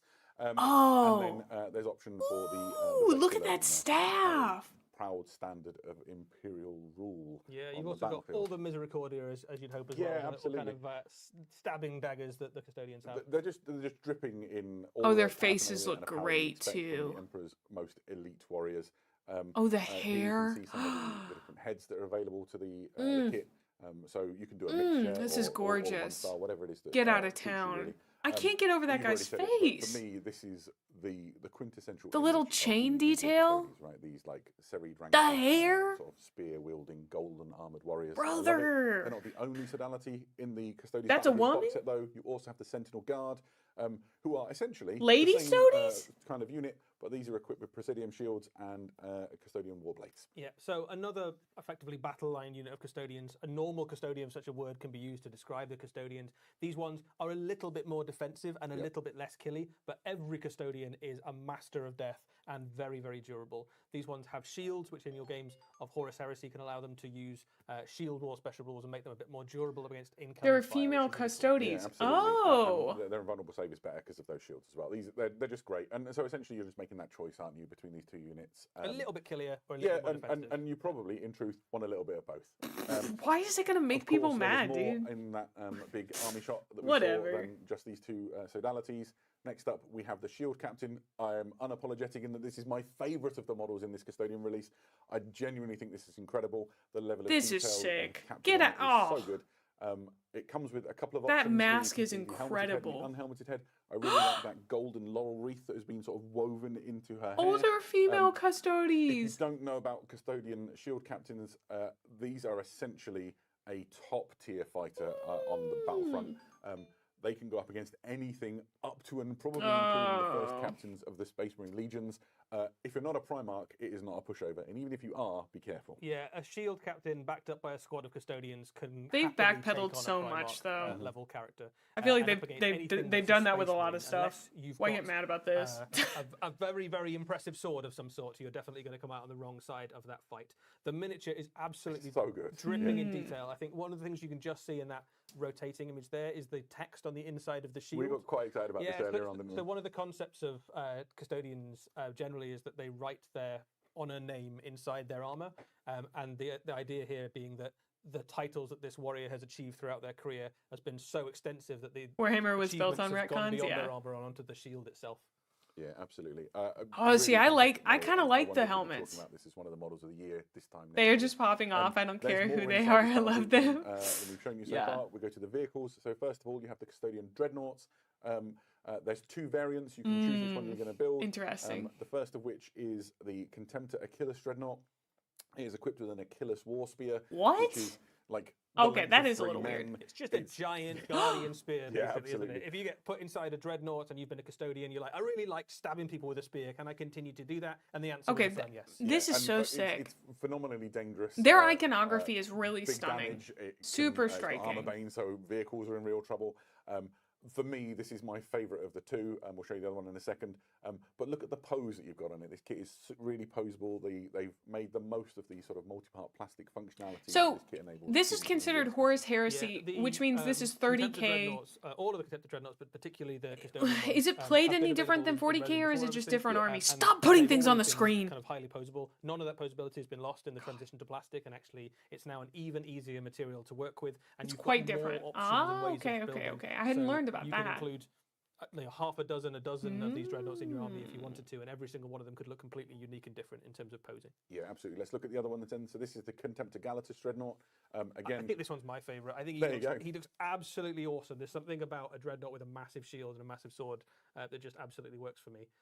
And it mirrors the two different core unit types within the Custodians, right? You've got one with the spear, the more aggressive one. You've got one with the shield and the sword, the more defensive one. So if you wanted to, you could pair them up, right? You could have the shield one walk around with your shield Custodians and your spear one go alongside the warriors that they fought with in life. Yeah, the Contemptor Galatus has the Galatus Warblade. That is just going to cut through like medium and heavy infantry like nothing.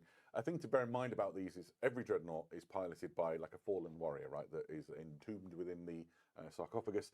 Just bear in mind that the warrior that is piloting this was a custodian, the absolute fighting elite of the Imperium, handpicked and created by the Emperor. These are really, really dangerous on the tabletop. The custodians were literally made as babies. Skilled warriors still. Okay. Yeah, a very, very good stat line. They can wade into. Stop putting things on the screen. Yeah, I hate that. I really hate that.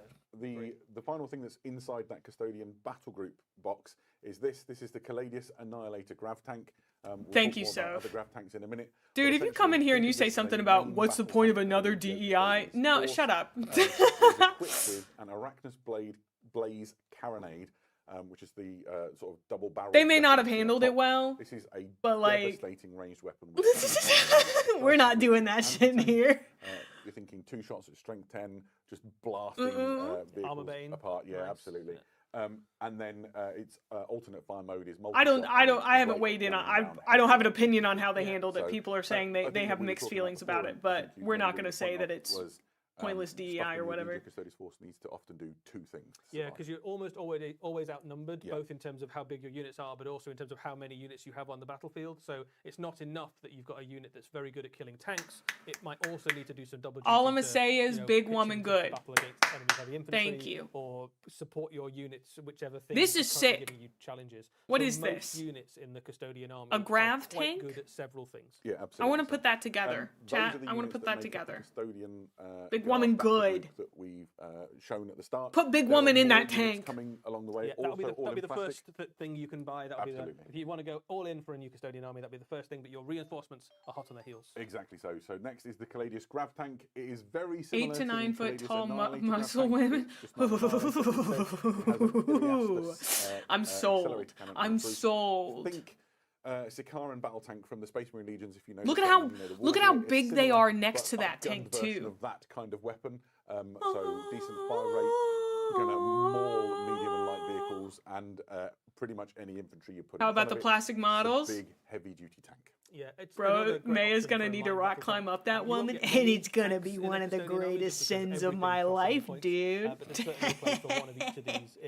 We're flashing that.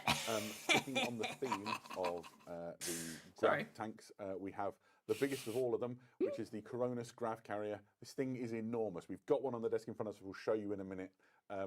They should be like a head taller than my Marines. Yeah, because aren't Custodes like meant to kill Space Marines? And an accompanying. Yeah. Kind of a sense of how big it is there because each of them could kill like 10 Space Marines. Cool. That's sick. This is a big old tank. It really is. Although in False Gods, Horus does a number on some of them. Not IRL, I don't think. Is the Neutronium Cascade Projector. Sounds cool. We'll oh wow! Look at this guy. It's a powerful gun in its own right. So in addition to disgorging the most elite fighting units in the orange and red is really interesting. It's also hosing you with Primarchs are a different tier. Yeah. And all of these are plastic as well. This is a huge plastic kit. Additionally, you might have seen in the video that we saw before, you have the Venetari Sodality. So these are elite hunter-killer strike troops. The hot dog tank. borne aloft on these sort of gold wings on contrails of fire. Custodies were his diving deep into the heart of the companions. enemy. I like that. Yes, this is your kind of rapid strike, fast attack choice for the Legio Custodies. You've got a couple of options there. You've got the spear, or you've got the buckler. and Whoa, pistol. Both the of them wings are are very so useful. They cool, also dude. all You come can. standard with No one is Inferno ever gonna and, convince me the wings are like not the coolest ancient thing ever. grenades from a bygone era. that are Oh, more powerful than even like just things don't even the try. C1s. Don't even Yeah, try. these are some dangerous guys. They're These, so the dagger-shaped. kinetic destroyers, which is the sort of handgun-looking thing you can see, is a really powerful hand cannon, basically. The Tarsus butt. They that took the reduces wings off strength the of incoming Sangard? enemy fire. Or if you equip them Off with the Blood Veritum, Angels? The Veritum Lance. Cool. Say that fast. Do our really great on jetpacks the need charge. wings? So Are you options questioning to the go Emperor? to get the Just most in out of case these. your custodians weren't scary enough, now they're faster than everyone as well, and there's no escape. You can see here the front. I believe that is the Neutronium Cascade Mine. So I love that. Right. delivering fun into the heart of the enemy. All of this stuff and where you find it exists in the Custodes Liber, which we'll show you here. There you go. It's a big book. It's hardback. It's lovely. It's full of all the Aeldari lore become and golden. the stories and information that you need to learn about the Legio Custodes. Oh, I nearly adeptus them. And in addition to Blood that, we talked Angels about other weeping elements right of the now. I Imperial feel like they household. do that So often. Yep. So you've Liber got the Custodes. Nephilim the Sisters of Silence. That looks You've also sick. got the Assassinorum. Yeah. So you've got all All the of the various books tools look of the so Imperial cool. household, the stuff that the Emperor kept to himself on Terra as his personal army. All very, very powerful forces in their own right. Yeah, perfect. So we've got the models in front of us. It'll be fun to do a Interesting. little bit of show and Okay, tell. please, First of all, Knights we have a little next. stunt Please, guy please, in the please, front. please. Heresy This is Bob a- Okay, for Zephyr, Spain. fingers happy little, crossed. solo auxilia, and let's just stand him alongside the shield captain for context and scale. Just going to get you a nice close in a second, guys, just so you get a sense. Abelard, of you're the gold. Nice. Don't break it, don't break it. Love to see it, So the King. Custodian Guard are big, right? These are the pinnacle of the gene crafting that the Emperor does when he's creating his elite That's so warriors. cool. The only thing better, I suppose, is the Primarchs. And these didn't go wrong. And so- half of them went bad. Yeah, Really. right, So I mean, so- maybe they're the best they got. And then you can see the scale of the other things. So you put the little guy up I'm alongside glad the you like him carrier. so much, It's though. just enormous. This thing is huge. I'm And if I spin it fascinated by him. round, This is my you first can time see the seeing impact. It's Custodes. like bigger than your hand, Adam. It's a big old thing. So, You versus it's the guy really she cool. tells you And not to Tzeentch was worry looking about. at Never some, talk to me and my some son frames ever, and me or detail my and son insight. ever So I think again. You if you're know. one of these modelists who likes to do that sort of thing, you might be Oh, able of to course, like, Abelard. have it open or make a diorama. I or keep a whatever you close wanna eye do. on you. Yeah, so I think people are going to have a lot of fun with this. And Just the size. Welcome on in, it's Warble really cool, Warble. isn't it? What else is there to Yeah, say? Just talk a little bit yeah. about the I knew the that about dreadnoughts. Henry If you Cavill. look at the Awful to chest build? armor, Ah. tilt them, you Yeah, might so be able to there's a see. few different options on there. Actually, I was looking at the kits before. Would you guys make fun of me You've if I got ran to the options for restroom things again like real the shoulder quick? pads. Too So bad. if I'm you've gonna got do multiple it. I'm gonna dreadnoughts, leave you this can up have for you slightly guys different though. shoulder Enjoy pads. it. There's some nice little areas for heraldry. So these ones have got some heraldic devices designed onto them. Rand, And I there's some will different, say, it doesn't look faces, gold I think, gold, in it the looks kit. You've got some brassy different gold. Chests. You've obviously got the different weapons. So you've got loads of ways of making these really different.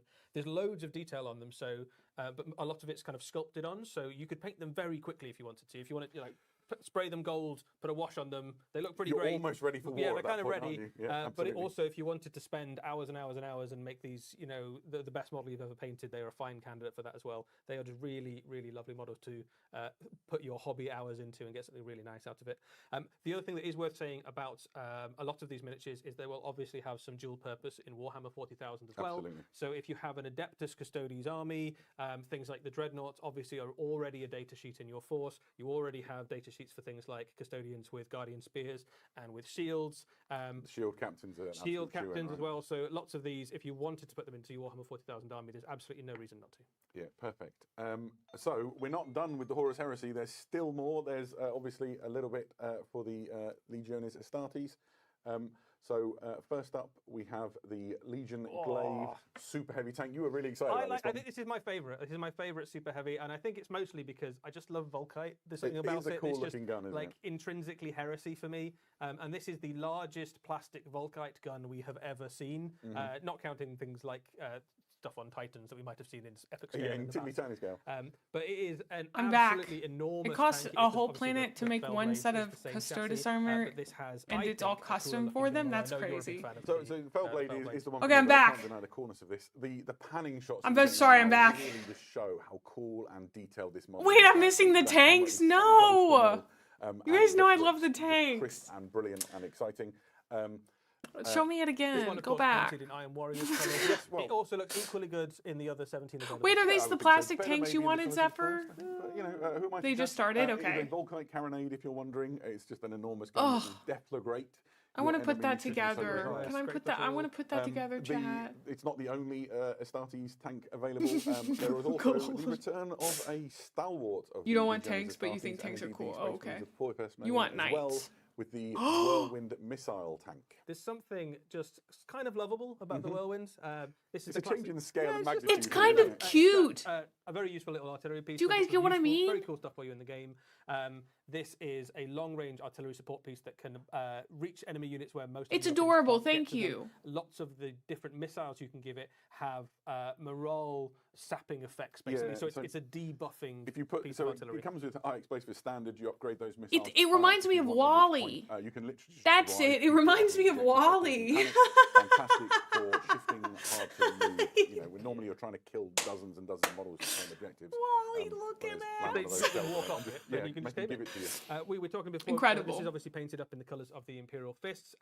We thought it was quite The amusing WALL-E that it's done tank, as a yeah. Templar, Yep. because they're obviously the keenest usually to get into close combat. You can We imagine how that went. It's like, my Lord Dawn, I'm now a Templar brother and I'm itching to serve. And he's like, sit in this at the back, please. Oh, maybe a punishment, perhaps. Maybe he just likes Sigismund too much. Who knows? Can't It unsee. is fantastic, and we're very excited for it. Where will you find all the information you need for these? Well, thankfully, there is a new Journal Tactica on the horizon. It's called Mailed Fist, and it details the Legiones Astartes super heavy tanks. Lots of lore, organisation charts, and information on how they were fielded, the operations that they fulfilled, that sort of thing, as well as some rules, including the rules for the returning Whirlwind. Absolutely. And those of you with eagle eyes may have spotted there is one Ultramarine. There we go. Ultramarine fans, We fear are not, we've got you. contractually obligated to include at least one Ultramarine Space Marine in every preview, and you can see him there, about to be crushed under the uncompromising wheels of the Iron Warriors. If he's not dead yet, he Wow. will be soon. Perfect. So, that was great. Loads of stuff for the Horus Heresy. I'm going to quickly dive into the questions and see where we are at. Rip Bozo. Right, so we've got, will the Custodies be playable in Warhammer 40,000? That's from Blood of Dead. Well, WALL-E. you've covered that one sort already. of covered that one. Loads of those models will be, and it's really worth saying again, if it's got a analogous unit in Warhammer 40,000, by all means use it. If it suits you, that would be great. Sorry. Will You were we just, ever see more you were Systems mishearing Silence? me. Sorry. I thought you were The purposefully answer to mishearing that is, me. they have rules, and all of their lore and stuff is contained within that Liber Custodians, so you can continue to field them.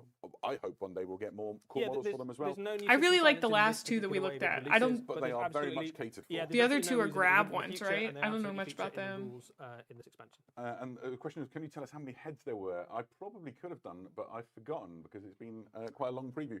I think How you many get heads for- how many bear heads? I think you get enough to do all of the models helmeted. I think you with do, all of their yeah. So if you want an entire squad in helmets, you can do it that way. If you want an entire squad The Imperium in doesn't bear know much heads, about you can grab do it either. that way as well, I think. Perfect. But don't make your buying decision based on what I said right now because I might be wrong. I had a question earlier on that I actually got wrong. Ooh, I go just wanted on. to revisit. So somebody asked if the Corsair unit was able to join Huron's A bodyguard was able to join Baneblade? another unit. I said it wasn't. It is, in fact, able to I join did a put unit. together some Baneblades yesterday, And the didn't last I? question, this is from Isn't that what they were called? Love George, and the question is, related to the tank, is this plastic? Everything we've shown in this entire No preview is in blade plastic. So guards. I don't know which tank Sorry. you meant, but the answer is yes. The carrier, the I got it a little both the tanks, confused. the super heavy, all of it. Baneblade is plastic a giant all the way tank. Just get a shot of the Oh, grab yeah. carrier next to. The scale of the thing is quite fun, isn't it? So try not to Grav just tanks scrape the hover and are metal very work difficult to against mass each other. produce, so So regular I'm gonna tanks put with them to treads are the more sort of, common. end to end. You can get a sense of 11 how big they are cannons? if, we get the camera on those. It is very near. I like the heavy sound size. of It's that, really boys. It's certainly not quite as bulky, perhaps. I as think the they might Space travel in Marines. more comfort. Than They the, I want to build it. I want to build it. I want to build it. I want to build it. But it's a big old tank. I want to build it. Right. Ooh, There we go. I want We to are build not it. quite done yet. We did promise you that we would return. You to have a the darkness of Baneblade? the far future, and here we are with a little teaser. I want to build it. I want to build it. I want to build it.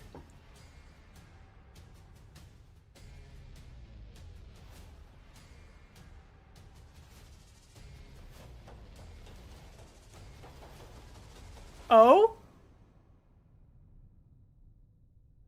Iron Within? The Rain of Iron approaches. Well, that was a tease, wasn't it? That could mean almost anything. It could. All we mean know is almost that the Reign of Iron approaches, and some of you may have been able to form your own opinions on things that maybe were being hinted at with hazard stripes and sort of burnished silver armor. Who knows? If you want to have a look at those images again, Peter Turbo? Community.com. We're getting Peter Turbo? If it's not already there, it'll be very soon, and you can maybe glean a few more bits of information. That brings us to the end of our preview. If you've enjoyed That's this, so if you've got more Warhammer exciting. for tonight, over in the US at Palm Springs right now, there is a Warhammer Open event taking place where there's fantastic games of Warhammer being played all weekend. And as soon as we're done here, we're going to throw back to the team out there who will be commentating on fantastic games of Warhammer 40,000, I believe. So jump on board and have a look at what's That was a going on there very by all short means. teaser for Iron Really Within, what Iron I guess Without. is to say thanks to everybody who's made this work. Wow. We've got a team of people who've operated all the I'm cameras sorry, and all the Zephyr, there streaming were no equipment and covered up your nights. questions. Thank you to all of you. Eddie, thank you for keeping me company and Oh, making it's this work. quite all right, Adam. I didn't have plans tonight otherwise, so it's been fun. And the most important people to thank all of you who've chosen to spend a little bit of time being as What excited about Warhammer goofballs. as we are and joining in on this preview. It has been a delight. We'll be back in a couple of months with the next preview, I think. I think we're planning got to do something from scammed? Adepticon. Wait, in Very March. excited next about that. preview? So until then, thank you all so much for joining us. This has been a delight, and we will Oh see you no, again they very mean soon. the next event. Yay! Oh, I had so much fun at my first preview. In a couple of months, okay.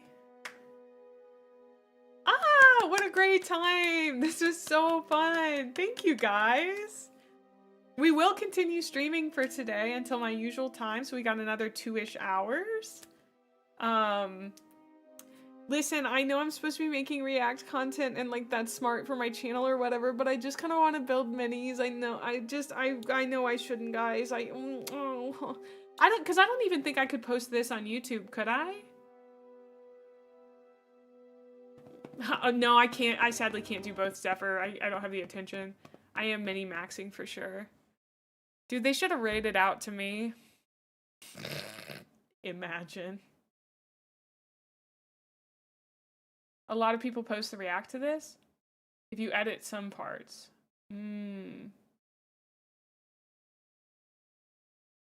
Oh yeah, we do have to go look at the store. Soph linked me the Baneblade. Also, I forgot to tell you guys, I can't believe I forgot to tell you guys. But if you haven't seen it, especially if you're like on mobile or something, I want to show you something really super amazing and sick. Okay, I'm opening my own Twitch page. I am now sponsored by Zephyr Arcade in our Twitch chat, and you can click on this beautiful graphic that I whipped up this morning to go to their website with my link, and you can use my affiliate code Gremlin to buy any of the really wonderful things they have there. Their model kits, their Warhammer and tools, their trading card games, and you can also get gift cards there as well. So wait, look at the button that does nothing. This button does nothing.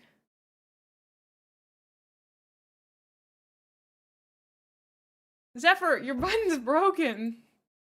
Is it US only? Zephyr, can I get an answer on that? US only. I'm sorry, guys, it is US only. This is where I have ordered my Blissbound Warband from. We are getting this box thanks to the generosity of Sir Tiltsalot and Sigmund. So we're gonna be building my boys. I'm so excited. So if you guys are interested in getting any Battle Force boxes or anything like that and you live in the US, please consider getting it from Zephyr Arcade through my link with code Gremlin. This is my first ever sponsorship. So you can bombard your favorite VTuber with gifts no matter where you live. I don't exactly know how you do that, but theoretically you can. Absolutely. I'm sure you could we could work that out. Thank you so much, Sigmund. You got that box for your Emperor's Children army last month?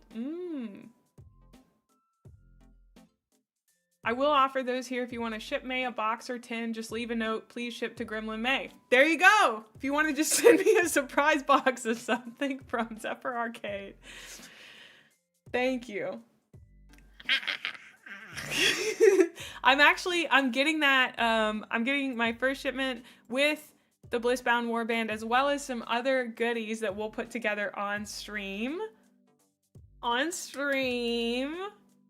Courtesy of Zephyr Arcade, and I'm so excited. I want you guys to know this is very cool on its own, but there are so many cool VTubers who are working with Zephyr already that I'm really excited to be a part of a group like that, to be on there. How do I get to the VTubers tab? Let's see, because I want to show how cool they are. Is there... Do I go from the shop all? Okay.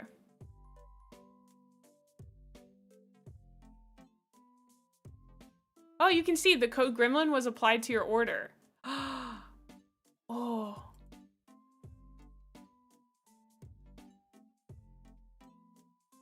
And these are the VTubers you can send directly to. Left side. Sorry, I'm still learning your system. There was like a page you sent me to that was like the sponsor, I remember seeing it. Do you know what page I'm talking about, where it was like the... Oh, that's on the main site. Oh, that's just the regular Zephyr Arcade. Haha, we go to VTubers. It's me! It's me! Look at that! That's me! Ah! Me! Let's go, boys! Let's go! Your Lord Captain is on a website! And look at the company I'm in! So many really cool VTubers on here that have already gotten the chance to work with Zephyr. I don't know, I can't say how grateful I am and how cool this is. So I thank you for letting me brag about that. Click the question mark, question mark, question mark. All right, I'll do it, Arch, I'll do it.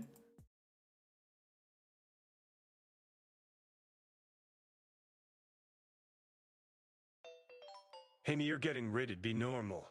Welcome on in, Zircon. Thank you so much for the raid. Why is it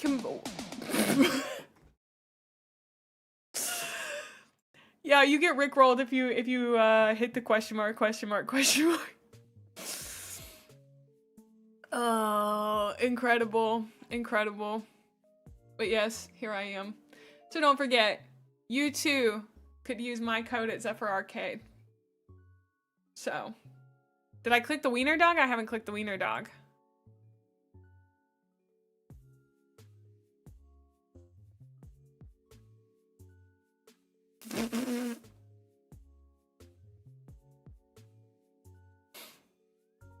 Okay, I get the bit, I get the bit, I get the bit. How'd I like my first preview? It was really cool. I really enjoyed it. I had a great time. I didn't necessarily understand what was going on most of the time, but it was still really nice. I liked it. I liked it a lot.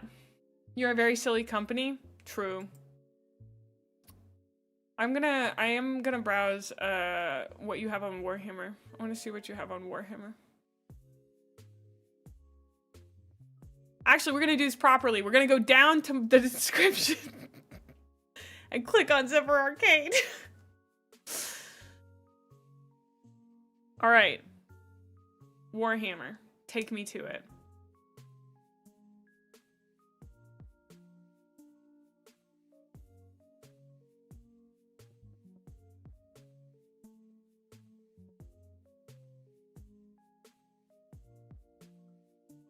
Warhammer, let's go!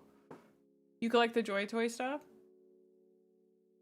think the only reason May hated the preview is that it made her want to branch out into Age of Sigmar, which is true. The bone guys were so cool. It was, oh, they were too cool.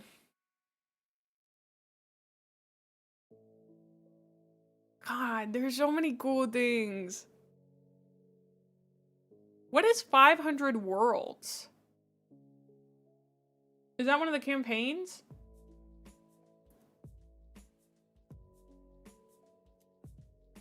We can sort by faction. Oh, armies of chaos. Emperor's children. Whoa. That is so cool. Very well designed website. With Titus from, it's the newest campaign. Oh, okay. Sent the Baneblade in mod chat? Okay, let me look at it. Thank you. Wait, I bet I could just look at, is it, I wonder if it's on the website.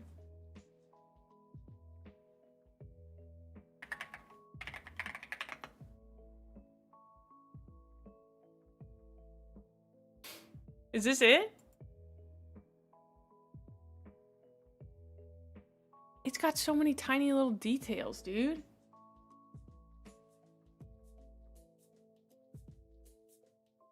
Oh. I want to build it. I want to build it, chat. I want to build it, chat. I want to build it. I want to put it together. I want to make it a reality.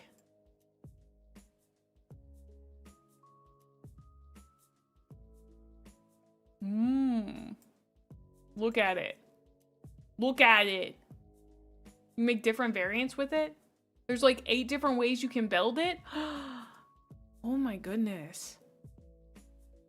Mar. Enjoy the week-long project? That's exactly what I want. It's like a foot long? We're a discount retailer, but we also have 10% off with code Gremlin, which is even better. It's true. It's true. Is it May or is it Gremlin?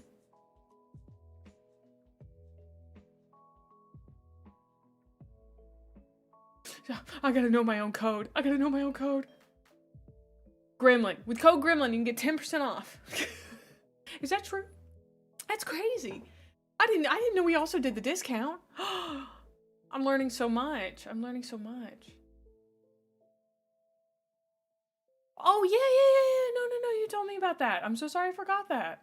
Oh, there's even more benefits. Not only do you support me as a creator because I get a cut of the stuff, but you can use code Gremlin for 10% off. It's everything in the store, including Gunpla.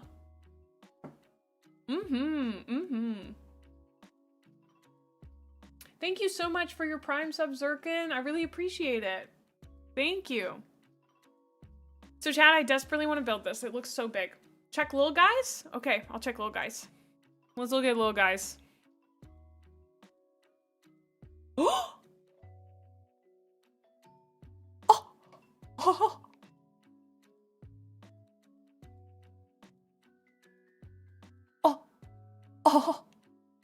That's a Marine, isn't it?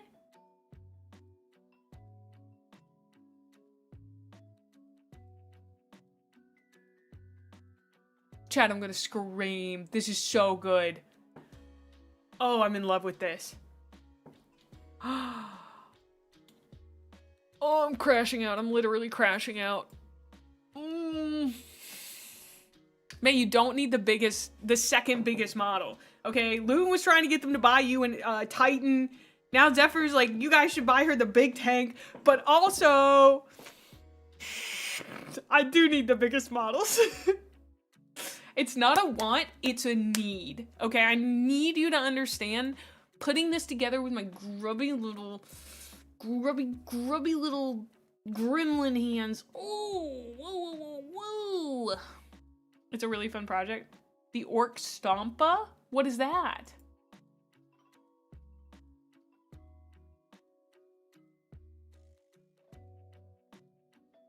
What is an Orc Stompa? Oh, we got a Hive hype train. You could play a small scale game on top of that? Good. It wouldn't be right to get her just one when there are multiple variants. We should get her enough kits to make each one. Oh no. Oh no. No, no, no, no. Yes. Orc Stompa.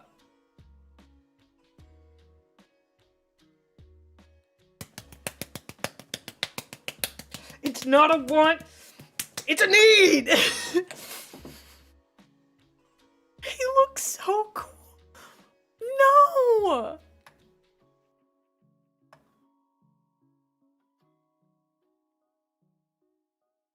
Wait, you wouldn't happen to have one, would you? Do you have one? Do you have a Stompa?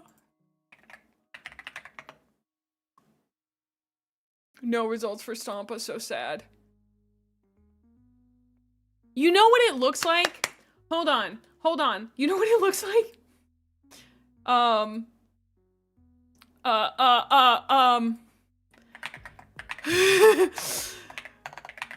gonna type in this and I'm hoping that it works. Yes, yes, no, I found her, I found her, I found her. Oh, I'm so glad I turned off my display capture because apparently I don't have safe search on. Okay, okay, hold on.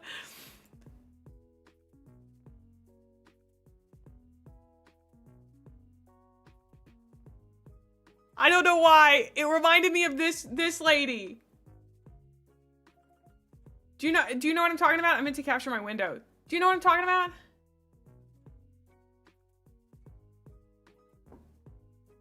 Stompa will be 10% off the MSRP on the Warhammer site. Order online only kits per request only. Oh, okay, cool. Like, do you get what I'm meaning here? It's giving the same energy. And now let's all leave that be for a while? Diabolical comparison. Like, are they not giving the same energy? Do we not? Am I crazy? GW site, more other games, Necromunda, hired guns. Okay. So hold on. I've been given instructions. GW site. More other games, Necromunda.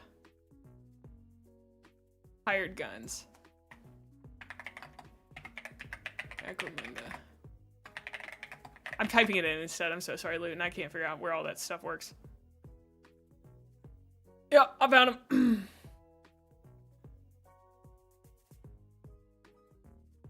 Luton, why are you trying to get me spend money, dude? These guys look sick. What are you doing here? What are you doing here? Why is he smiling at me like that? Oh, he wasn't smiling. I just... There's a whole page, though, with all of them? That's what it took me to. Oh, more.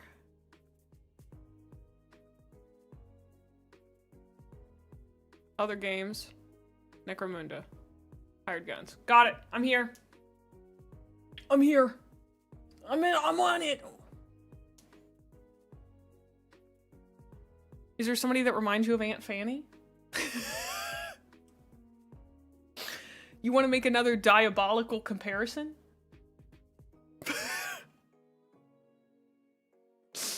Okay, I gotta take my time. Oh no, hold on. Everybody shut up.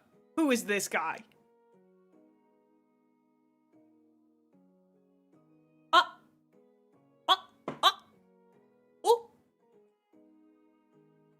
Yes.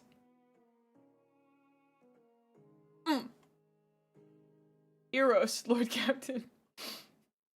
Thank you. Thank you. You're correct.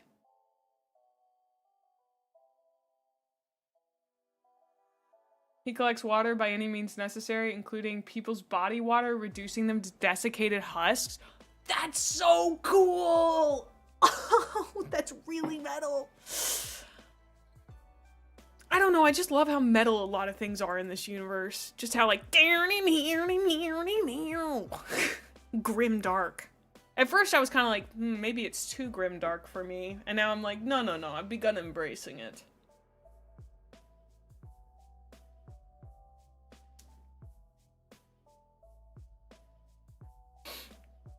The Rat Master? Oh, here's a Master of Whispers. Giant rat. Is this the Rat Master? It is whimsical, grimdark, to be fair. I do really like the rat. The rat's kind of cute. Lady Hera is quite epic too. Ooh, the fur. It looks almost like sheep's wool. The only complaint I have about this particular portion of the Warhammer website is that it's so hard to zoom in, brother. It's so hard to zoom in, and miniatures are mini. I've just noticed a lot of fur. Some big guys and little guys. Okay, hold on. I'm looking in little guys.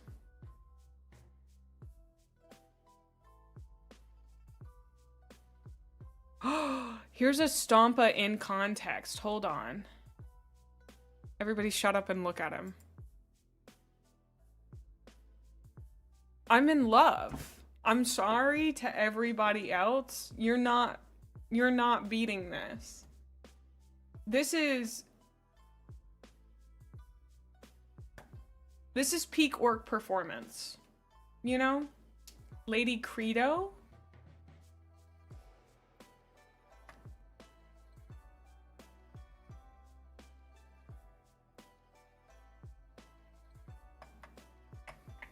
Credo. Rebel Lord. Okay. Oh, with the heels? Yes. Okay. She is serving.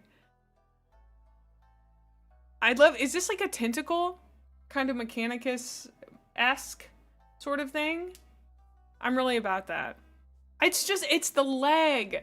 They really know how to do great motion in a model. The poses. She looks so metal. Wow. And the cloaks. I'm impressed with these cloaks. It's some sort of personal servo skull. Oh. That's cool.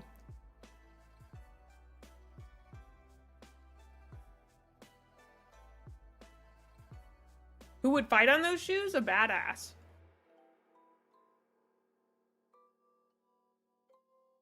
The Aquila as her belt. That's the Aquila? I've heard it referenced many times. Yeah, we've actually seen a Warlord Titan in context with a small child. We looked at that, what, yesterday? Day before? Oh yeah, I knew I was. Thank you. We were looking at Discord, so. May is getting her Warlord Titan soon when it's donated. Oof. Didn't Zephyr say he had a Warlord Titan in the shop? Those guys are so big. I wouldn't build one, but I don't know if anybody should give me that, even if they use code Gremlin for 10% off.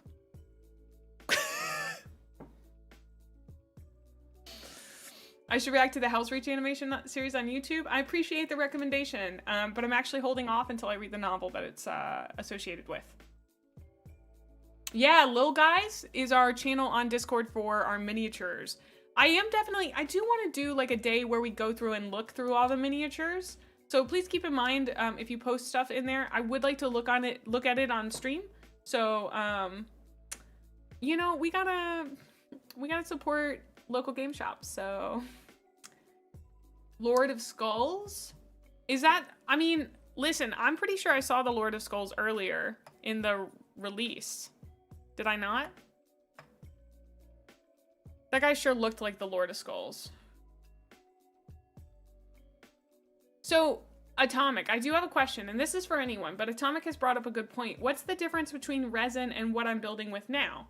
I don't know about that. I'm not... That difference has not been... Oh, I did not. Lord of Skulls is a big tank thing. Okay. Lord of Skulls. Shut up. I think I have seen this one, but shut up. Resin is very brittle.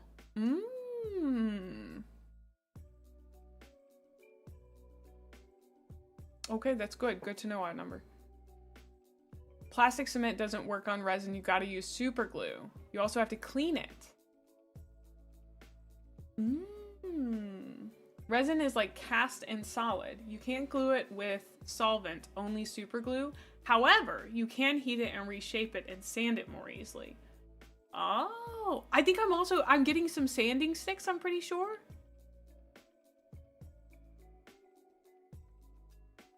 Rotate? I definitely can't zoom in, and that's really all I care about.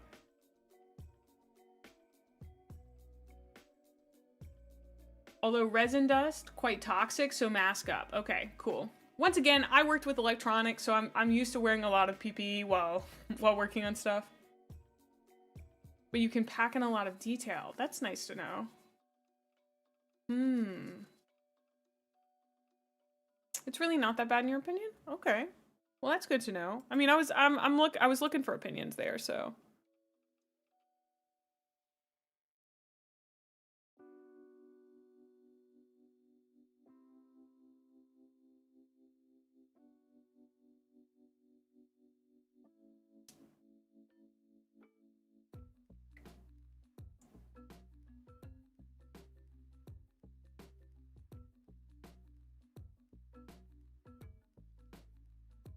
Give me 1 second.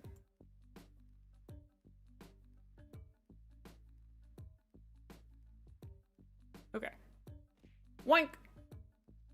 I would say about 3/10 resin stuff for me has issues from them. 3 out of 10 resin stuff. Oh. Interesting. Oh, but it gets... Oh, so that's why it getting soft when warmed is good, because you can repose it. That makes sense.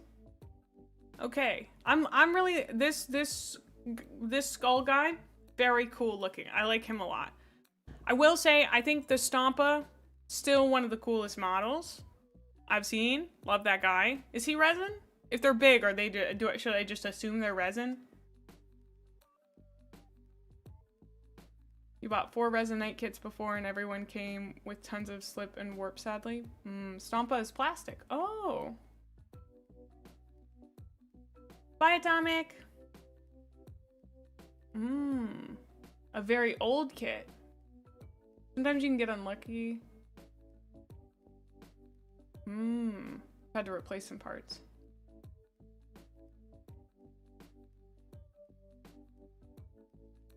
But the stomach is... Oh. Okay. Also, I'm gonna have to take a quick break and run to the restroom, but then I will be right back, okay? So give me just 2 shakes. I'm sorry, I gotta take like a real break. And also to go get some more water. We didn't do it on the hour because we were finishing up with that. How would I feel about Tyranid models? I don't know yet. I haven't ever put them together, but I do think they look really cool. Right, I'll be right back or else I won't stop answering questions. So BRB.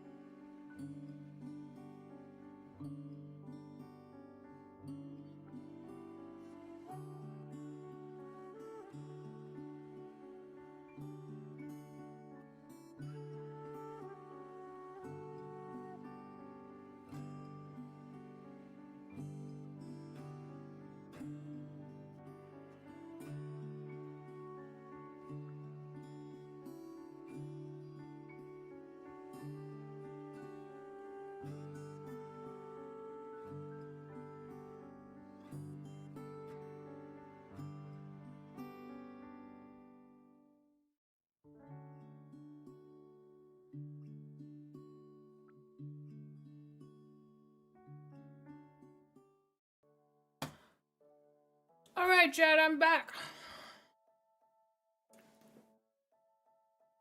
Thank you for the 3 stream streak, Drago. Whew. I had gotten a little tired.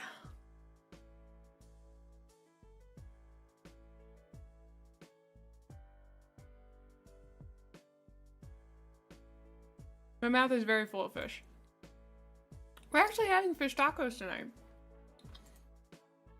I was looking at a Stompo. Basically just the big models.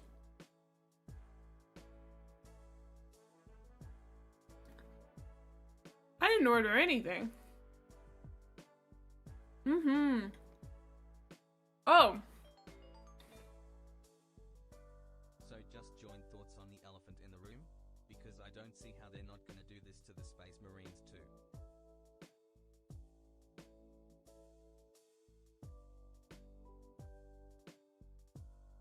Gonna do what?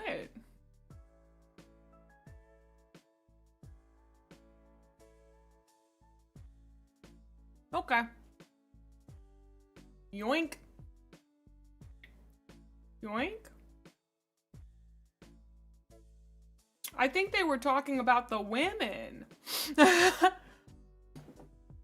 I think they had an issue with women. Anyway, that was my thought. I was like, are you talking about the women? Aeldari Corsair balls. Let me pull up our possible videos for today. Oh, Matara is live. Play on Tabletop is live. Nice. Oh, that reminds me. Okay, so we have Warhammer cheating scandal. I really wanted to watch the 2nd edition 40k Ultramarines versus Tyranid game.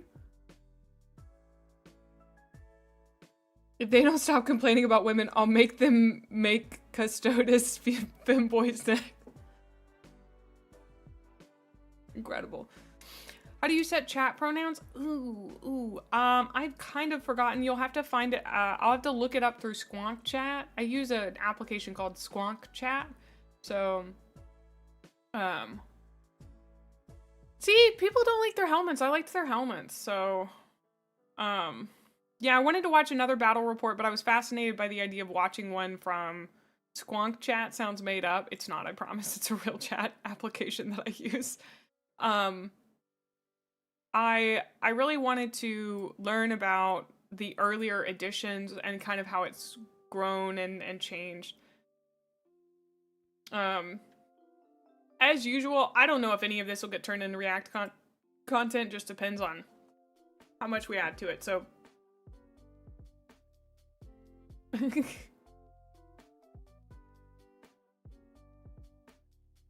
yeah.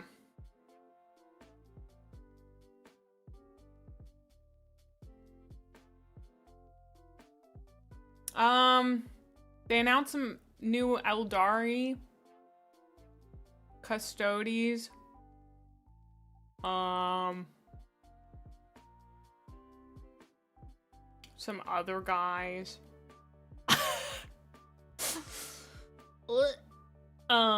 Red Corsairs. Listen, I'm doing my best to learn it. Oh, there was the Bone Boys from Age of Sigmar too. And then they teased something about Iron Within, Iron Without, and that was about it.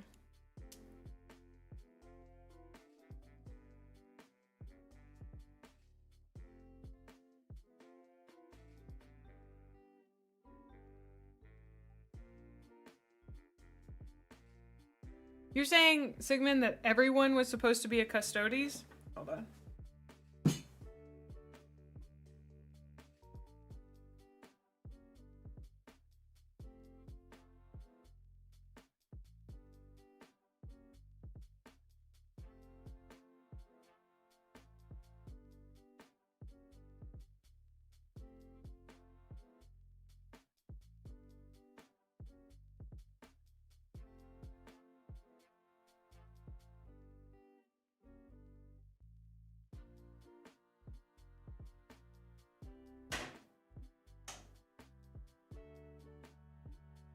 Back. Red Corsairs are so fun. They were the loyalists who got screwed over by the administration. And join chaos as an FU to the bureaucracy. Basically, I don't care who you send, I'm not paying taxes. Yeah, people were saying that about not paying taxes, and I didn't really quite understand it, but that's kind of fun. So.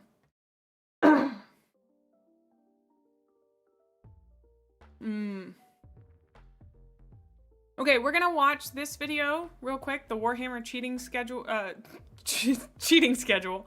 cheating scandal with Ben and Tom. I know these guys from their. They had a crash out about the Horus Heresy reading schedule, essentially. From what I remember. To me, you mentioned tournament. I read a thing on Twitter about there was a 10th edition tournament last week, and there was this guy with this real powerful, mega cheesy Eldar army. And he was like doing the whole thing where you roll your dice before the battle, and then like you can put your sixes in wherever you want. One thing you're not allowed to like 6 o'clock is the who gets to go first roll. But somehow he was always banging his sixes going first. And he was in like 4th or 5th round of the tournament. And apparently... Okay, I'm sorry. Go back. I need him to re-explain that with captions. There was this guy with this real powerful, mega cheesy Eldar army. And he was like doing the whole thing where you roll your dice before the battle, and then like you can put your sixes in wherever you want. That's a thing?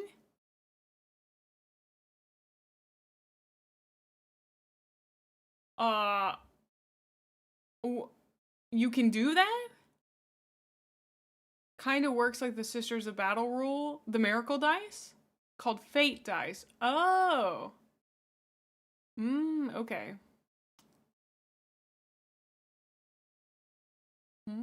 Interesting. One thing you're not allowed to like 6 o'clock is the who gets to go first roll.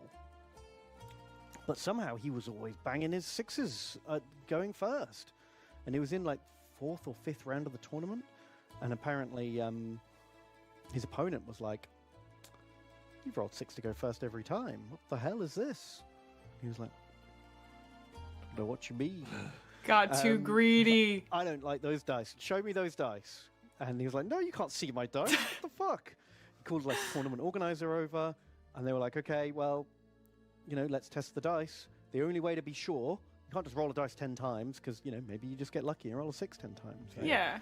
So the tournament organizer's solution was you make a salt water cup. Okay, yeah, that's like a classic. And you put the dice in it, and then they should just naturally rotate. To the heaviest side will go to the bottom. Yeah.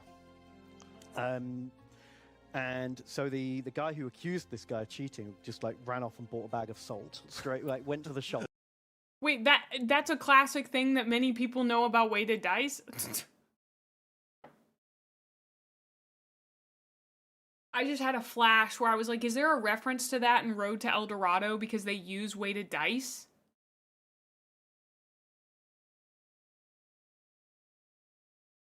I wonder. Anyway. And did it. The guy being there accused is? was like, "Oh, I'm just gonna quit Clocked now. it. I'm gonna drop out. This is bullshit. How dare you question my honor? I'd rather just get a lose on this mission and not play and not get tested for my dice. I think that's What a the baby. fairest way What a to do baby. this." And so everyone was very suspicious at that response. Yeah. He was like, I'll just don't test my dice, and you can have the free win. Yeah. Okay. And then he like went off to the toilet while they were making this ready, and then came back and was like, I don't have any dice. What do you mean? And someone else went to the toilet and found there's like a photo of loaded dice in the toilet.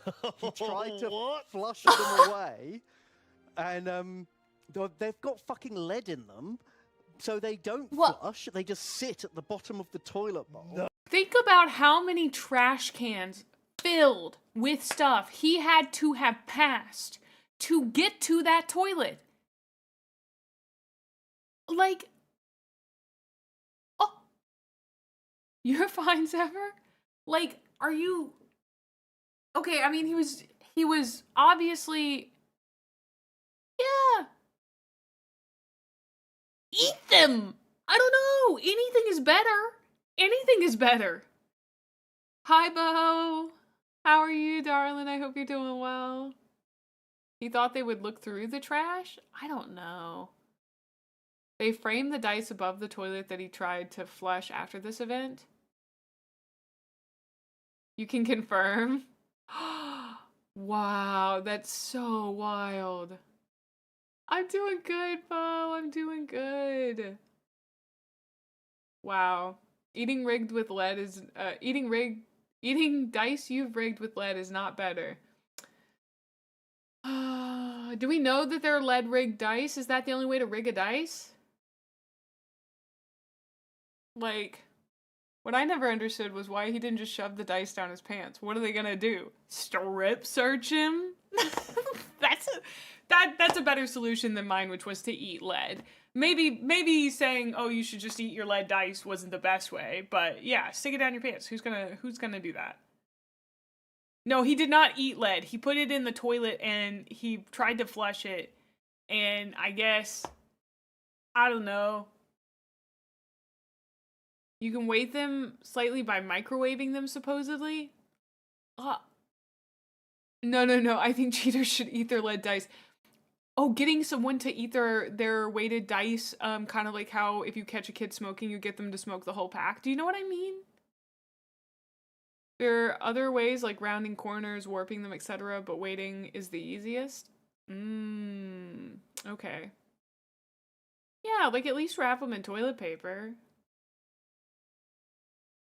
Yeah, like, would they have really checked the trash? Although somebody did go and check a toilet, so, like, maybe they would. Is that some loaded dice in your pants, or are you just happy to see me? Okay, I got another conclusion. No way. And there's a pair of them. They come in a set. One always rolls sixes and one always rolls ones, so that if anyone accuses you, you can do the switcheroo and go, no, look, I rolled a 1. It can't be a weighted dice. I just 40. You've gone incognito. Dice. Toilet dice, yeah. If I just searched toilet dice, and the first thing that came up was.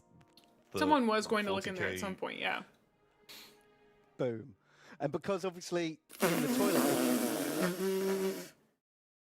The meme. You wouldn't flush a bunch of weighted dice down the toilet is so good. Oh my gosh. Oh, wow. That's great. That's great.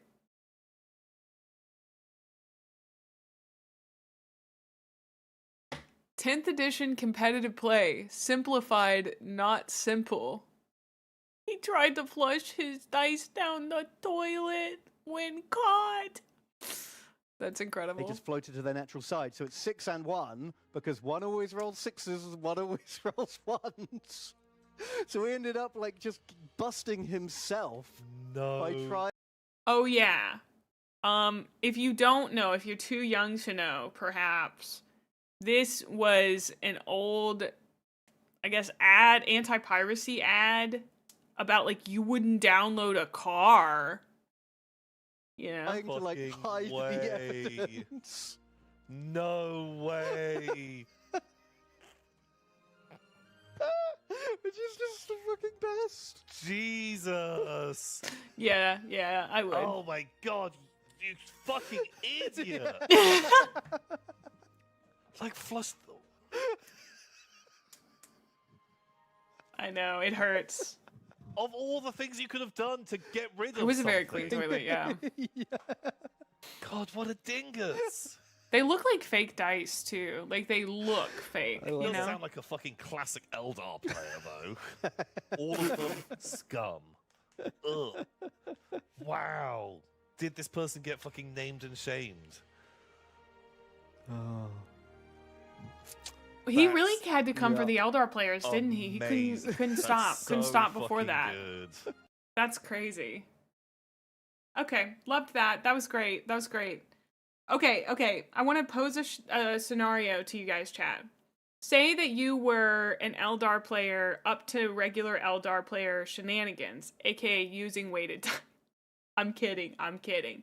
But if you were to use weighted dice to cheat, say you were a person who would do that, how would you dispose of the dice afterwards? I've got to know. People have always come for Eldar players. Oh yeah, I'm sure they were booted from the tournament. They had to have been. You would say, Abelard, eat my dice? That's a pretty good one. You hate your bad rep as a group, but you kind of deserve it. Leave them on a shelf. Eat them? Up your butt and around a corner? Okay. You put them in your pocket. And have another pair that look the same but aren't weighted. That's... A lot of people are saying up their butt and around the corner. Just put them in the trash can and put a particularly rank piece of trash on top of it. In the front of your undies. Mix them in with 20 matching but unweighted dice. If you need to dispose of the evidence, I am at your service, Lord Captain. I appreciate it. Put them inside one of the minis. Oh, so fear thinking. Plant the evidence on someone else? Oh, Huther, you got the put them in the stompa. Oh. Your bag has hundreds of dice. What they gonna do? It seems like he must not have had other, like, they would have known.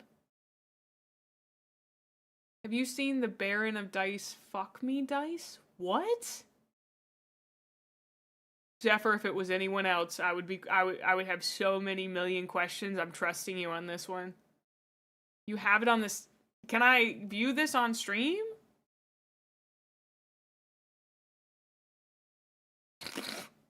Okay.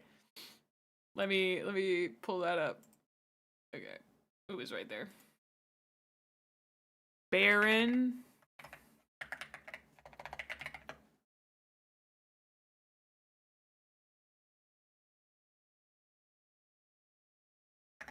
Of dice.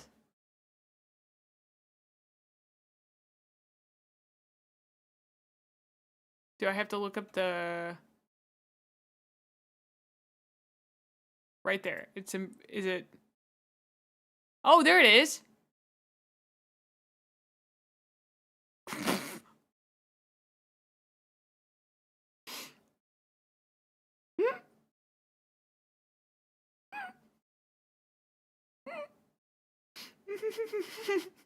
I'm keeping my mouth shut.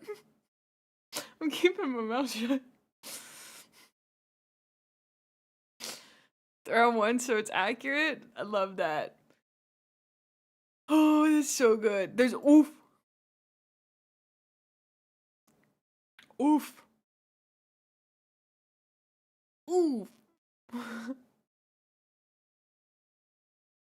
That is not where you fuck me is an expression of exasperation. That is not where I thought this was going.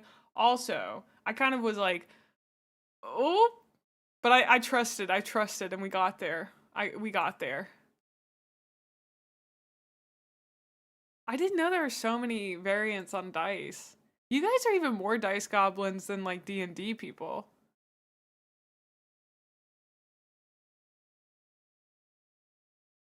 Wow, that's a lot of dice. Which you could purchase at the Zephyr Arcade shop using my link in the About section below on Twitch. Use code Gremlin for 10% off. I think I'm getting pretty good at this. I forgot I had that up.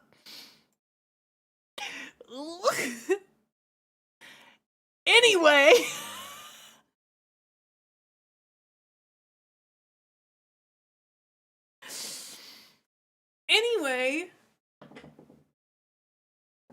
I was comparing the Stompa to Auntie Fanny earlier, okay? I was comparing the Stompa to Auntie Fanny. They have the same vibes to me. Do these not have the same vibe? Aunt Fanny is her name. Like, have y'all never seen the movie Robots? And then, doesn't he give the same energy? Like, I need at least one person to say they understand. You roll 50 dice? That's crazy. Hey, your brain is unique and you should be proud of that? That's the most scathing insult I've ever received. Thank you so much. We quote-unquote understand. I would like you to know this is my second impression of you. But look at it again. I need you to put your glasses on, chat. Put your glasses on. Get your looking eyes. Get your looking eyes. Look. It's the same. Corporate wants you to compare these two pictures. It's the same. I think I need to actually take my glasses off.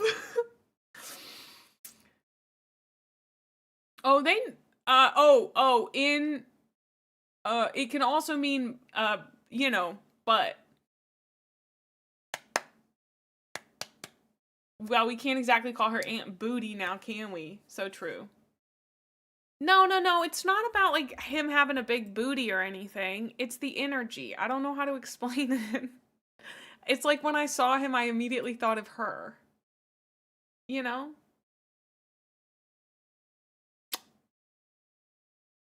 I don't know what to tell you, so. The Stompa honestly gives more of the evil mom character vibe from the movie. I'd forgotten about the evil mom. She's a little too angular. I should call her. Anyway. Isn't there an even bigger Stompa? Is there? Yeah, I do know in Britain it does mean a different thing, but doesn't here. We're gonna really change our vibe and go for watching the 2nd edition 40K. At the height of the First Tyrannic War. Hold on, I was given something to search. Do you have it? We check here first. Whoa. Who is this guy? Sick. That's not what I was looking for. Not that again, May. Don't click on that.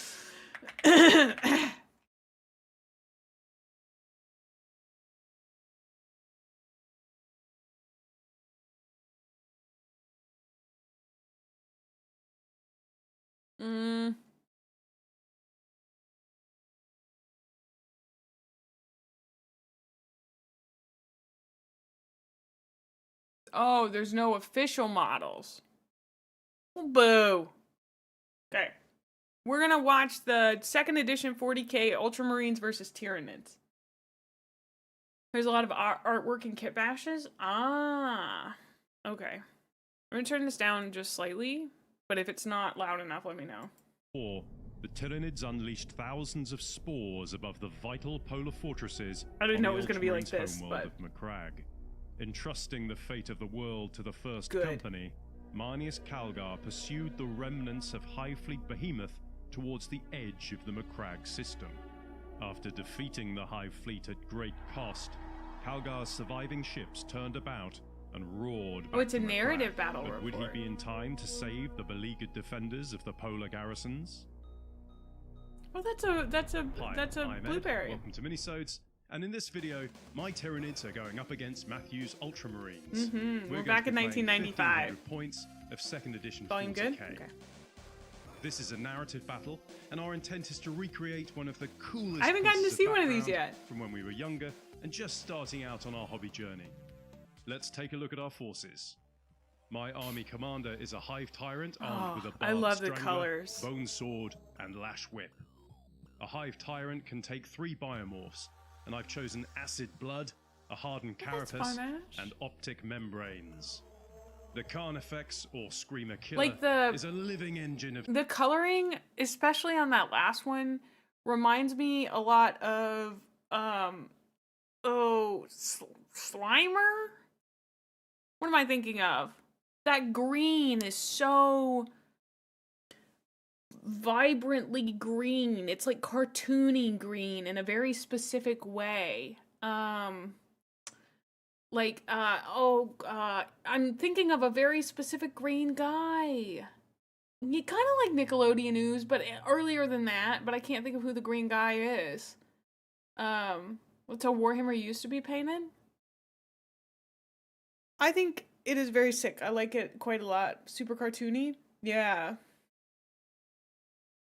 It is very, very neat.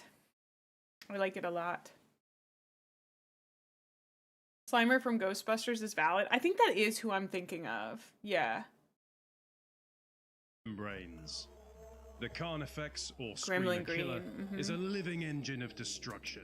I've given it the Biomorph's Optic Membranes and the Voltage Field for an additional saving throw of 4+. Now for the Griblies. A brood of 7 Gene Stealers.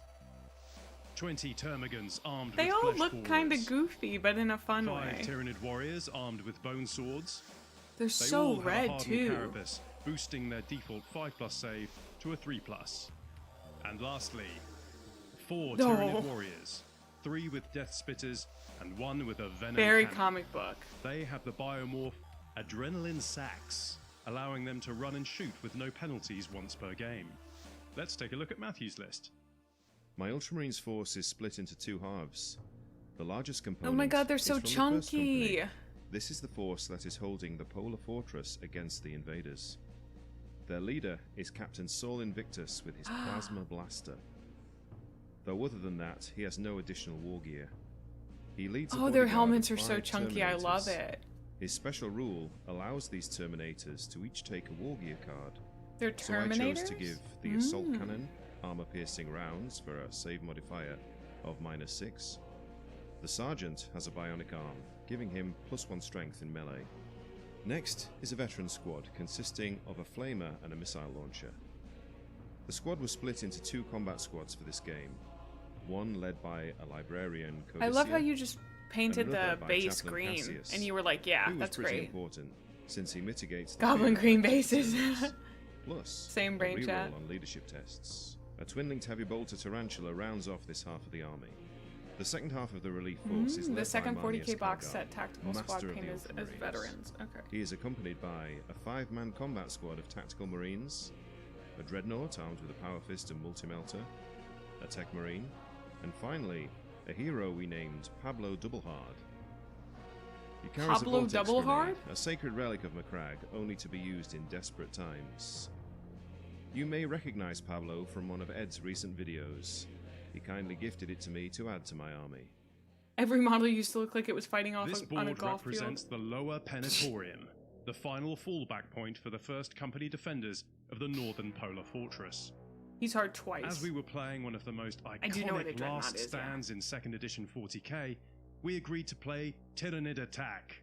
This mission allows the Tyranids to bring back destroyed broods, individuals or support units in the next turn, representing the terrifying onslaught of a Tyranid planetary invasion. It also extends the game from 4 turns. Hold on, I just got the sweetest text from my dad. I have to reply. He said, would it fit in your schedule to go out to eat tonight to celebrate your new YouTube status? Yes, sir, it would.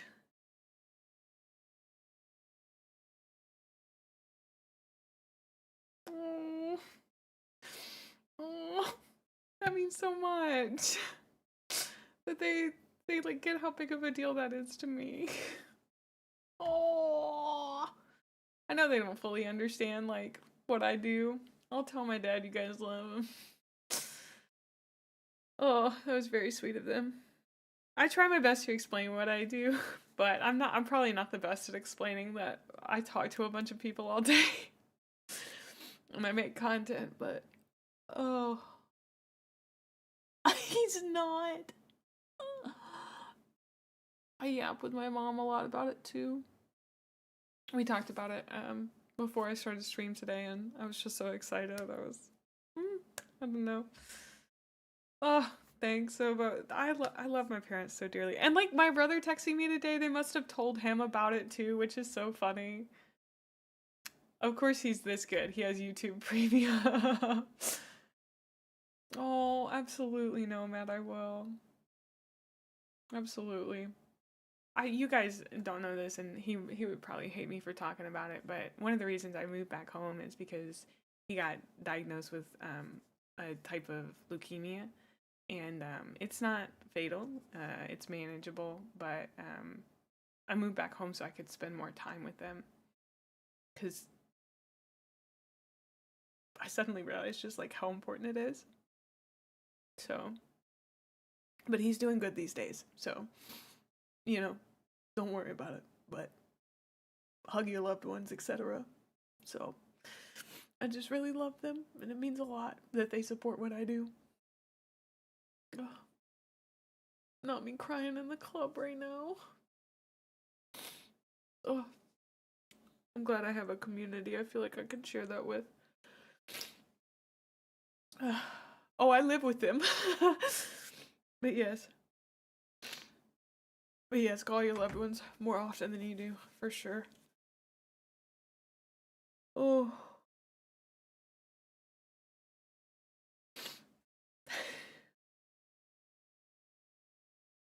Let's see.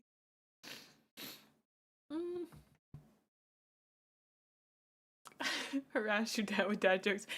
Dude, we're a very playful family. We really are. I love that you play TTRPGs with your dad every week. That's such a fun thing you have, Ash. Oh. Okay, we're going out to eat at 5:30, chat. Oh. Every time. Whoa, dad joke upon you. Yeah, all of us are going out to eat at 5:30, chat. Hi, HH. I just waved at the screen. I'm done for. Yeah. Can we get some chicken nuggets? We're going to a Mexican restaurant. No, we're gonna get some chips and salsa. Do they have chalky milk? I don't know.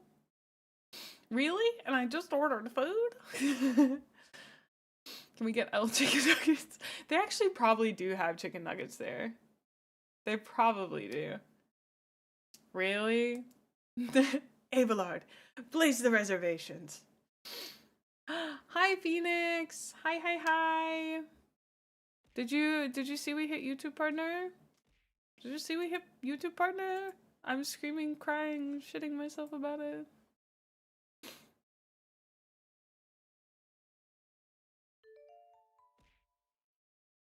Thank you for the follow, Nomad. Welcome on in. Thank you. How many guests are we expecting for dinner, Lord Captain? Who's coming to dinner?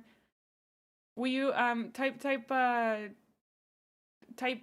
I don't know, type something. Aw, thank you. Yeah, give me a sat emote. I also thought about something. Thank you so much for the 5 gifted subs, Bard. Oh, you're gonna be late? Okay. Thank you. You's bringing the boys? Oh my word. Okay. So, chat, here, I'll let you get through your some things.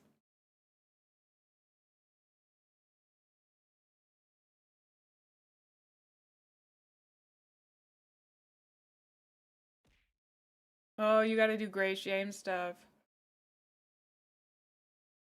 I guess maybe I could ask my dad if we could I don't know, I'll go to Applebee's. They got that 2 for $20 deal right now. Well, all the time. You know. Thank you again, Bard, for the 5 gifted subs. I really appreciate it, dude. And thank you for using your Prime on me, Rain. Thank you. You could only use it on one person, and I'm glad you used it on me. Thank you. You would demolish ribs from Applebee's? We do gotta watch this, but I'm yapping real quick. Okay. 35 stream streak, thank you. So, chat, I wanna try something. This I need you to understand that this is not meant to be demeaning towards you at all. But I do want to make sure that you guys are a well-trained chat, so to speak, right? We need to all be able to be on our best behavior. So can we practice something real quick? I want to see if I say, sit chat, you guys will all use the sat emoji. Can we do that? Oh, wait. I've got to, let me see if I can fix something real quick. Well trained as you go. We're gonna see. Sit chat. Some of you are doing it. I'm proud of you. Look at that. Look at that. Oh, the scatter. Okay, so I need to move, actually. Hold on. I forgot to do this morning. I wanted to move this sat into our regular one. Why are you throwing things at me?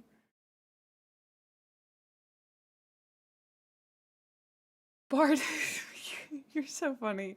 It's amusing to me when people give subs but don't sub themselves. It's totally fine. I always find it funny. Okay, let me see if I can move. We're gonna get rid of that one. And then we're gonna move the sat here. Can I not just move that? Okay, sat is now a follower emote. It can't be processed at this time. Oh no, I think I might have removed the emote for us. No! How did I do that?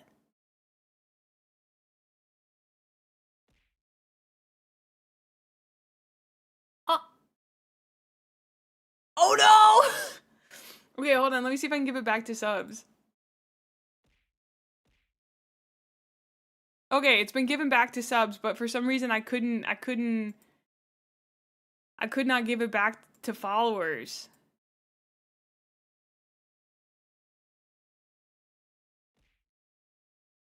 Asks us to sit, remove sit emote. Classic. Okay, chat, sit. Only subs can sit? What did she mean by this? The universe may never know. You're wiggling. You guys are a little wiggly. You guys are a little wiggly. Okay. We did really well, chat. I'm so proud of you. I'm so proud of you. Abelard, praise chat. We all did really good. I don't know, I was laying in bed last night and I thought, that'd be a funny thing to train chat to do. You know, well, you gotta sit crisscross applesauce. Abelard, give treat a chat. Give chat a treat. Excellent work, crew. You've greatly pleased the Lord Captain. That's very true. Your Lord Captain is very pleased with you. Like training a herd of cats, you can't do it for too long. Yeah, but like I gotta get you guys ready in case somebody shows up and I need you to sit. Like if you guys get rowdy, you know, I can tell you to sit and we all know to settle, right? We all know settle. You're gonna say this as simply as possible.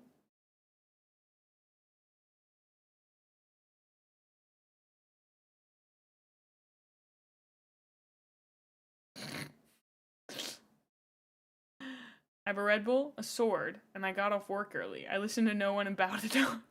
You're different, Phoenix. You're a mod. You're different. You're eternal chaos. You guys fish while I go to the bathroom, all right? I'll be back in 3 minutes so nobody misses anything.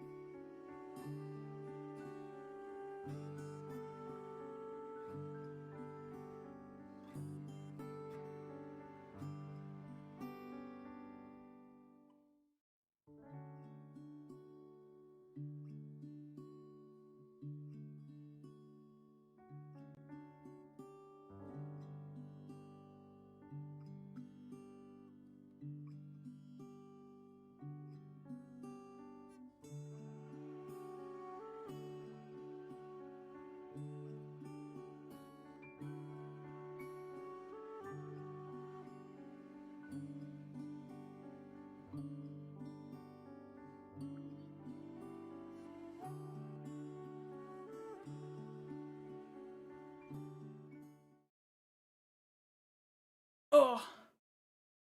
I didn't say to get up. Okay, you guys can get up. Sorry, I have to unfollow a few people on Twitter. That sucks. Kind of liked them.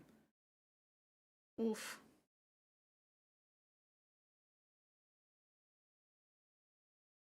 Weirdly, not a viewer.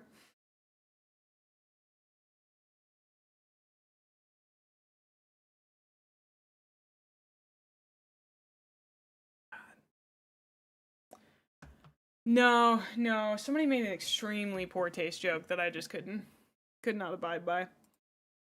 Oh, no, nothing. No moderation stuff. You're good. It happened on Twitter. Yeah. Just sucks because it's like, well, you could just not done that. Yeah, you're good. Anyway, thank you guys for waiting. And let's get started again. To 6. Now in our game, we would have 3 randomized entrances for the Tyranid reinforcements to enter from. Matthew and his Ultramarines would start with roughly 1,000 points on the table, but at the beginning of turn 4, a relief force would arrive. Would they be in time to rescue the remnants of the First Company? Or would High Fleet Behemoth deal as grievous a blow to the Ultramarines as they did in the future history books? Oh, and as a final aside... Do I think this will be a YouTube vid? Maybe, if there's enough to react to. Could I bump the volume up a bit? Absolutely, I could. We agreed that our game would instead last... Is that enough? 5 turns. and we would not be using the Tyranid random events table. As my strategy rating was far lower than that of the Ultramarines, I deployed my army first, positioning warrior broods on each flank, with the Carnifex and Hive Tyrant bringing up the centre. Matthew deployed his thin blue line, making the most of the hastily constructed defences.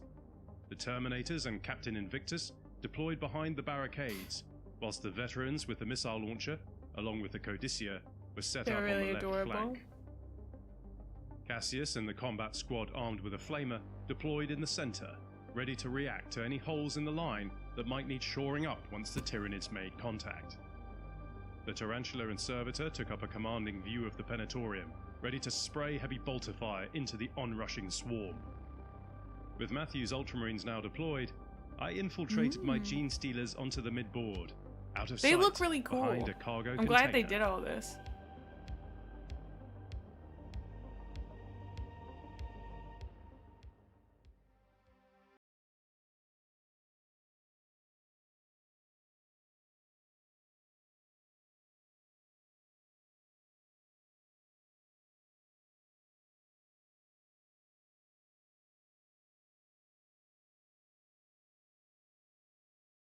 What is Overwatch kind of like reserve?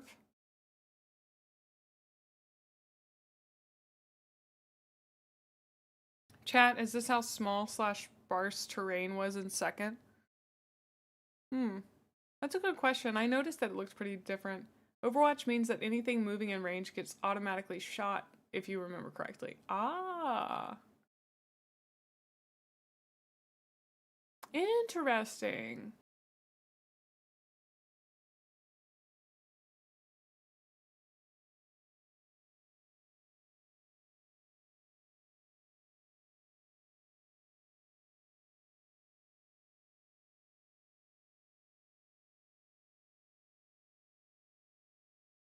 The part Wait, do they still use those little like, what would that be called? Like a round coaster thingy? Templates? No? Oh, what a shame. I kind of love that. They use them in Horus Heresy. Oh. No more cards, no more templates. Rip Psychic Phase. That was so fun. They caused so many arguments. Interesting, okay. I could see that. Templates could be super cheesed. Yeah, that makes sense. They do look cool though. in a shower of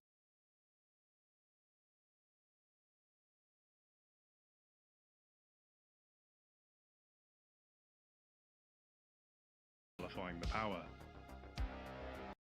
Okay, I want to see if I can read those cards. Yeah, but Matthew brought this to an end by You can play this card to engage an enemy psyker of your choice in a battle of wills. Both players roll a d6 and add the mastery levels of their respective psykers to their roll.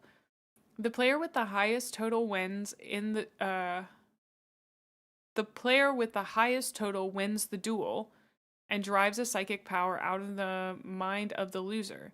The winner can immediately choose a psychic power card at random from the hand of the losing player and discard it for the remainder of the battle.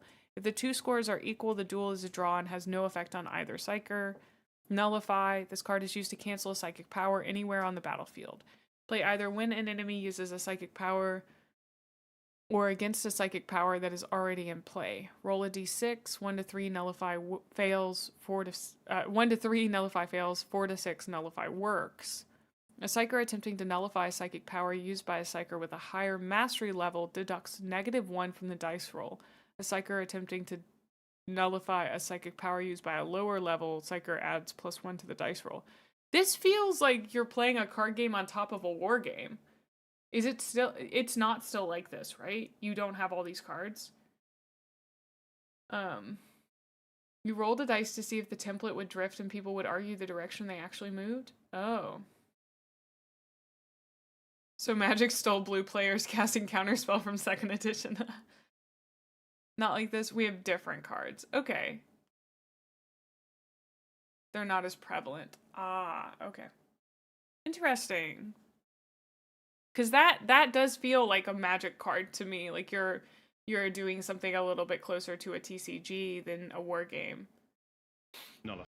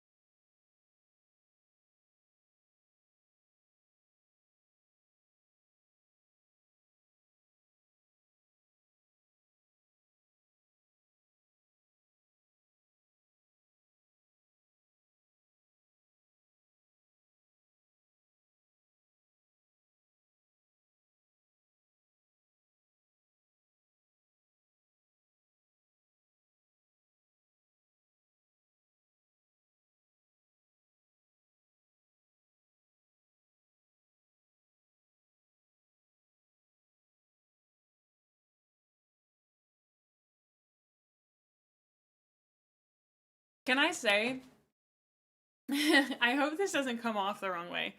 These look more like models for kids. Does that make sense? It feels like as Warhammer has gotten older, the models themselves have grown up in their complexity and kind of intensity. I'm assuming as the fan base has grown up as well. It's the color scheme. I think also they're a little bit blockier, and that feels more like a kid thing. So, second edition was very much for kids. That makes sense. Yeah, yeah. The game grew up with the audience 100%. Cool, cool. I wouldn't say they're necessarily derpy, but like they do have a little bit more of a cartoony feel to them that is not supposed to be an insult or something bad about it at all. I quite like them, but yeah, it seems like they leaned pretty heavily into the grim dark, and not just that, but the iconography. And I assume that, you know, their sculptors got better and yada yada yada. It's a lot to do with the paint job on those specific units too. Yeah, the art looks like it goes really, really hard. They were limited in the cost of how they injection molded things. That makes sense too. Detail creep is a thing. I hadn't thought about it as like detail creep. Yeah, but that makes sense. Because one of the things that I am struck with about Warhammer models is just how detailed they are, how intensely detailed they are, and how cool that is. I mean, in many places, the visual language can get, not many places, but in some places, the visual language gets a little blurry because of how many details there are. But for the most part, the models that I've seen, it works really well together. It just gives you more to look at rather than looking too cluttered for the eye. But that's just the models that I've seen so far. So, if you look at toys back then, they were quite primitive too. Yeah. Even back then, Games Workshop were the kings of miniatures. That makes sense. Also has a lot to do with the technology of casting the models and how more detail can be done more cheaply. That's what I figured too, was technology changed. So, yeah. But, anyway, I just wanted to mention that I noticed.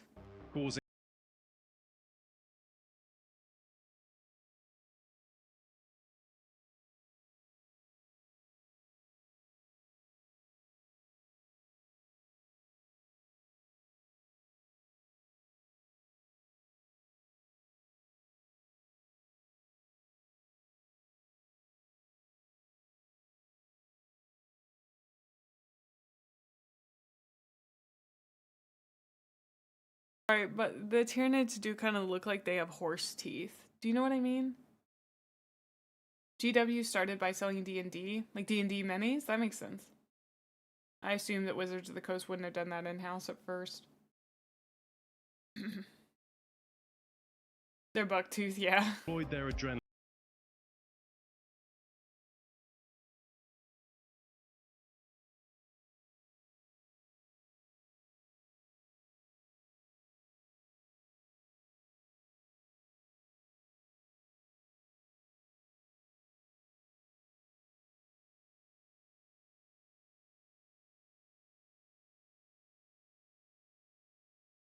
The Codex Astartes.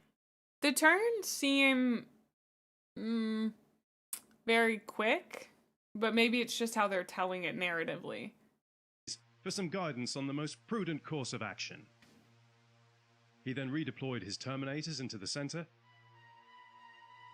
and ran Cassius and his squad behind the barricades, They made doubtless a to bring the miniature flame Dalek? forward in readiness for Oh. the fierce fighting to come.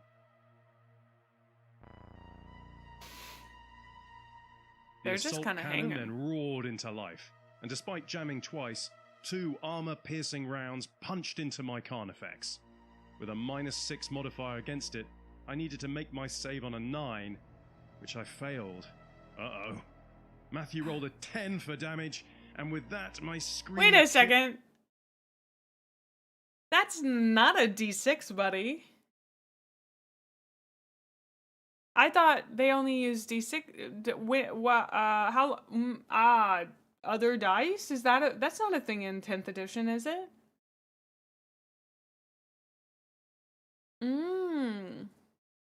They used a few specialty dice. Damage was bigger in 2nd edition. Okay. 2nd edition had better, more complex rules. Interesting. Okay. It's all D6s all the way down. Okay. Yes, Lord Captain, we used to add them numbers and not count per die.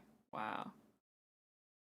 Okay, I just wanted to double check that it wasn't something in these days too, since I don't know the rules for these days as well.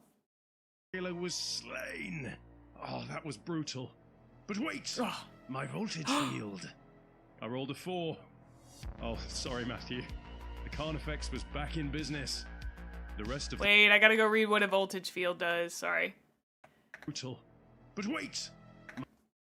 This creature is surrounded by a coruscating field of electrical power that dissipates the energy of hits and overloads force fields in close proximity. The creature gains an additional saving throw of 4 or more on a D... This sounds like D&D. A saving throw of 4 or more on a D6, which is unaffected by saving throw modifiers.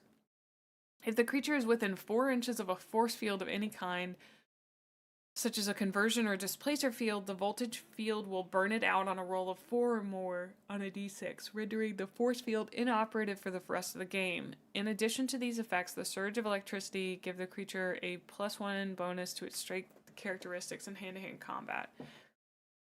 So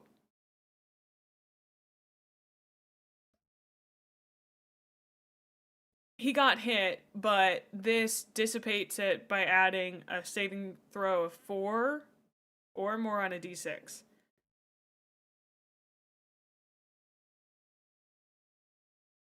So they did the opposite thing of D&D, where like D&D started in its wargaming roots and moved into RPG, and this started in its wargaming roots with some RPG stuff and then moved more into wargaming. Okay, that's really interesting. I didn't know that they kind of had these opposite evolutions almost. Wow. My voltage field. I rolled a 4. Oh, sorry, Matthew. The Carnifex was back in business. The rest of the Terminators fired. First edition had a game master? That's so cool. Into the termagants, cutting down 4 of the critters. Determined to slay the apoplectic orb once and for all, Matthew fired his missile launcher into the Screamer Killer. That's a hit. A 6! And a wound. Another -6 modifier with a crack missile, which I failed. Voltage field time. The hive mind is unstoppable. The combat squad on the left flank rapid-fired everything it had into the remaining Gene Stealer. Matthew clearly was taking no chances. The Tarantula's hydraulics whined as its targeting matrix lacked. Hold on. We gotta go back just a little bit. I gotta check no something. chances. Hold on. The Tarantula's hydraulic. Yeah. Is that guy dummy thick or am I crazy? Why is he dummy thick? You knew I'd say something? Like, what is going on there? It's good. In my Warhammer game, GM did cool scenarios like adding battlefield effects and even controlling neutral armies. Ooh, that's a servitor.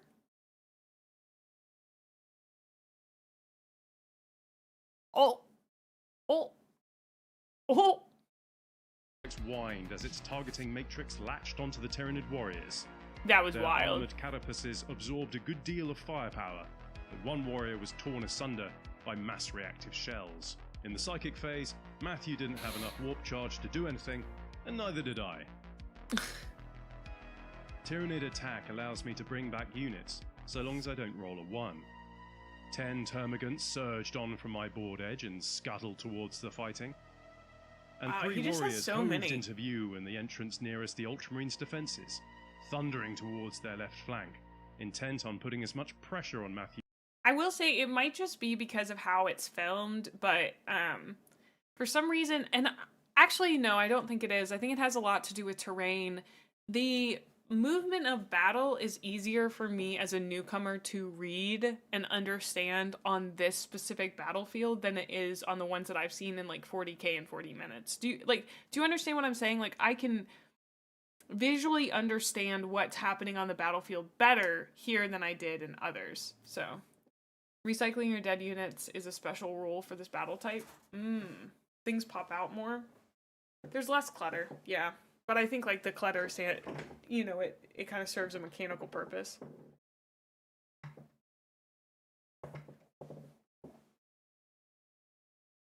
The 40 and 40 maps are made for looks, not function. Yeah, they're made to look cool, not to be easily visually readable. To like a newcomer like me, I guess. It's less vertical. Oh, that's a good observation, Grace. It definitely does feel less vertical. But the minis are also clean and bright, and the terrain is fairly subdued and minimal.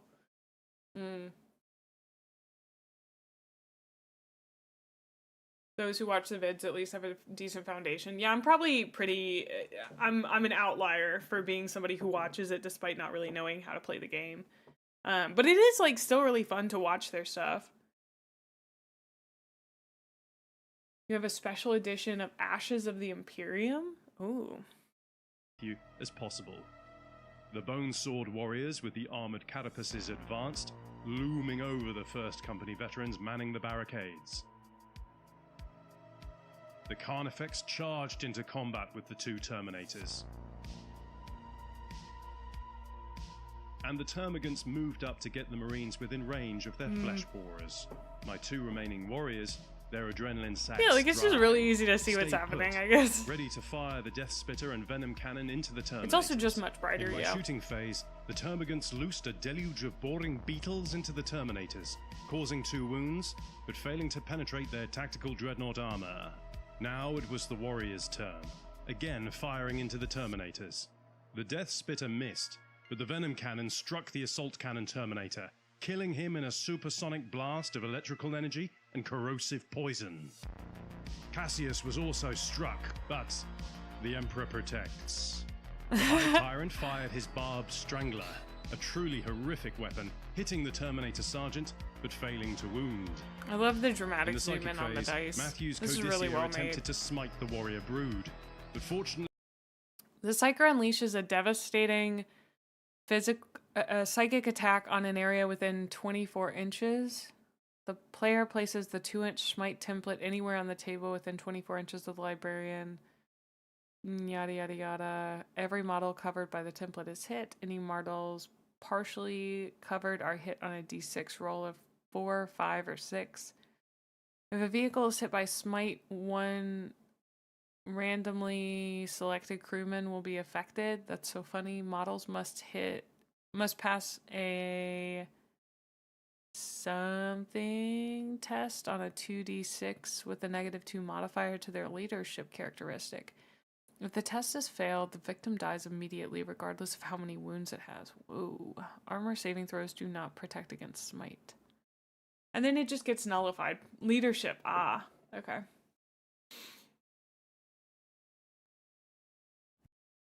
I'd drawn the Nullify card, which took care of that.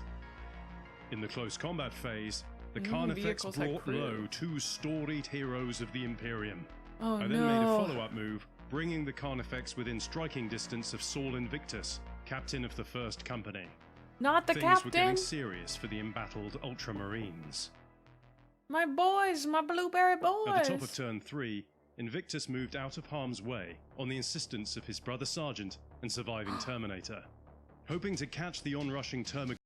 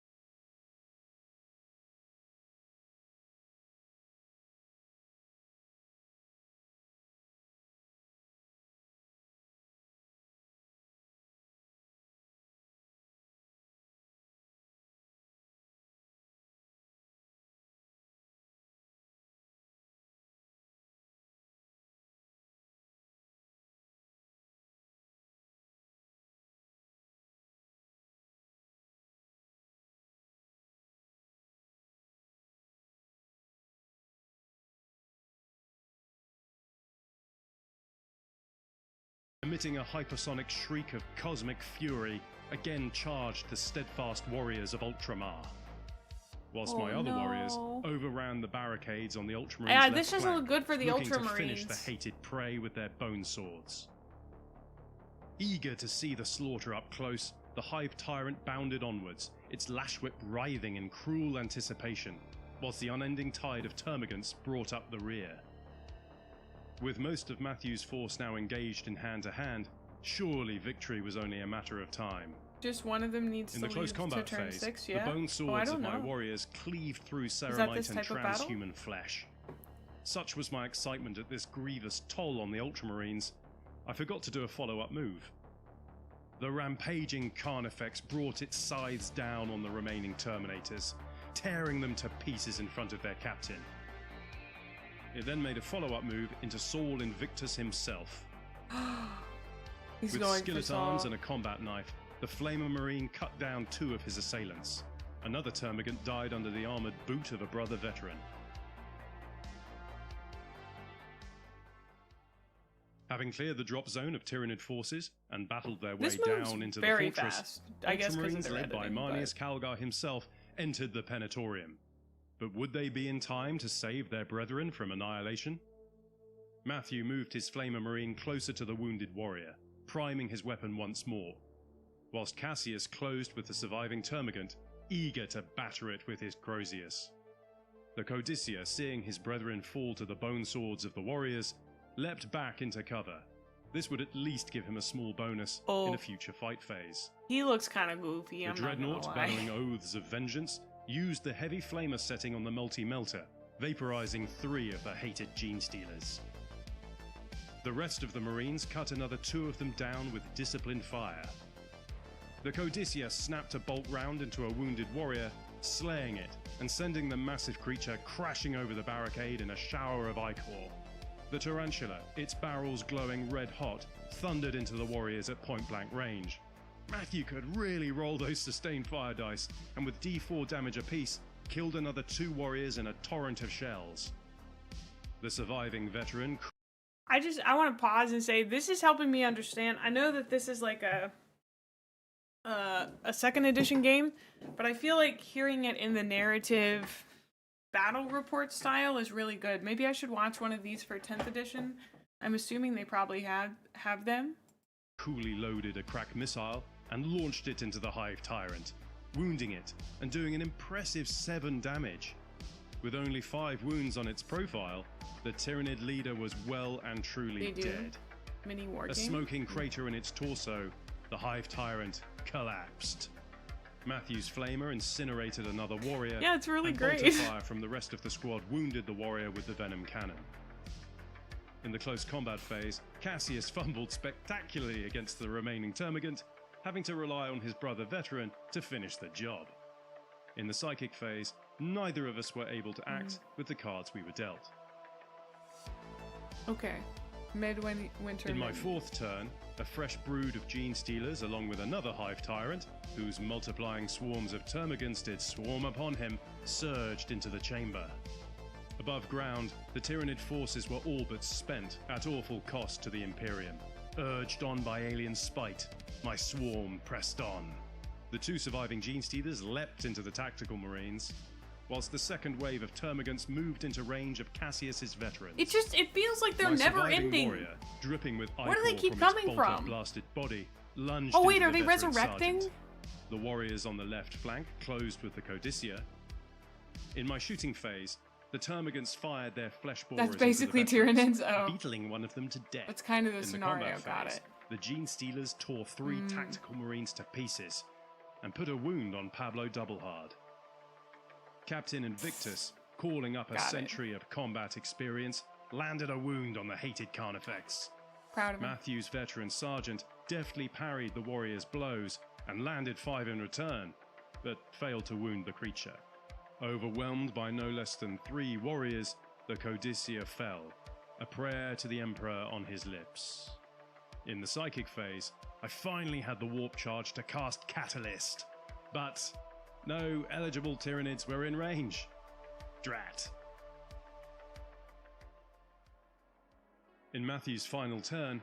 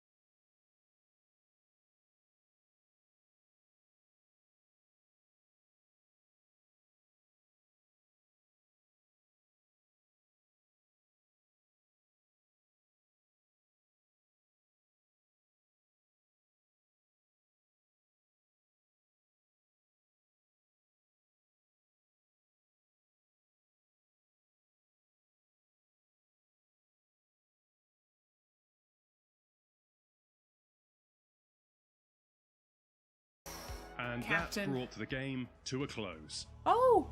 That was tremendous fun. I've always wanted to reenact this legendary battle on the tabletop. Wait, how did we win? And this How game did the certainly Ultramarines did win? not. I don't. Okay. I mean, that was great. I loved it. That was great. They had to live. Because they're recreating a story. They survived. They just had to reach the end of turn 5. Okay, that makes sense. Survived long enough for reinforcements. To disappoint. Let's see what else he has to say. The Tyranids are brutal in close combat. The Carnifex, though, was just something else. And that voltage field, well, let's just say I might not be taking that in future games. I think it's just a little bit too good. Now over to Matthew with some of his thoughts on this epic encounter. This was an entertaining game, and I feel we did a good job of creating the narrative of the last desperate defense at the Polar Fortress. In this story, that wasn't what happened. It's Imperial propaganda, clearly staged footage. The Ultramarines' objective was to survive, and though they incurred heavy losses, I feel This like they did message that has been well. improved by the Emperor. In the first 2 turns, I only lost 3 Terminators, which goes to show how tough Space Marines can be. Of course, the endless refresh of Ed's forces meant I wasn't going to last forever, but at least I managed 5 turns. Notable mentions are the caked up servitor. Tarantula, which did a fine job of thinning the rampaging horde. I might take more in future games. The second legend here was the missile launcher guy who almost killed 2 monsters. Were it not for the voltage field, the missile launcher would have downed the Carnifex, but I guess he would have to settle for the Hive Tyrant who ate his crack missile later on. Third is Saul Invictus, who tied up a Carnifex for half the game. He only caused 1 wound, but he really held his own in close combat. And finally, the Codis. Is it weird to admire the cake? Hold on, what was the question?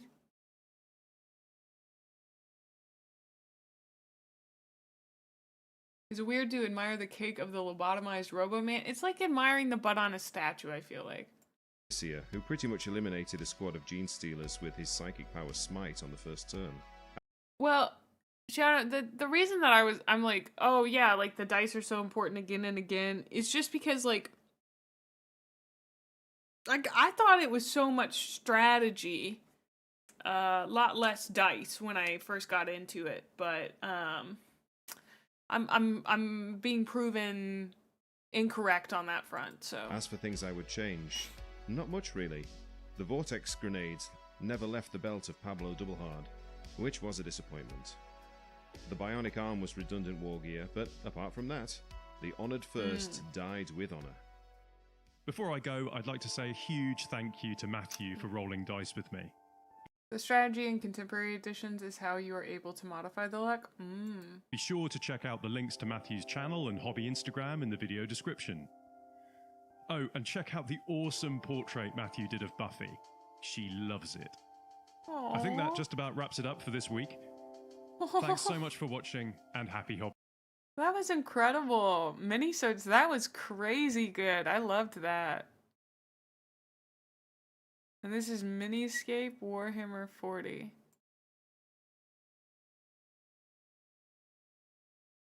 Wow. That was just, I loved that. I thought that was such a cool experience in old Warhammer. Yeah, I loved that. Yeah, what a cutie. What a cutie. Lord Captain shouting to the winds, "Where are my spreadsheets?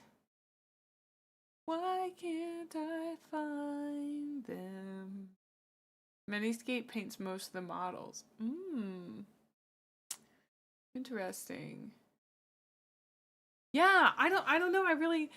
I feel like the more I watch battles, the more I'm starting to understand bits and pieces of it. I know this was like an older one, but to me it's really cool to see its roots as we mentioned earlier, a game for kids, and now those kids growing up and still being into it. There's something really cool. It was also a pretty simple objective of survive for 5 turns. There's more strategy expression and things like control points. Yeah. A lot of the terminology and what these ephemerally mean carries over. Yeah, there was something really neat about that. I'm glad that we were able to watch it. Hopefully I can put this up as a react so other people can see it as well.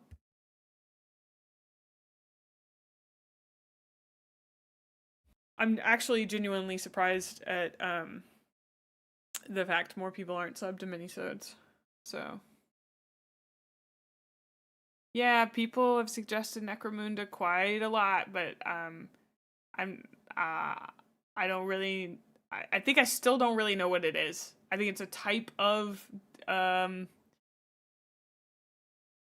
war, like it's something similar to war. People just being like, check out Necromunda, check out. I'm like, I don't know what it is, dude. But it's like it's a spin-off of 40K. Okay, yeah. The thing is, like, I do have to be a little strict about, like, I just want to learn Warhammer 40K right now because I don't want to I don't want to get confused, I guess is the best way. Yeah, I have Pancreas's video on it right here. We're gonna watch that sometime soon, for sure. Basically, imagine Cyberpunk 2077, but grimdark. Oh, yeah, one gigantic overwhelming thing at a time, for sure. See, like, that sounds really fun to me. Absolutely. I'm not like, oh, I don't want to check out Necromunda. It's just like, I gotta pace myself. I can't eat the elephant in one bite. I want to. Don't think I don't. I want to learn about Age of Sigmar. I want to learn about Necromunda. I want to learn about things that are unrelated to this, like World of Darkness and Magic the Gathering and SCP. Like, there's tons of lore stuff I really do want to learn, but one at a time. So, yeah, I'm excited to watch the Pancreas No Work video about it, for sure.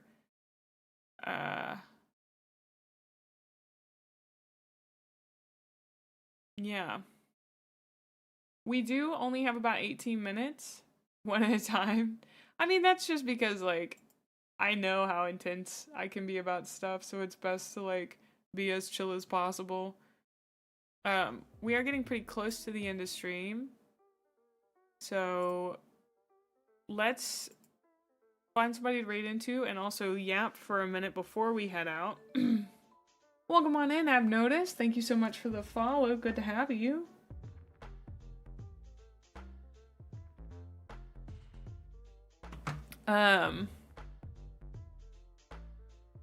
Ooh. Where are you, Christmas?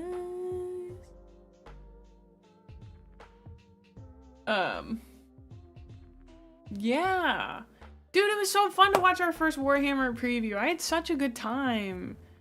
I can't believe all you goobers came and watched it with me. Thank you. I hope it was fun for you, even though I didn't have the volume at the correct place for a lot of it, but stomp a dummy thick. Kinda, that's the vibe we're going for. So, yeah, I saw DK's on. I'm not entirely sure who I want to raid. I think we might raid Enrico. He's got a very different energy, so, you know, just a heads up, the man screams a lot, but I'm a huge fan of him. So, but yes, tomorrow, 12 p.m. CST, I believe I have slotted in, let's see, I'm gonna go to my channel. If we go to, can I view my schedule while I'm live? Can I not? I think I click on my name. Yeah. Okay, so this is gonna be some streamception going on right here. On my schedule, I don't know if you guys know where to find that. It's like on my channel and then schedule. Tomorrow we will be doing, we will be reviewing our army lists. So if you have not gotten your army list in, and you would like to, please do so. If you are just joining our Discord to go drop off an army list, it'll probably get auto-modded. Please don't post it 4 times. My mods will try and post it for you. If your army list has not gotten posted, please post a regular chat message in the main chat and say, hey, my army list never got posted. Auto-mod ate it all up. We also will be choosing our chat commander tomorrow, so if you want to be a part of that, please come and hang out. That will be for our chat versus May. And then we're going to be making some more minis. We're going to be working on our Indomitus box set as well. Then on Sunday, we'll be playing Rogue Trader, and the basic idea is that I'll do one mission in Rogue Trader, and then after that, we'll do more minis. Next week on the schedule, I should be getting my box of Gunpla and my Blissbound Warband box, hopefully come about Thursday from Zephyr Arcade, as well as some Gunpla. And so we'll be putting together that Gunpla and my first sponsored stream.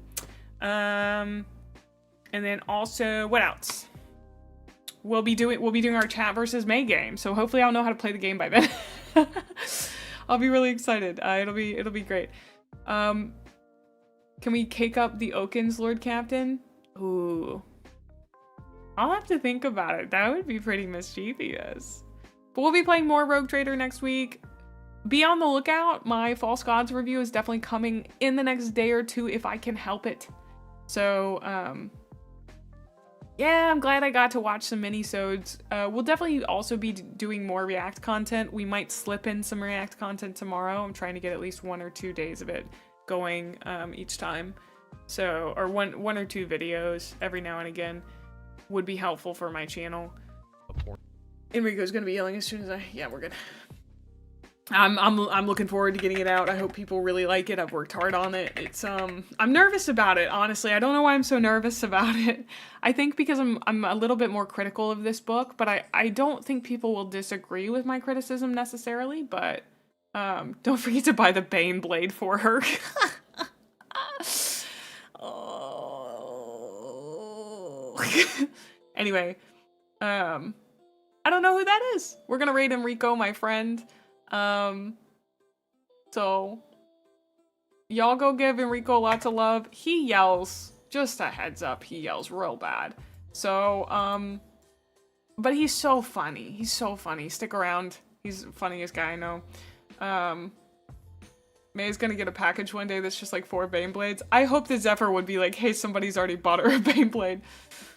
But yeah, so we're gonna raid into Enrico. Bye, chat. Oh, do you have something to link, Soph? Do you need to link something? Can you imagine? Crazy. It's crazy if anybody buys me anything, but, all right. Bye. Thank you, guys. See you.